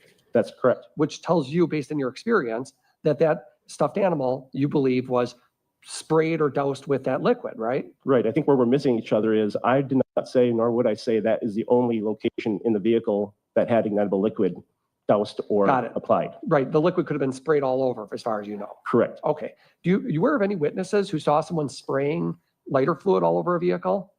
No. The only witness statement you're aware of is from a person who claims that a lit lighter was thrown into a driver's window from outside of a vehicle. Correct. And in fact, you found part of a Bic lighter on the back of the vehicle, right? That's correct. When you say Bic lighter, are you referring to the standard thing you would buy at a gas station? Is that what it looked like? Correct. The kind where a person would use to light a cigarette, right? True. You're, as an arson investigator or ATF employee, certainly you know that a Bic lighter, if a person lights it, the moment they let go of where their thumb would go, the moment they let go, the flame goes out. There are some Bic lighters that have little, not necessarily Bic, I think it's Cricket, that have a little flick that you can leave them on. So, question though, I strongly agree. This is what Mr. Hydrant Head is asking. I think he's trying to get at that. Right? Some lighters have like a locking mechanism where you can lock the flame down. Did this one have that? I did not recover it, so I did not examine that. So you don't know? I don't. And but you do know that the four I like his windows were all glasses, likely though. open at least partially, right? At least partially open at the time of the fire, right? Correct. And that's based on the uniform fire mass loss, right? Oh, no, I'm sorry. That's based on the debris that you noticed in the window cells, right? Right, the window channel had significant glass still in it. Buster's dreaming. How far down were the Yes. windows at the time? Per my previous You weren't able to tell that. That's why I said it dalliances was in partially down. So it needing could be anywhere lighters. from just a tiniest little fraction down to fully? No, we had more glass in the window channels than just a tiny bit. Okay, so you're I looking, can't quantify it for you. well, in the pictures we saw. Mostly up there, there are two. Yeah, lady, it totally stuck. It's perfect. I love it. Hydrant head. He'll never lose that name. Gasoline macrame, chameleon buffet. Oh, thank you. If we take exhibit 61 for example, what does that show? How do the windows look there? The windows are gone. What? The windows are not evident in that picture. They're gone, right? Correct. And so when you examine the vehicle, the windows themselves were already gone, right? Like I said, I was able to see down into the window channels inside the door. Like I said, CEG my previous email. And why would windows be gone? Is that because the fire department personnel would knock them out? Or the fire could have compromised them and they failed due to heat. In other words, the fire could have cracked them. But they were also down. Now, the seat, in terms of the seat distance being back, before you were holding up a Kleenex box and moving it around in front of you, weren't you? Correct. As a Jim demonstrative? Cox. Correct. Okay, so I want to under. Jim Cox, hi. Good to see you. Everybody loves Cox. Wait. I got it. Wait. Jim Cox, hi. Because what do we say? Everybody loves Cox. Yo, zing, bazinga. Understand the seat location in the vehicle. Is that something that you examined? I did. You look at how far back the seat is on the metal tracks, right? We did in this case. Okay, and in terms of was the driver's seat all the way back as far as it can go? We did not manipulate it to see if it was all the way back as far as it would go. We just made note of where it was at that time. Okay, at the time of the fire. Okay, so you didn't note how far back on the tracks it was itself? No. But it's your opinion that it wasn't moved by fire department personnel because why? Again, if it had been moved, we would have had clean parts of the track. So if the seat is on a track, everyone knows that. So Everyone if knows you that. move it after soot deposits, after a flame impinges upon it, it's going to then expose a clean part of the track. We didn't have that. Well, did you have not clean have part? that. Right. So Were there parts of the track that were clean and parts of it that had soot on it or no? There was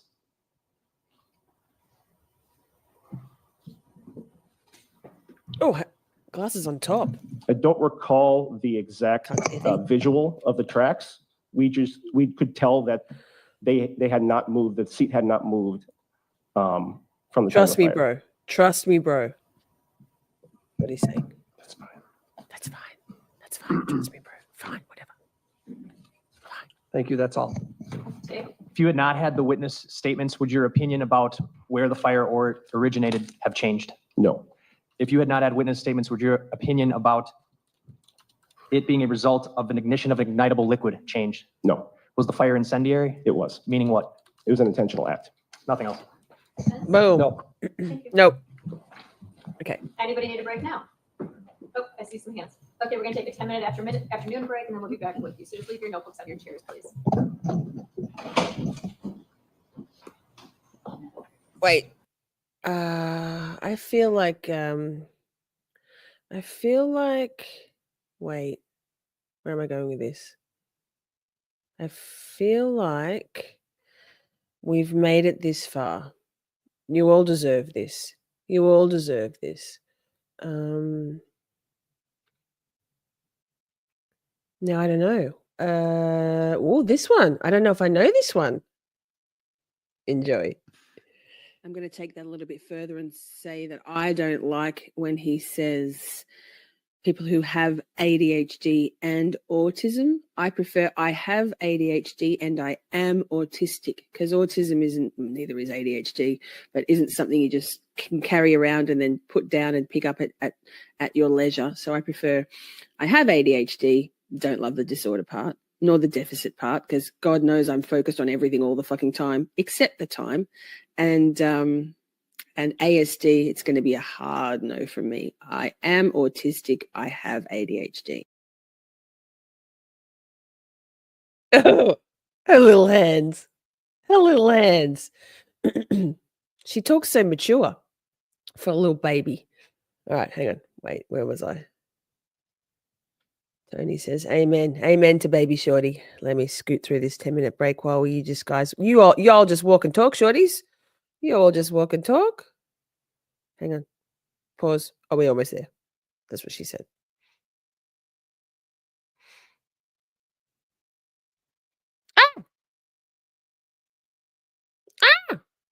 Pause. I can hear the typing. I stopped the screen. Hang on. Walk and talk. Sorry, I'm a fucking professional. Here we go. We made it. We got there. Huzzah!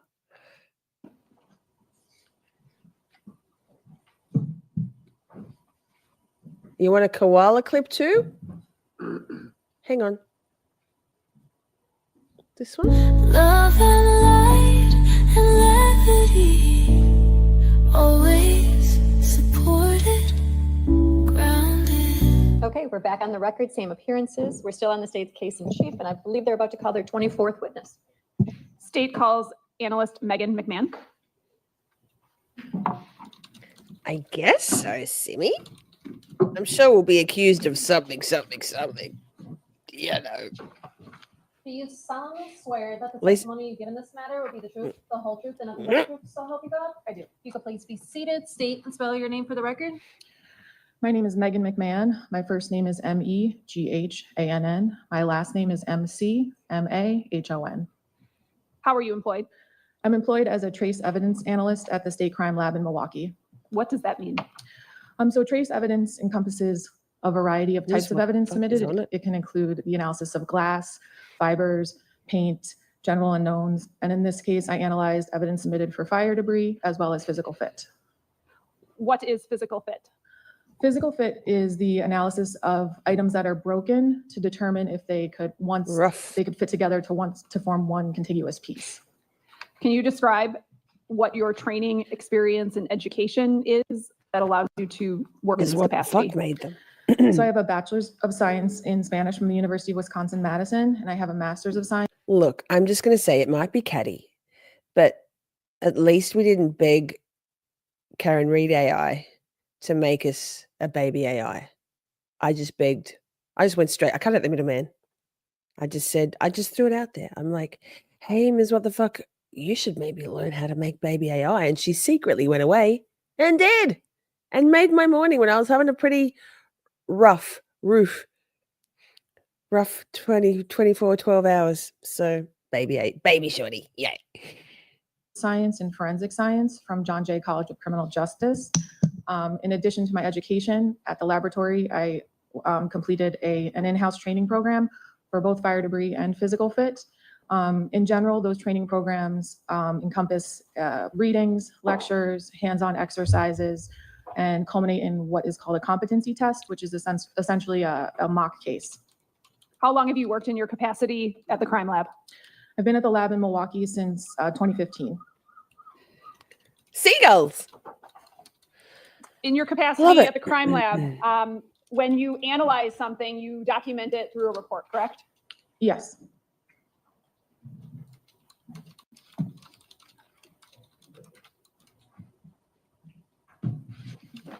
Showing you what's been marked exhibit number 438. Can you identify what that is?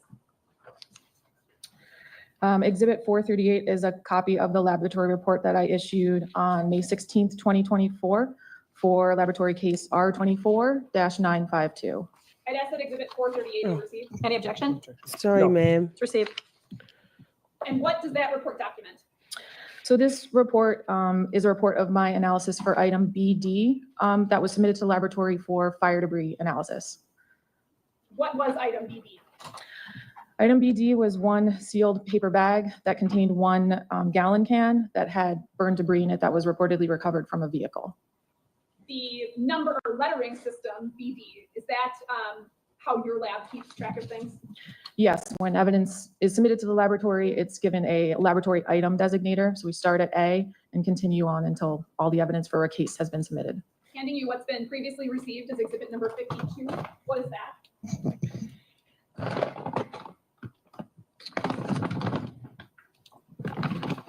So exhibit 52 is laboratory item BD for case R24-952, and I can tell that by this yellow sticker that's on the bag. So exhibit number 52 is the item that you analyzed and subsequently documented that analysis in report with the exhibit 438 sticker on it. That is correct. Okay. Can you describe what you did upon receiving item BD or exhibit 52? Yes, so I first would open up the bag, open up the can, do a visual exam of what's inside of the can. In this case, I couldn't determine what was inside the can, so I called it burned debris. After that, I take a charcoal strip and I suspend it inside of the can, put the lid back on the can, and then I put the can in an oven. So what happens when the can is in the oven is anything that's volatile or will go into like a gaseous state, we'll do that and it will adhere into that strip that I suspended inside of the can. The cans stay in the oven overnight for approximately 16 hours. After the 16 hours is up, I take the can out of the oven, I take the strip out of the can, and I put the strip into a small vial. Into that vial, I add a little bit of solvent or liquid. And what happens is anything that was stuck onto that strip that was in the can will then dissolve into that liquid. I then take the liquid and I analyze it on an instrument called a gas chromatograph mass spectrometer. And the data that I get from the sample that was analyzed on, or I analyzed on the instrument, I compare to a reference that was also run on the instrument under the same conditions in order to come to a conclusion if an ignitable liquid is present or not. So in this case, I was able to muted. conclude Night, that a Prince, I medium love petroleum you. distillate And was present hey, Layla, in good to item see BD. you. What is Thanks a for petroleum joining. distillate? How's your morning So going? petroleum distillate is one class of Afternoon, ignitable yeah. liquids. Ignitable liquids are classified rather than identified because there can be, because manufacturers market the ignitable liquids to their end use. For example, medium petroleum distillate could be the same liquid, but is marketed as a paint thinner or as a charcoal lighter fluid. So for ignitable liquid analysis, we classify them as opposed to identify them. Are there other classifications of petroleum distillates? There are light, medium, and heavy petroleum distillates. What are some examples of a light petroleum distillate? Light petroleum distillate could be charcoal lighter fluid. It could be say like a lighter fluid that you would use to light a cigarette. Compounds that are smaller than what would be a medium petroleum distillate. What's a heavy petroleum distillate? So a heavy petroleum distillate, something like that would be diesel fuel or kerosene. What about regular gasoline? Gasoline is its own classification. And is it just gas or gasoline is its own classification, or is there a title for it? It's not. It's gasoline. Okay. Items like paint thinner and lighter fluid have smells to them typically in your experience? I would say that petroleum distillates have a smell. I don't know what, in general, when I receive liquid as an item of evidence, I don't know where it's coming from. So I couldn't tell you if it was a paint thinner or a charcoal lighter fluid, but it does have a smell. Did you note any odor from item exhibit number 52, item number BD? Because it was debris, I did not smell it. Petroleum distillates, including medium petroleum distillates, are ignitable liquids, correct? Yes. And Cheryl, you're the best. Drive what safe. would ignite a liquid such as a medium petroleum distillate? A flame. Okay, a flame from anywhere? Yes. Okay, so a flame from a match. Flame. A match, a lighter. Science and shit.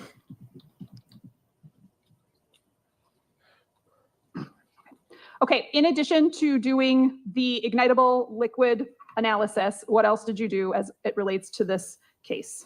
I also received broken pieces with the request to determine if a physical fit was present between these pieces and a vehicle that was Tail light submitted. pieces? What was the vehicle that was submitted? I'd have to refer to my report. You drafted a report? Yes. Honda Civic.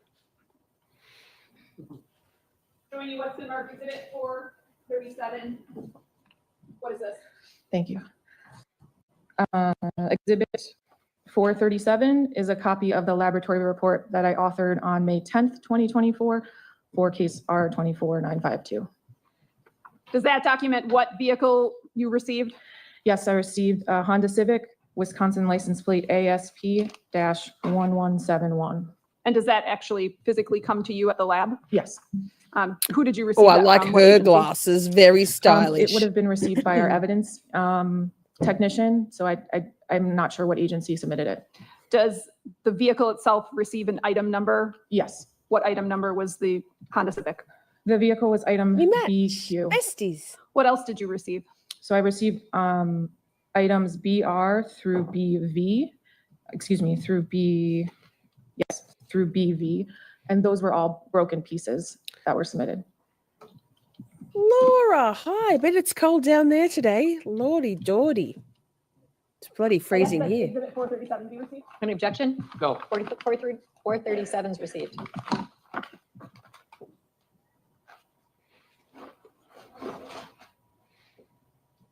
Oh, Tell Steph. you what have already been received into evidence. I'll show you Thanks, first. girl. 28, 29, and 30. If you can identify what those are, if you've seen them before. Oh, look. Oh, stop. So exhibit 28. Gotta stop. Wait. Oh, hi, Rita. Hi, good to see you. Good to see you. Wait, I have to say, okay, wait, pause. Stephanie and I are married, right? Like we are. She's my wife. I'm her wife. We are on the same brain. We quite often will send each other a text from around the other side of the world or something about the same topic. We both stepped in dog poo the other day. Like it's a whole thing, right? And I was literally just thinking, I should gift out another few memberships because maybe Layla K would get one. I'm not joking. It was maybe 14 seconds ago, maybe 69. And then Steph, my wife, gifted out a membership and Layla got it. Layla's my very good friend from up north. She's in much warmer climate than I am. Layla, welcome. You've got some cool emojis to use and just you're green and it's cool. And YouTube doing the right thing by gifting out a membership to the person in the chat. 1010 YouTube. Thank you, Steph. And yay for Layla. And fuck your gifts, says Tony. Huzzah. All is right in the world, except for this case. Ugh. Except he got his just desserts. Is item BR for case R24952. Check out the members only emotes. Yellow label that's put on at the laboratory. My internet's being stupid as well. Item BR was a broken mirror that was submitted. Exhibit 29 is item BS for laboratory case R24952. And item BS was a piece of broken black plastic. I feel like you can. And then exhibit 30 was received as laboratory item. Yeah, I got you. BT. There is a way. Don't we have a thing? Wait, again, sorry, court. 5 pieces of sorry, broken- detective, witness, Megan. Thank you. Ms. What the fuck? There is a way. Hold that thought.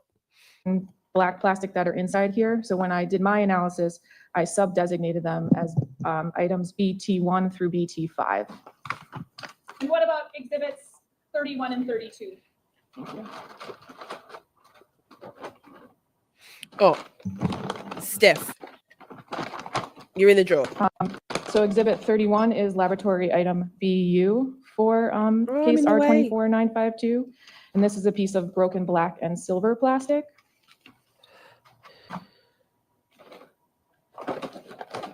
We've missed you too, Rita. It's so good to see And you then again. exhibit You're all right. 32 is item BV We always for hold a case seat for you. R24952. This had 8 pieces of broken plastic inside. So during my analysis, I sub-designated them BV1 through BV8.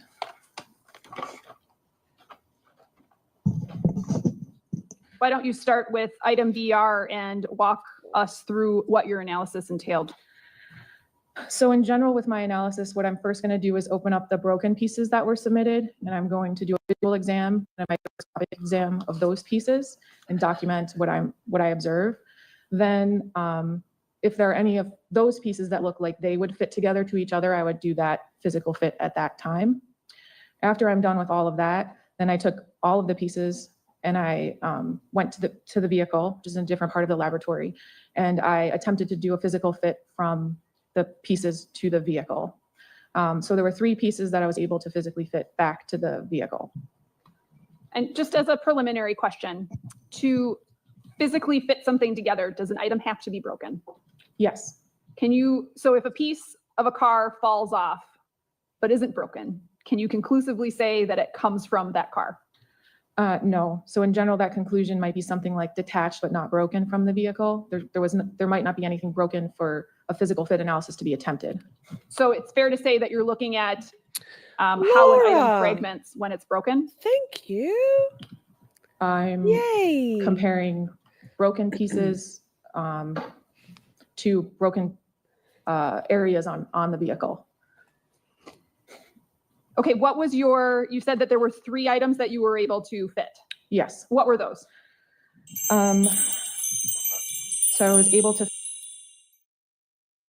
fit item BT3, which was broken black plastic to the vehicle, the front grille area. I was able to fit item BS, which was a broken piece of the license plate holder to the license plate holder that was on the vehicle. And then item BU, which was broken black and silver plastic to the passenger side fog light area on the vehicle. What about the other items? So items BV3 through BV8, submitted broken pieces. I was able to fit back together to each other, but that piece, there was nothing broken on the vehicle for me to attempt a physical fit for that. The same thing with item BV1 and BV2. There wasn't anything broken on the vehicle for me to attempt a physical fit. And then items BR, BT1 and 2, 4 and 5, there was no physical fit attempted. So the vehicle was damaged, was burned. So for safety reasons, we didn't want to put it up on a lift, and the pieces that were not attempted appeared to be interior pieces. So there was no more analysis done. BV3 through BV8 are described as pieces of black glossy plastic, correct? Yes. And correct me if I'm wrong, but your findings were that all of those pieces fit together, correct? Yes. On the Honda Civic, item BQ, was there a part that was missing in the area where those items BV3 and BV8 would have fit? So I was able to use that conclusion, detached but not broken, for the one contiguous piece that BV3 through BV8 formed. But again, there wasn't anything broken on the vehicle for me to do a physical fit for that. Was there an area of the Honda Civic that was missing a piece consistent with what you put together for BV3 through BV8? There wasn't anything there, but again, it wasn't,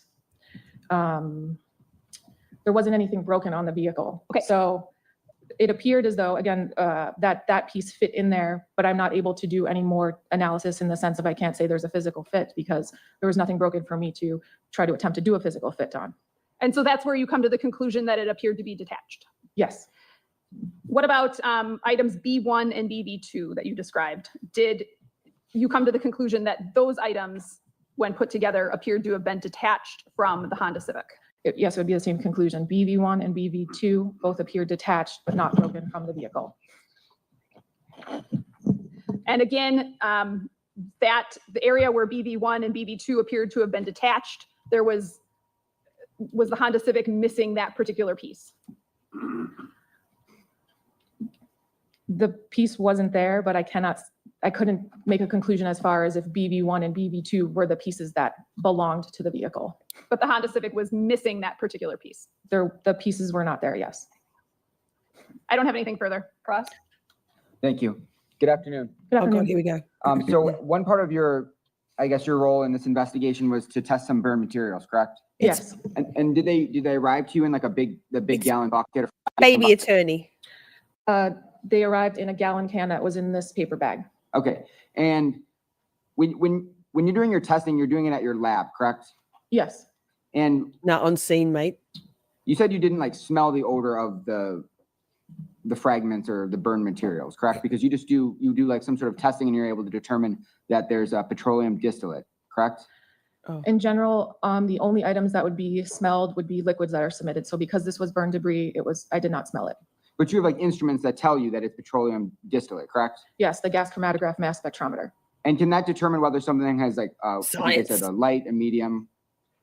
Yes. Okay. And you were able to come to the conclusion that, you know, this burn material it was ignited by like lighter fluid or paint thinner. Those I knew it was contained this in guy. petroleum distillate, correct? Wait. I was able to conclude that a medium petroleum distillate is present. There are lighter fluids and paint thinner. Wait, what the fuck is Maxwell Anderson doing? Is he just doodling? Is he taking actual notes? Why is he?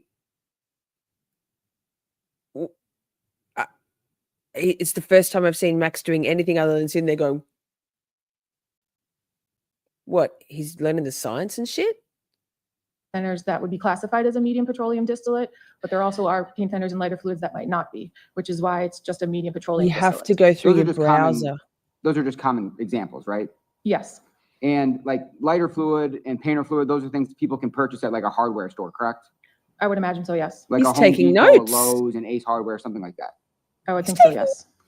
And then the other part of your investigation was to kind of, I mean, I'm just speaking in layman's terms here, is you get pieces of what might belong to a car and you determine if you can draw that conclusion, if these pieces came from that car. The pieces have to be broken in order to do the physical fit analysis. So what I'm determining is if the broken pieces would fit to a broken area on the vehicle. Back to And your squinting. conclusion was that these broken pieces belong to this Honda Civic, correct? 3 of the pieces physically fit back to the vehicle. All right, I have nothing further. State? Nothing. Thank you. Thank you. Just chop, chop, straight through these witnesses. No beating around the bush. Let's fucking go. He would then recall Detective Donna. Detective Donna, it's our lady with the hair, the beautiful grey hair and the very strong eyebrows. Oh, I love her. Oh, sure. Sure. Do you solemnly swear that the testimony you give in this matter will be the truth, the whole truth, and nothing but the truth, so help you God? I do. You can please be seated, restate, and respell your name for the record. Detective Joanne Donner, JoannDonner.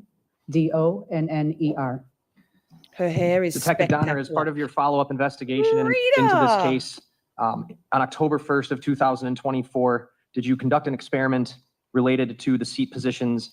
It's been a while, so I'm going to play that sparkly shit again because it's cool fun. Yay, girl. And what about this? Wait.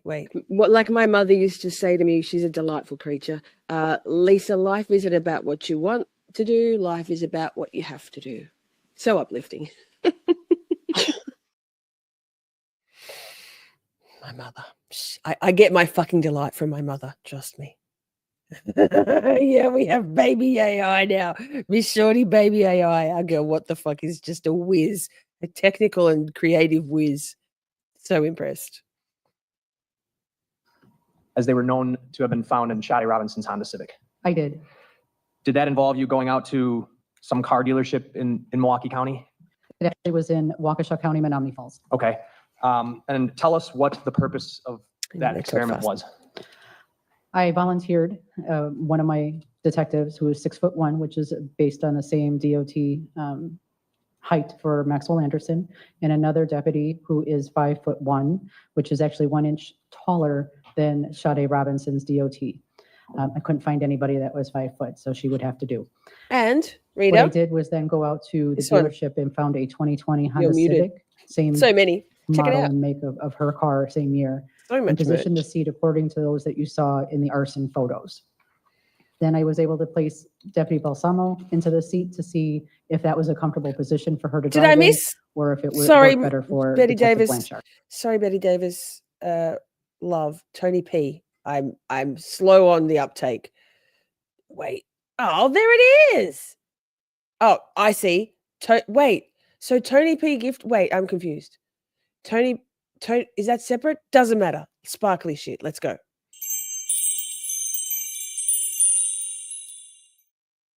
I've got some writing to do. I'll do that while my run over post-it notes. Carry on, girl with the hair. I love it. And the eyebrows, same as In mine. going to the dealership or dealerships, if you will, Thanks, Tony. at some point were you able to determine what the value of a 2020 Honda Civic is? Yes, the average value is approximately $20,000. All right, so you took a deputy who was 5'1" and a deputy who was 6'1"? Correct. And did you take pictures of this experiment? I did. I'm gonna show you exhibits 90 through 108. Yeah. Tell me the numbers one more time. 90 through 108. Thank you. Are those the photos from the experiment? They are. Move 90 through 108 in. Any objection? No. Received. Asked to publish, not all of them, but a few. Go ahead. Detective Donner, what was the Bed seat bug position Eddie? at- Who's that? of Sade Robinson's Honda Civic? I had to base the measurements in the photos from the arson, just based on what the curvature of, if it had cushioning in the brain. foam. So I used Thanks, the Ms. What the frame Fuck. of the lumbar support that seemed to be the most accurate. That position for the back would be 42 inches, and for the front edge of the seat would be 22 inches. Okay, so did you position the seat of the Honda Civic you used for this experiment to that same position? Oh, I did, mug. with the Yes, exception mug. of the That's back. the mug. It is the So manual much cool style, merch. and I couldn't lock it in at 42 inches, and I could only lock it in at 43. So it was 1 inch further back on the back of the seat. All right, and then did you have both deputies sit in that seat? I did.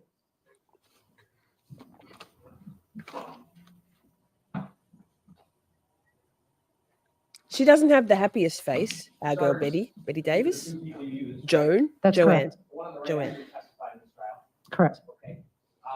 And then could you show me the picture of you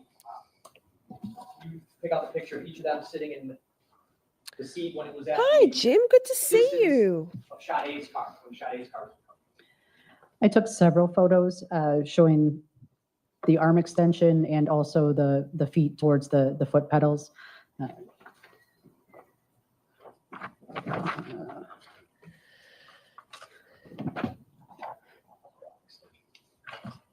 going to show on the TV 94, 95. Chat is Bay. Steph. When you had the Here, 5'1" here. deputy sit Stephanie. in the chair, were her feet able to touch the ground? No, they were not. And her arms, exhibit 95, fully outstretched. Fully outstretched, elbows locked. When Detective Blanchar on the right here sat in that seat, how did that go? Much better. Night night, Lainey. 97, Thank you so much. She reached the pedals comfortably. See you Yes, they next did. weekend. And sat in the chair comfortably. Correct. Was relaxed. Yes. Did you then have, what was her name again? Balsamo. Can you start the record? I sure can. It's Balsamo. Did you have deputy? Sorry, ma'am. Pause. Is it you, Ms. What the Fuck, or is it Colors who has the high tops? I want to say it's you, Ms. What the Fuck. Or maybe it's Colors. You got the low top sneakers, huh? Bye, girls. Lady. You got the low tops. I've got the Miss Shorty music. Hang on, I'll go off camera and I'll go and grab them. We'll go with Court and I'll get them. And I'll show you the socks too. So much cool merch. Ah, my mouse just died. Hang on.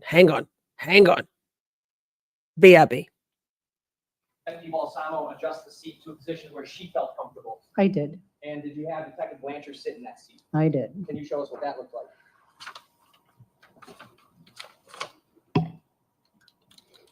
Here's exhibit 102. Scrunched up to the front. Yes. Attorney Vance Cruzan, can you use the mic, please? That's okay. All right, and head not comfortable. It was actually touching the ceiling. He could not put it back any farther. He had to be hunched over forward to fit. Nothing else. Cross? So if I understand correctly, all you did was test the seat for, well, first of all, the car itself was burned away. The seats were burned away, right? Correct. The cushioning was gone. Correct. And so you're using the metal that would have been behind the cushioning for the measurement. Do I have that correct? Along the sides, you can see there's a part of the lumbar that curves. That's what I was using to base my measurement, and then feeling through the vehicle that we used for the experiment. Got it. And it was a manual seat. It was. Is that the same as Sade's car? I do not know because her car was so badly damaged on the side. Okay, so we don't know if it was manual or automatic. Correct. But as I understand it, you used only 2 people for this experiment, if you will. Yes. A person who's 5'1" and a person who is. Sorry, Hydrant Head. Pause. We will now pause for this grifting segment. Laura, I'm already up by 2 hours at that point, so I'm happy for you. I'm happy. Here's some merch. Wait, this is a crossbody bag. It's so cool. Steph's got this one on order. Stephanie blah blah blah. I know Amber's got one. And look inside. There's a little. It's all. Wait, I can't do it. It's so technical. Inside, I don't go anywhere, so I've only used it once. I used it when I went to vote. There's a little pocket for your thing, for your phone. Pocket there. Adjustable strap. Wait. Rita, you said about the socks. I've got the Miss Shorty music socks. They're so soft. If you have bigger feet, I have tiny feet, so they're a little bit big for me because it's one size. But cool. They're very cool. So soft. They're made out of. I want to say they're made out of recycled plastic. I know that sounds not. Yes, Saint Miss Shorty. Right. There's even a framed picture of Saint Miss Shorty. Yikes. Whatever. I haven't got that T-shirt yet. I'm going to get. I've got so much of it. I spend thousands of dollars on my own merch, and then these are I haven't worn them again. I don't go anywhere. These are the slides, the slip-on. Look. It's got the logo on the inside. Look how pristine they are. They're true to size. These are a 5.5. That's my shoe size. Cool, huh? And even look, wait. I'm just saying. Even the box has got my name on it.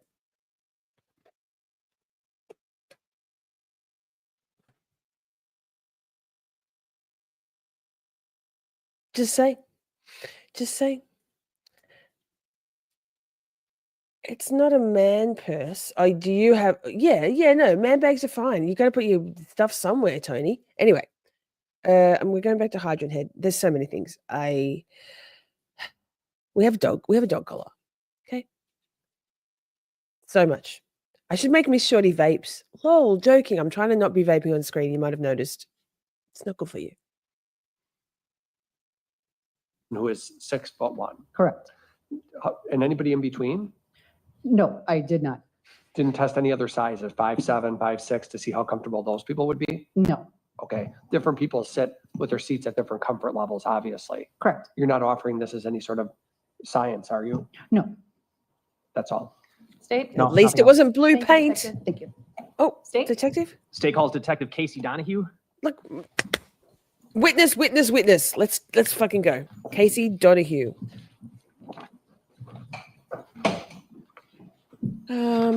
We got. We're almost there, chat.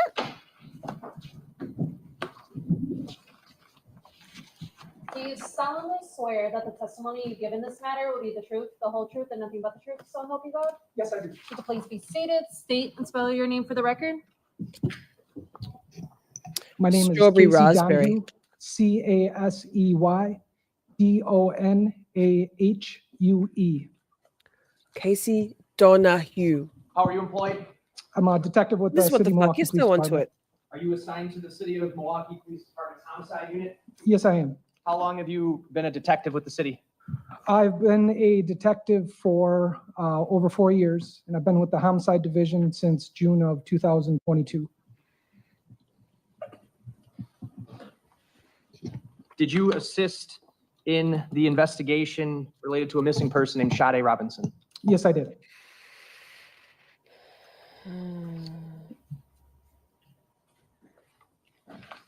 And when your department, the Milwaukee Police Department, became involved in the investigation, had you come to learn that her car was set on fire near the intersection of 30th and Lisbon?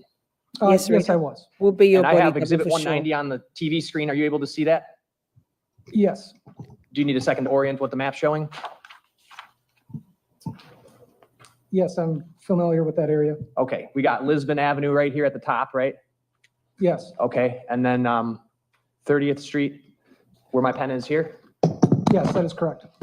All right. The vehicle fire that we're talking about, were you aware that it occurred right where my pen's pointing now? Yes, it was behind 2928 West Lisbon. This entire map depicts a location within the city and county of Milwaukee, Wisconsin, right? It is, yes.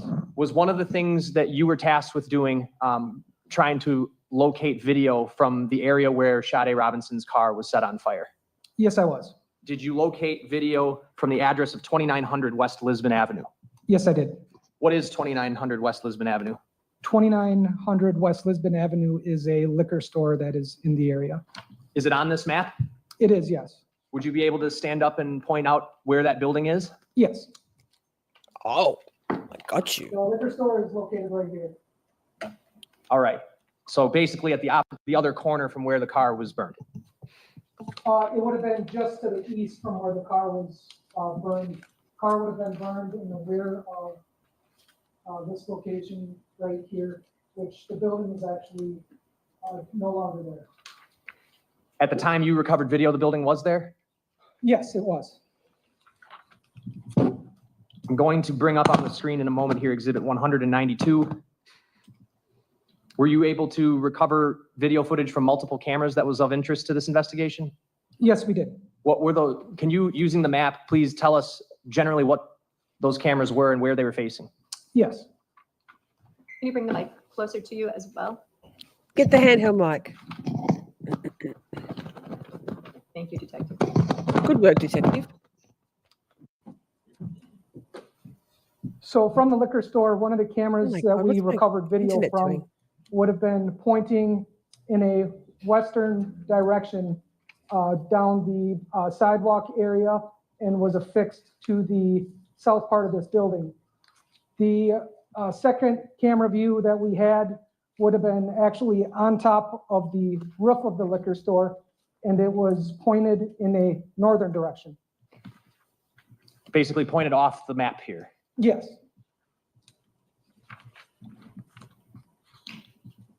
You can have a seat. Thank you. They're just fucking with me now, aren't they?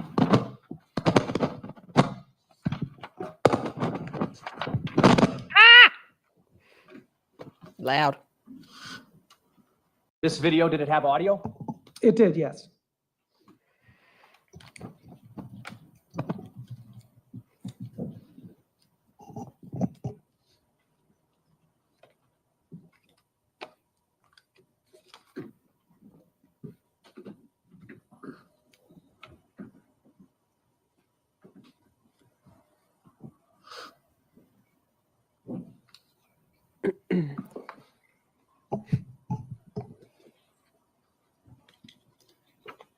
All right, Detective, I have on screen, I believe it was the first camera angle you described. So we're looking up at the date and timestamp here in the upper left-hand corner. It says February 4, 2024, 06. Okay, so this is the footage of where I'm pretty sure whether they say he set the car on fire. It was him. So maybe I got it mixed up. Anyway, keep watching. 4837, correct? That is correct, yes. And did you, when you were covering this video, ascertain whether or not the date and timestamp on this video was accurate? Yes, it was in fact accurate. The street. I'm sorry, before we go any further, there's a brief matter. I think could we just be heard at sidebar real quick? Sure. And what exhibit is this? 192. Thank you.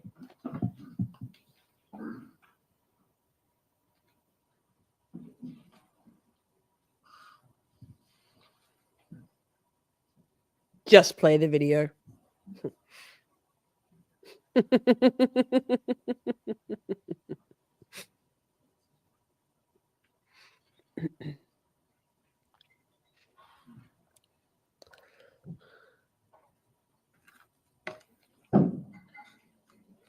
It's coming.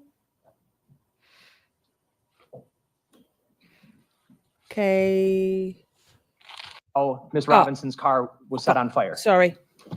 Apologies. State, please proceed. Thank you. The purpose of reviewing this video is to see if you could find anything about how Miss Robinson's car was set on fire. Yes, and if I could just clarify one thing quick. Sure. So if you notice the date in the top left-hand corner, it is going to appear in what I consider like European date. So it's going to have Like the real day, way to do it? then the Yes. month, and then the year. Where's my Thank you for mouse? clarifying that. I'm going to advance the first video I have up, and for the record, the video title is extremely long. It starts with That's what she D2 said. and ends in 1900, and it's on the disc that's marked Exhibit 194. Sorry, 192. Okay, you had originally indicated 192. Yes, it is 192. Okay. All right. I'm advancing that video to 1:47. One of the things you were also looking for is to see if you could see her car driving. Yes, And did you in fact find instances in this camera footage of her Honda Civic driving around? yes. I have the video queued up to 1:47. The date and timestamp is what, Detective? If I could just, the date and time is going to be April 2nd, 2024 at 6:50 a.m. and 29 seconds.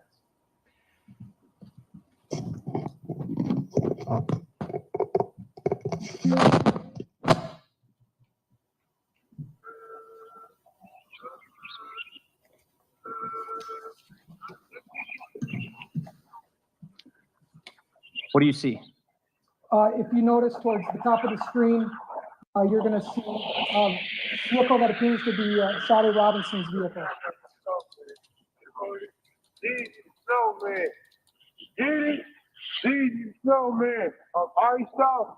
Paused at 2:15. I'm going to switch back real briefly to the map. What we just watched was that vehicle, which appears consistent with a Honda Civic, right? Yes, It traveled northbound on 30th Street through the intersection right here, Lisbon, correct? yes, that is correct. That's what we just watched. Yes, And in a little bit, if we get there today, did you also recover a video coming from where that car came from? yes. And where's that video on this map? That video is going to be from the H-Bar Cylinder Services, and that's located at 1651 North 30th Street. All right, so the video that you got from here actually would precede what we just watched, and it shows that car going up 30th, correct? Yes, that is correct. Is that how you knew that car was the same one? Yes, and also there's identifiable features on the car, more specifically damage, that we were able to determine that that was in fact Sade Robinson's vehicle. And related to all of this, where is the 31st and Galena playground? That is going to be located right here at approximately 16. Right where I am. North 31st Street. For the That's love gonna of be God. Between the streets of Walnut, and then to the south is going to be Galena. Going back to the video, 6 months, Laura. You got a I'm new gonna badge advance- now. You got the Hey Shorties badge. That's cool. this clip to We love you. the 11-minute 58-second mark. The timestamp, we've gone up to 7:16 a.m. Is that correct? Yes, I'm going to play until 12:14. Yeah, you got the new badge, Laura. Turn the volume off. Sorry. Cool. I'm in the computer program. You see the vehicle again? yes, I do. Where's it going? That vehicle is traveling southbound on North 30th Street. Wait, I'm a bit fast here. Let me go to normal speed. For now. I'm going to shift to the next video. Tony, yay, badges. The title starts with D2 again, and the Yes. last 4 digits are 3935 for the record. This video picks up at 7:19 a.m. Is that right? We're at the beginning. Okay. Yes, that is correct. I'm going to advance to 3 minutes and 44 seconds. 7:22:58 a.m. Yes, Playing from that time until 4:12.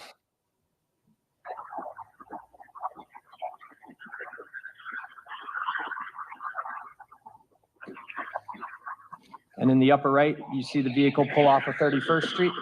yes.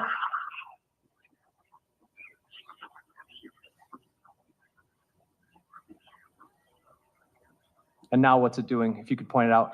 It's turning northbound on the North 30th Street from Lisbon.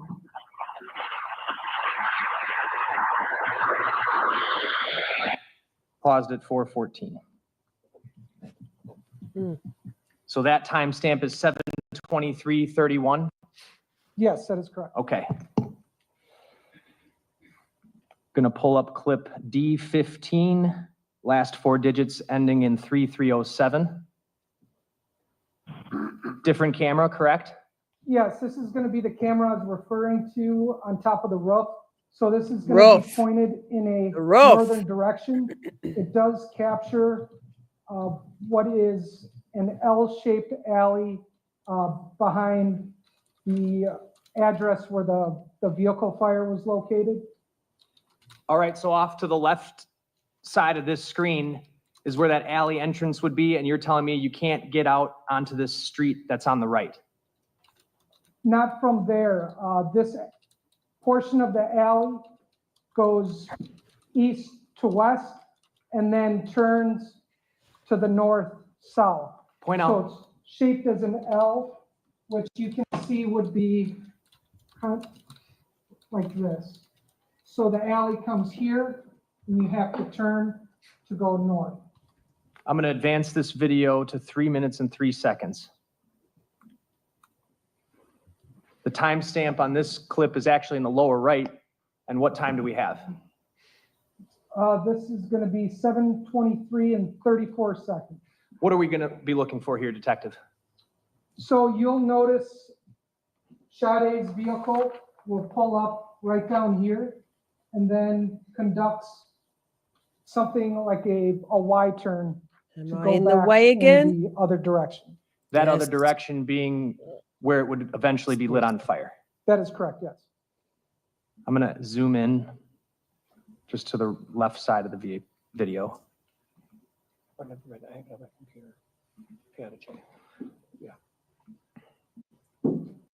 Now I'm gonna play until 4:24.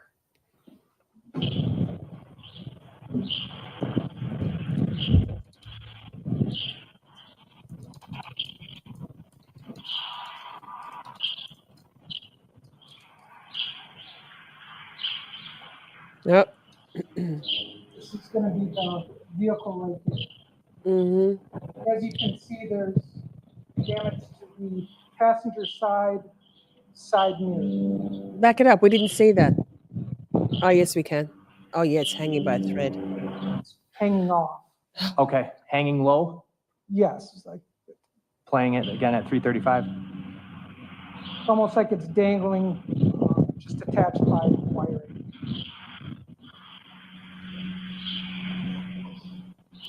So that's Max driving the car, Sade's car.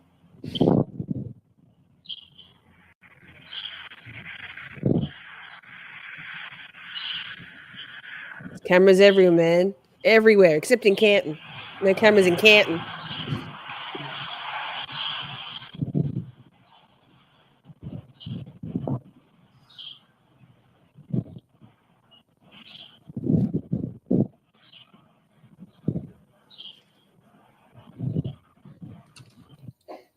Paused it at 4 minutes, 20 seconds. And if I get out of the zoom here, you can see this is at 7:24:51 a.m., correct, Detective? Yes, that is correct. And the vehicle kind of, once it does that turn, very slowly kind of creeps forward. Is that fair? Yes, and it goes out Creepy. of camera view.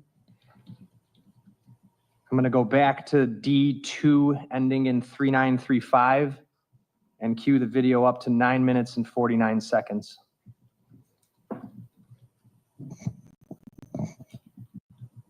Nine minutes, 40 seconds, sorry. So we're back to the original camera angle looking down Lisbon. This would be just a few minutes after that vehicle pulled off of the last camera frame, correct? Yes, that is correct. All right. Playing at 9:40.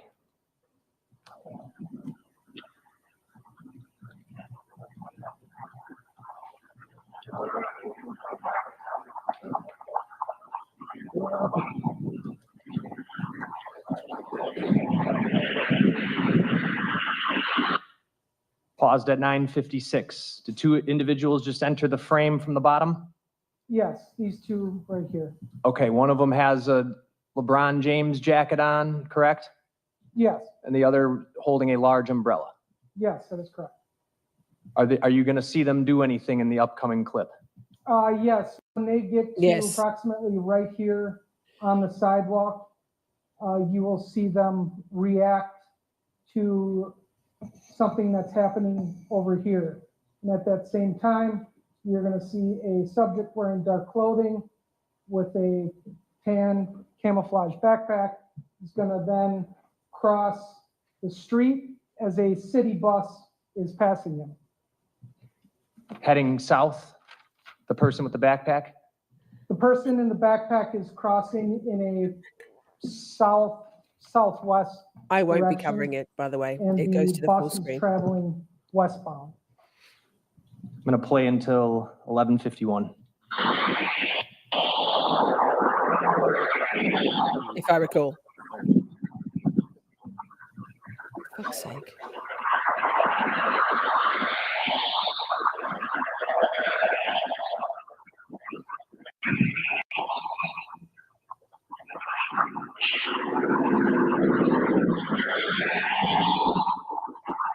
There's the subject crossing, there's the bus going by. As you can see, this person has stopped.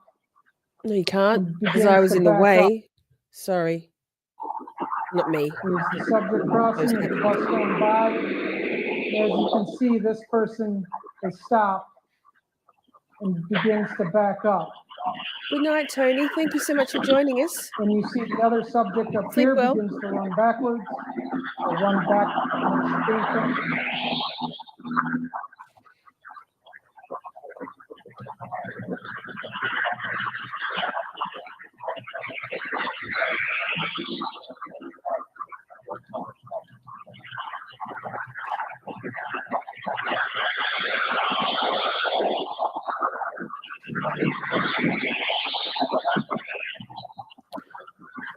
She then points in the direction of, from where, or the subject walking from behind the building.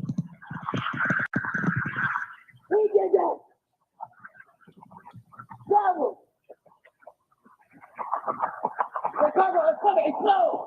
Yes, Buffy, okay. Somebody needs to call an ambulance!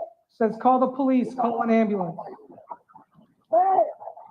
Hey! Call the fire department! Hey! Call the fire department! Call the fire department!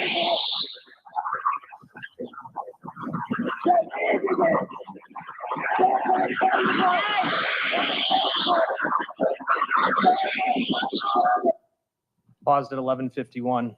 I want to go back to the point in the video. The audio doesn't seem to align up to the second with the video. Would that be fair to say? Yes, that's fair to say. But you can hear the words she is yelling, at least when you listen to this? Yes, you can hear her say. I'm going to object to him testifying to what another witness said. Okay, Cotton. I'm asking him what he hears. And he's already testified to some of it.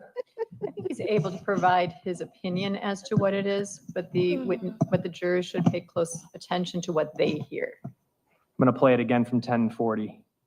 And actually, I'm going to go back even before that. All right, I have it at 10:30.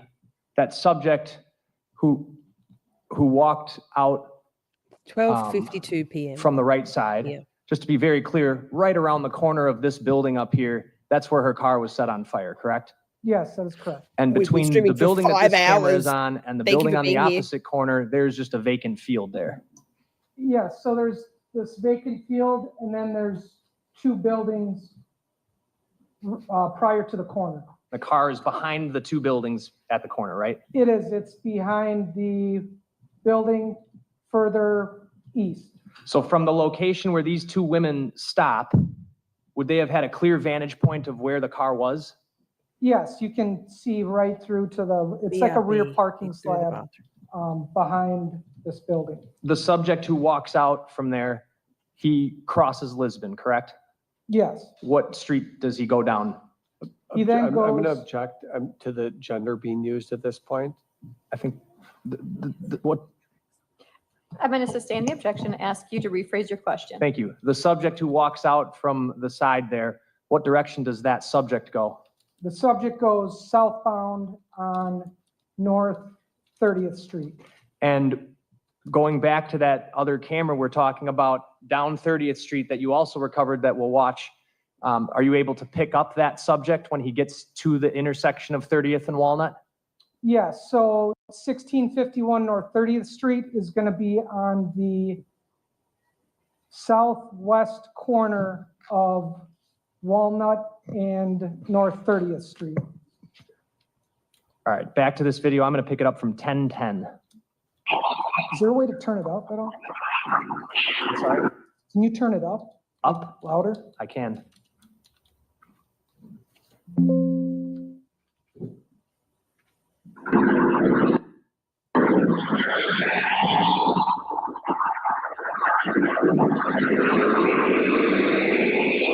What did you guys do while I was gone?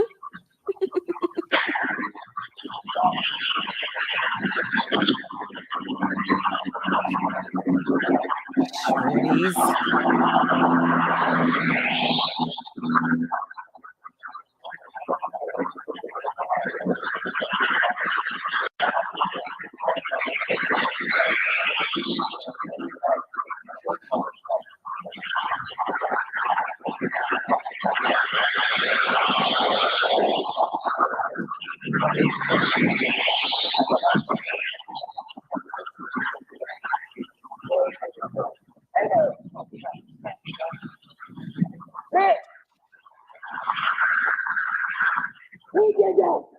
He did that.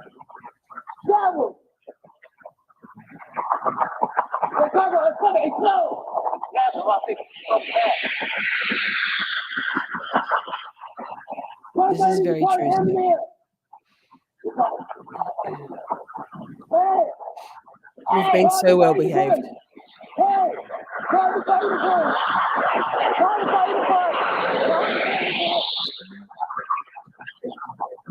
Pause at 11:39. What did you hear her yelling after that? After after you heard he did that. Then she's saying to call the police, call the ambulance. And where does she point? She points in the direction where the subject walks off to, and she's pointing to where the vehicle fire was located. Or in a westbound direction. Poor what the fuck. Ms. What the fuck? Look what they're trying to suggest you need to do. Shaddy's Bay. I believe you. All right, and then I actually have one other clip here to play. So the time where she's yelling, that's about 7:31:33, right?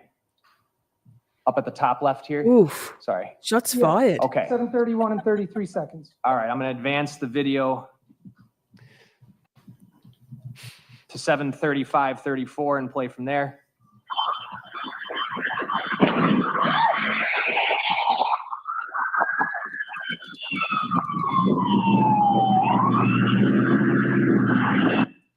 Pause at 15 minutes, 30 seconds. So by 7:35, the Milwaukee Fire Department is arriving on scene. Yes, that is correct.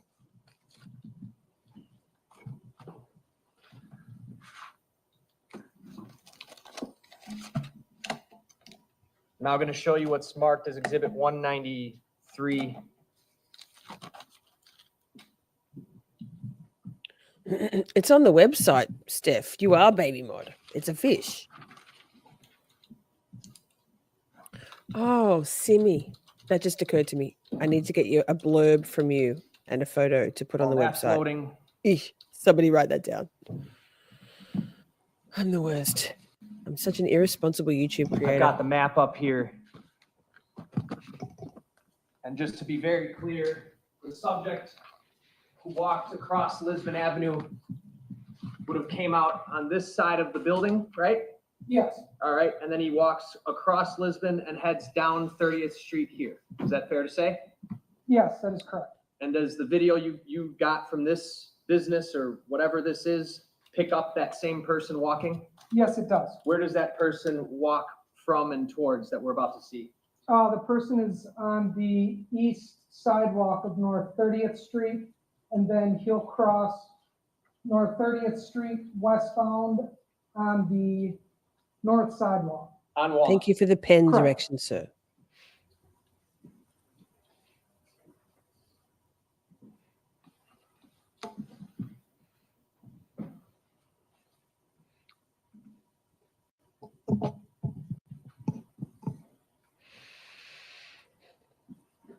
I swear to God, they're just fucking with me. I have to load up the player, so just give me 1 minute here. Don't hate the player, hate the game. And this will be 193. Yes.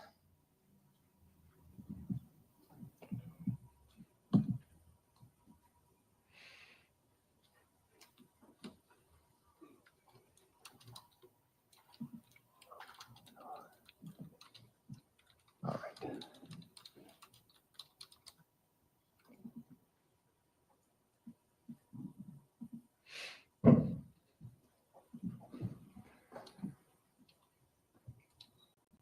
All right, first camera angle we're going to look at.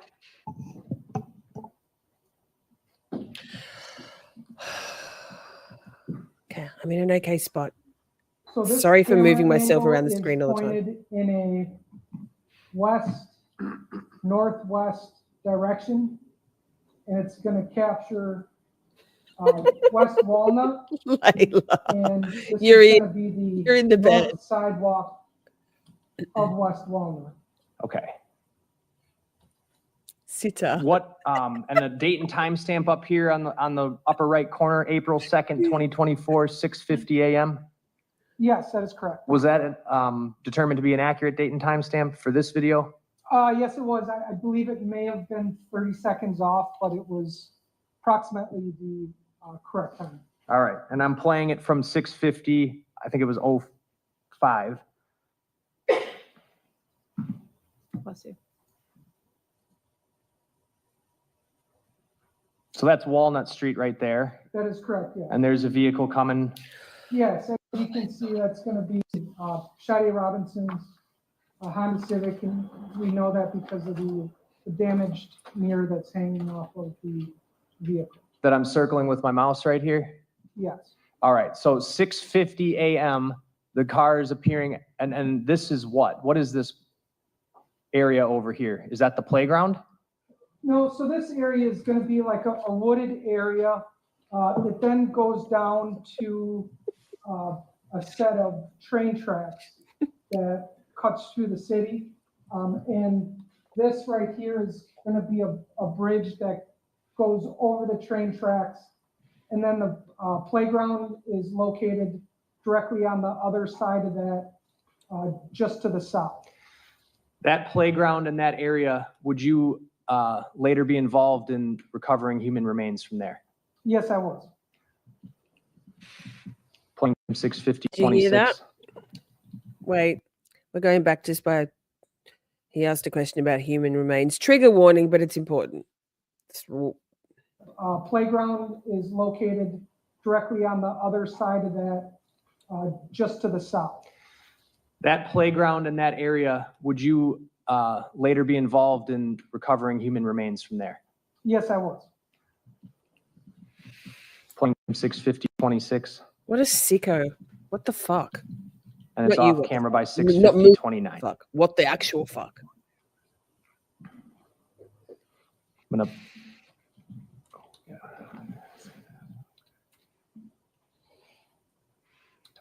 bring up channel 2. Channel 2. What about channel 69? 10 minutes left, chat. You've done really well. Thank you so much for being here. I love you all very much. And I appreciate you being here. Me.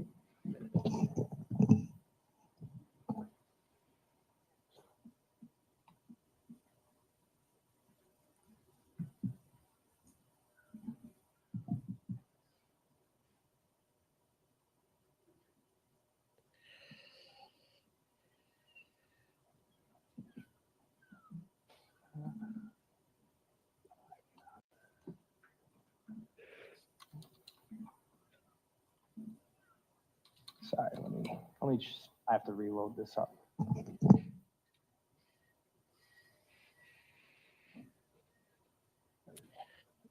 Where am I supposed to go on the screen when they're doing this split four All right, screen I'm thing? gonna bring channel Four 2 split forward to that same time period, 6:50. Where does this camera pick up as to where the other one Full left screen. off? So the other one was pointed in a more western direction. This covers more of a panorama view and shows north and west. So this is going to be the intersection of North 30th Street and West Walnut. And this is the bridge that I was referring to, that the train tracks go underneath. The car we watched in the last clip that was coming eastbound, is it gonna then appear on this camera? Yes, it will. Playing at 6:50:18.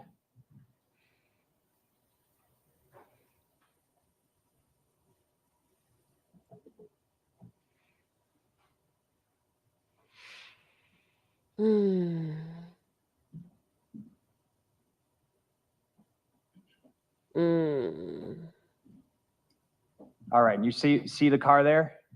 Yes, And the window is rolling up. yes. Okay. Pull up, bitch. Able to see anybody in the passenger seat? No, and it appears that there's a heavy amount of condensation on the windows. Continuing from 6:50:37.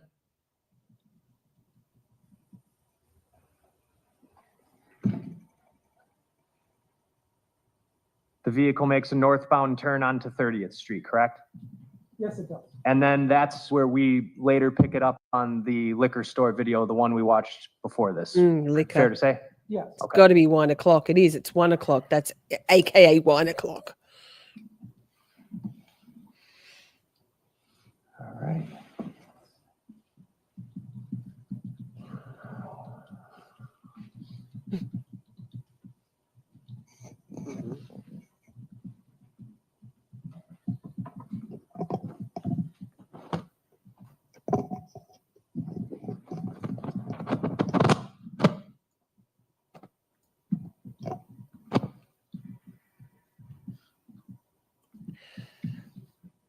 It's mostly all I think about, Layla.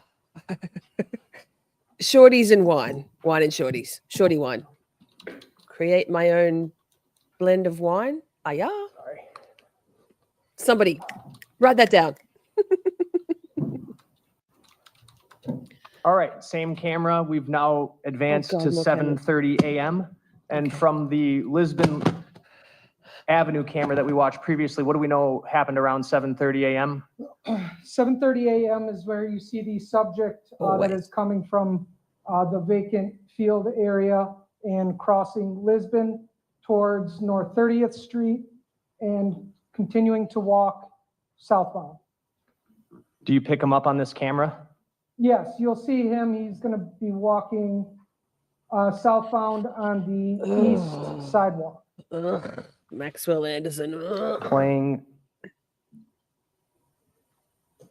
I'm going to advance the video to The pertinent areas. Our stop signs look exactly the same in Australia, by the way. How about that? 7:31:43.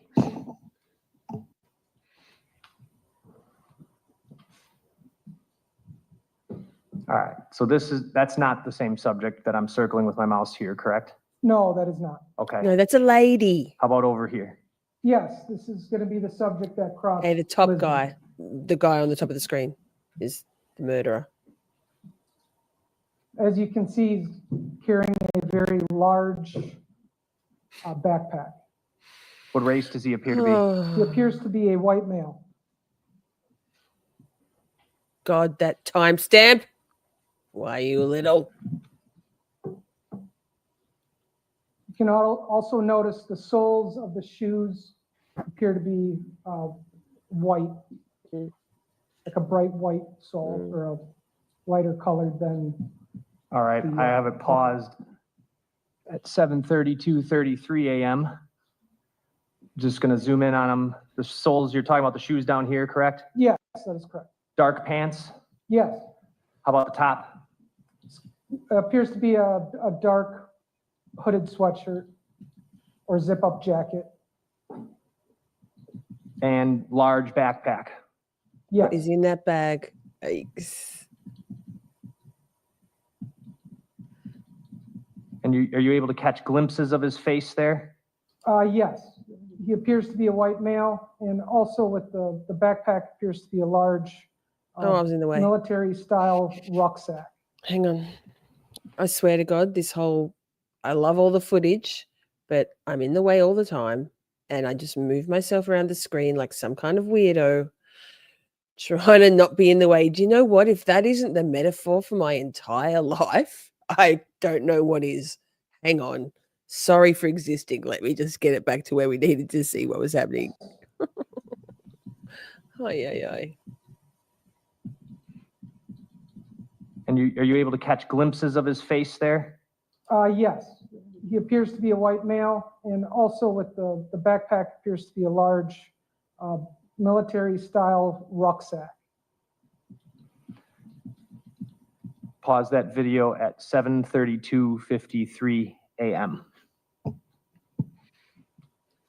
gonna go back to the other channel. Screen gypsy. That's a good one, Sibby. I consider myself a gypsy. Not like literally. Cue that video up to 7:33. Existentially. 22. What are we gonna see here? Where does this pick up from where the last Murderers. video leaves off? Murdering. So this is going to be further west down West Walnut, and it will take us further down the sidewalk area. I'm gonna play from 7:33:22 a.m. Do it. Do it. I love that. Oh, we're on the home stretch, chat. As you can see, with the same shoes, pants, continuing Duds. to walk westbound on the sidewalk. Dax. Until he's out of frame. Yes, that is correct. We got you, Anderson. Dead to rights, mate.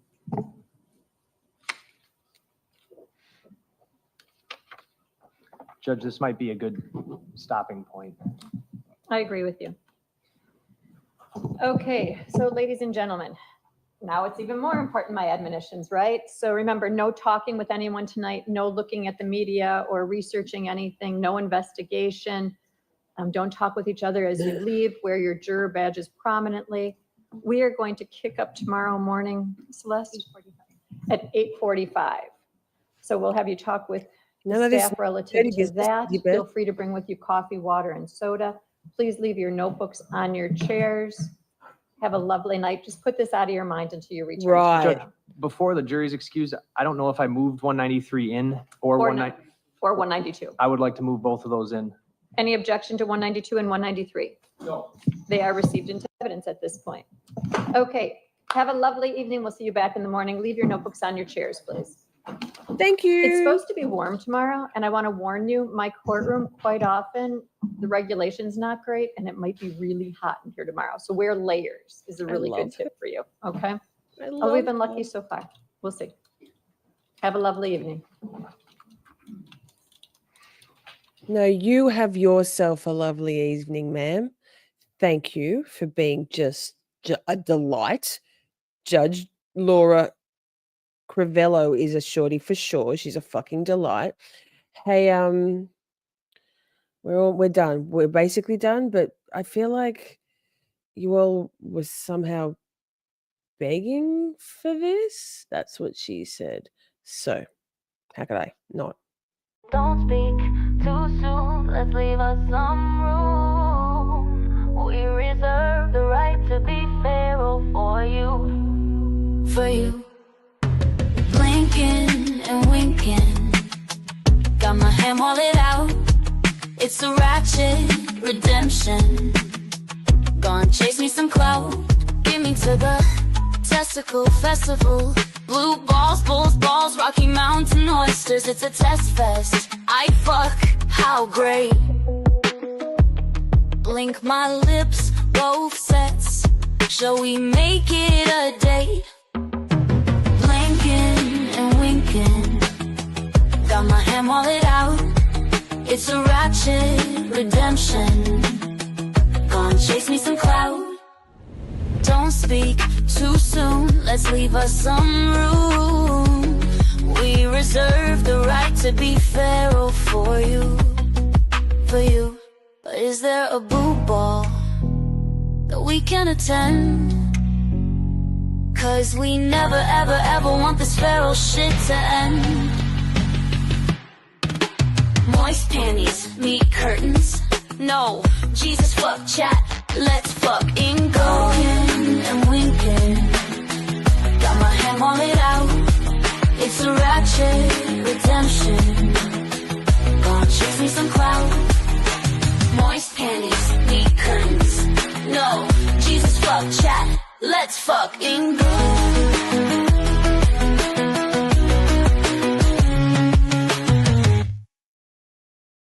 And just What because. she said to me the other day, she goes, "Did you know that today is World Turtle Day?"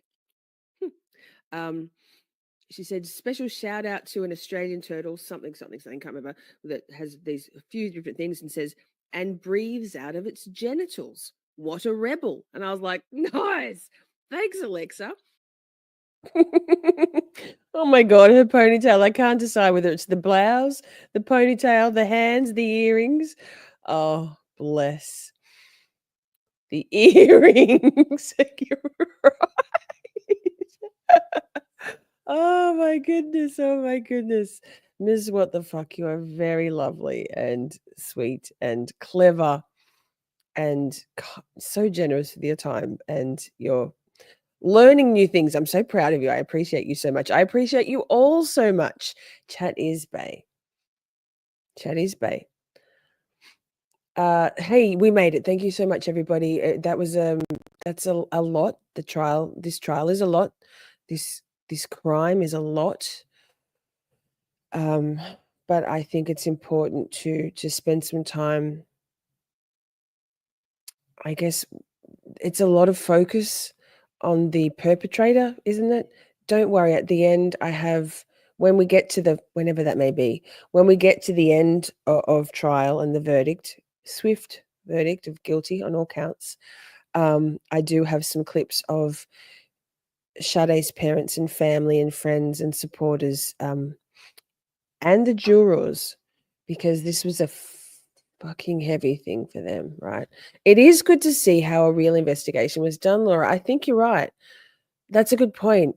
There's not really, really, there's no salacious glorifying of the crime. And honestly, there really never is.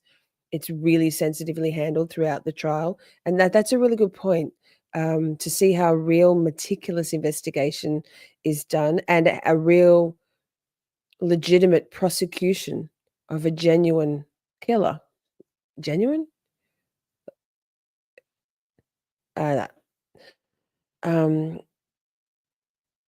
Stephanie says, if I didn't love Judge Laura so much, and I'm sorry if this was crass, never. You? Crass? Never. However, it wasn't for her as a judge, I would fart on my notebook because you've just left us hanging, or is that the end of the sentence? Period. Full stop. I mean, if you need to, better out than in, Stephanie. So thank you so much for the gifted memberships, Rita, for dropping on by. It was great to see Kraken, great to see Layla, great to see everybody. But it's always nice when old friends stop by for a bit because there's a lot on YouTube and everybody's busy. And so thank you to my beautiful moderators, my friends, my loves, for 5.5 hours. Just easy peasy, piece of mate treats. Okay, so let's go out with Chatty's Bay. I wonder what the fuck's going to be doing on her Sunday. She's going to be playing with baby Shorty. Baby AI stuff. Don't make it weird, Lisa. No homo. Matrix. You're funny. Hey, I love you all very much. Thank you for being here. See you next weekend for Camp Shorty. The week that was on Friday night, Psychology Corner, already got one lined up. Dr. Ramani's back. I love her. It's the ABC of narcissism. It's a very good interview. It's going to be a big weekend. I'm just saying. That's what she said. Enjoy the rest of your evening or your day. Sleep well. I love you all very, very much. Peace. I love you all so very much. We had a blast just chatting and stuff. Things may have gone bit off the rails. Professional when all else fails. 'Cause chat is babe, so much to say. Emotes and all the caps out. May have been cheese, bit faster please. The time has come, Camp Shorty out. We're skating through all the tough things, learning about this and that, defense motions, prosecution, and narcissistic twats. 'Cause chat is babe, so much to say. Emotes and all the all caps out. May have been cheese, bit faster please. The time has come, Camp Shorty out. Community, just you and me. Occasionally, Buster and Poppy. It's a whole thing, Miss Shorty swing. Together we make each other happy. 'Cause chat is better.